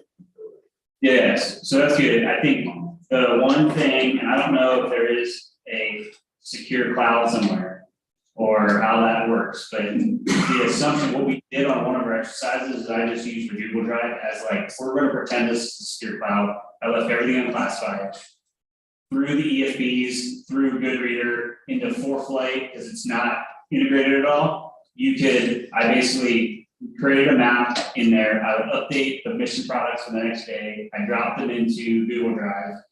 All of the crews at 4 different locations knew that in the morning they would wake up and they would hit sync, and all of the mission products downloaded because they had basic Wi-Fi connectivity, right? So the goal would be that whoever is doing the mission generation or products and so forth, they get it uploaded, it's out there. And then whenever you land somewhere or whenever you get a connectivity, whichever means it is part of the base plan, that it just like, hey, you have an update or something happens. So I don't know if there is a secure cloud that currently exists. Yeah, there's so. So then Just now have to be able to get to it, that's the big challenge that. I think we. Start. Okay, so I think that is something I definitely want to consider as far as it goes, so that the products go somewhere, because right now it's like, well, where did you put your stuff? Like, well, I hung it on this website, where did you put yours? Like, why put it on this SharePoint? Where do I do? Like, awesome. So having a common place that is either even like the Amazon Web Services, where they're apparently sharing little bits of data at a bunch of different places, like that's probably more secure than a secret Google Drive, you know? Okay, how important is it for you to be able to operate if you're not able to access those platforms? Because there's a significant cost trade-off here. You're comfortable operating, knowing that I have to have access to a wide area. Then we can leave off certain things that are fairly expensive. So I think your computing store, I think before I leave, I would take whatever is on said server or whatever data I have, and I would like sync. And then I go. Right now, then you're operating on that other one, which is hopefully syncing back to. Which is hopefully syncing back, or the end user devices have that capability to reach back somehow if they have another to get back, but. Right, I'm just assuming worst case scenario, and you're out there and. If I know that the local LTE network can get stuff converted and pushed out to people. Right, but I need to have the ability to create that stuff. Yeah, before I leave, yeah. Well, even if I can get. Yeah, so I see what you're saying, yeah, so I essentially need a computing. I need. You need a virtual server. Yeah. One for Supernet, one for different. Yep. We can talk further, but it does drive some costs. No, that's good. And charging capability for all my new devices. What's that? I want to charge capability for all my new devices. Yeah, so that's the,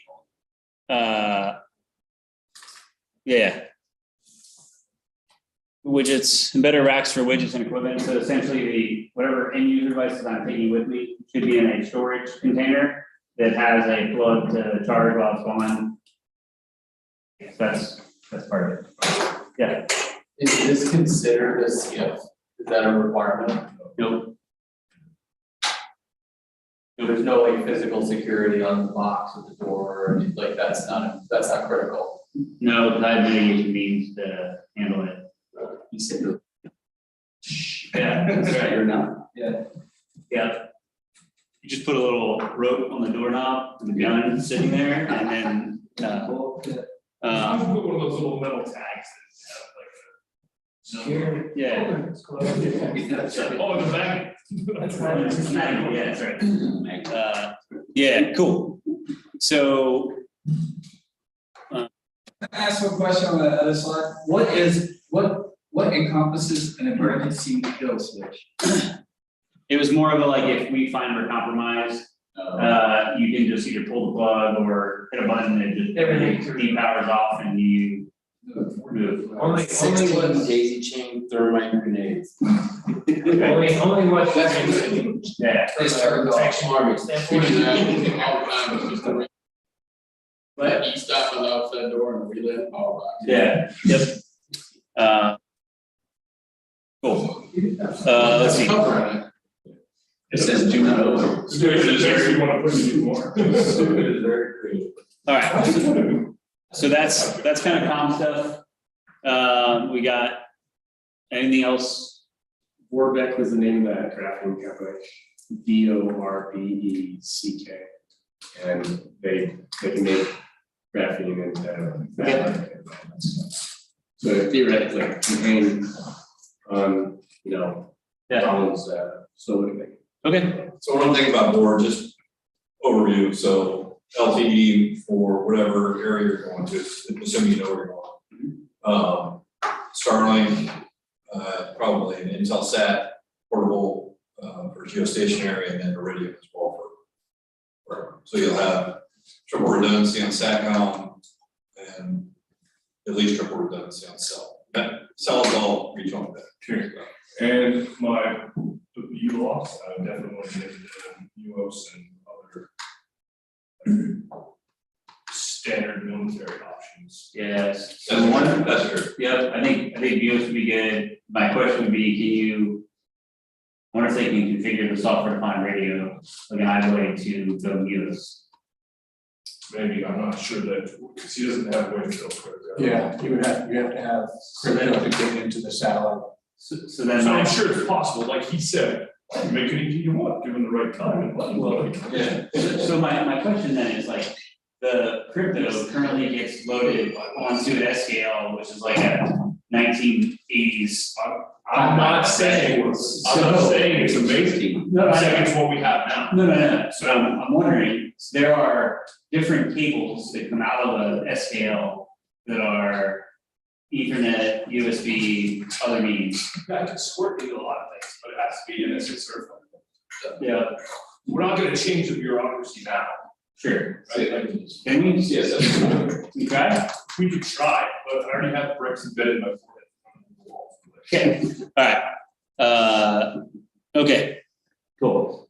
Whoa, Then we're done, just see you later. power, so, Oh, okay. yeah, so the power piece is kind of one, because obviously until we identify numbers of components, right? And what they're operating at, the power piece would be something that we'd have to come back and get. Yeah, does anybody know of any rough order of magnitude of power requirements to pretty used to?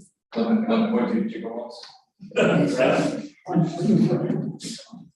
I mean, the other part was, we didn't talk about this, but we kind of did, that the Mars rover has a mini nuclear reactor on it, and that thing can't be that big, right? I said that. So, Shasta. does anybody have any contact with NASA, we can ask for? So the bearings of the.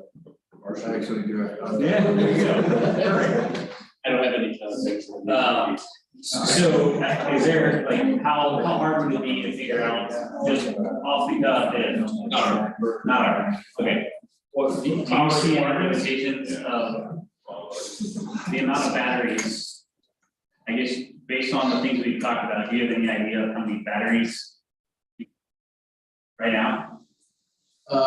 It sounds like it's probably in the 6 to 10. I don't know if you have to go that way. I'd say maybe there's a lot, yes, 5, 6, something like Yeah. that. So those batteries are That's a like, standard layout what we're using right now. So those 6 batteries, they take up space, definitely. yeah, but they're in propellant cases right Yeah. now. So if you floor load them or well, not even that, but if you were gonna stack them, is there other means, like, once you take them out, does the Pelican case do anything else other as is a means to move them around? Air cargo. If you're shipping them, you want them to be, I mean, they need to be in something specific. So can you shrink the Pelican case size down if you would combine, say, 2 of them into 1? 2, you probably wouldn't be in material, but if you were to be like, if there's 75 pounds each and there's 5 or 6 of them, if you were to say, look, we're okay with a permanent box inside this thing on the floor and the ceiling that's 300 pounds, Yeah. 400, 500 pounds, then that you might save some space on. Okay, How about, Put it on the how about opposite side, others, you got massive have you guys looked at Yeah. others, energy storage options? Yeah, I mean, there's a ton Just of, there, or- there are a ton of other options, but this is just like, this is so what the, works, what's available, if you really want a solution that's affordable and decent. so one of the things that I was trying to consider, and I didn't know if this was a possibility or not, but if they already have ongoing efforts to develop, like I talked to Brent and he's thinking more CE standing up a base. I'm like, I'm not even thinking about anywhere close to that. I'm just trying to operate short periods of time to go for it. So obviously his requirement and my requirement are different. However, it's taking his requirement, cutting it or shrinking it down to a smaller form factor. Is that something that, Like one solution would be. I think you probably want a small generator in general, right? So one solution would be to say, well, we only run without generator fuel for 6 hours or 12 hours versus 24/7. And I think that would make a huge difference, right? So then you bring 2 batteries with you. Yeah. And you say, we get sun plus 2 batteries worth, which is 8 hours in the evening through I 2 think, in the you morning. figure out your. It's a power requirement. It's an optimization, but it's a power requirement, but it's an energy requirement too, with an optimization factor put in. alright, so we're really, we need to find out what the requirements are gonna be for the stuff that we're already talking about from that. And then we say, if my thought would be, I wanna run this 24/7. Yes. So then the question is, how do I run it from the nighttime hours? How much batteries to store to run It it? needs to be, actually doing something, you need to be able to operate 7 off the generator. Yeah. Yeah, that's what I'm saying, like, that's the beauty of the way we designed the system. If you took a forklift and ran it all over, I just disconnected it, hooked up the generator, and I'm still moving. Yeah. That generator makes almost the exact same amount of power as what I designed solar and everything else to make. So, and then even then, if you have the battery system, and this was something I didn't really touch on, I did briefly, but let's say the generator doesn't start. I was gonna say that. Right, the generator doesn't start, well then I take a 60 amp cable and plug it into the water harvester's output, and then I plug it into the inverter. And figure, it gives me 6 hours to figure something out. Yeah. If you're on the roll as a, I mean, you're literally in a vehicle, you can harvest that energy from the vehicle. The NATO slave, yeah, they have a NATO slave plug on there. So you're moving, you're storing power, you're harvesting.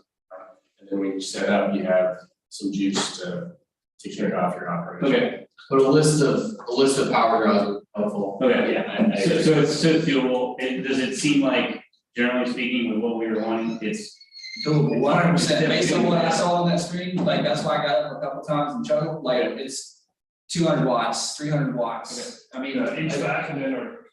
I think that's gonna be the thing, it's like, okay, we can do 24/7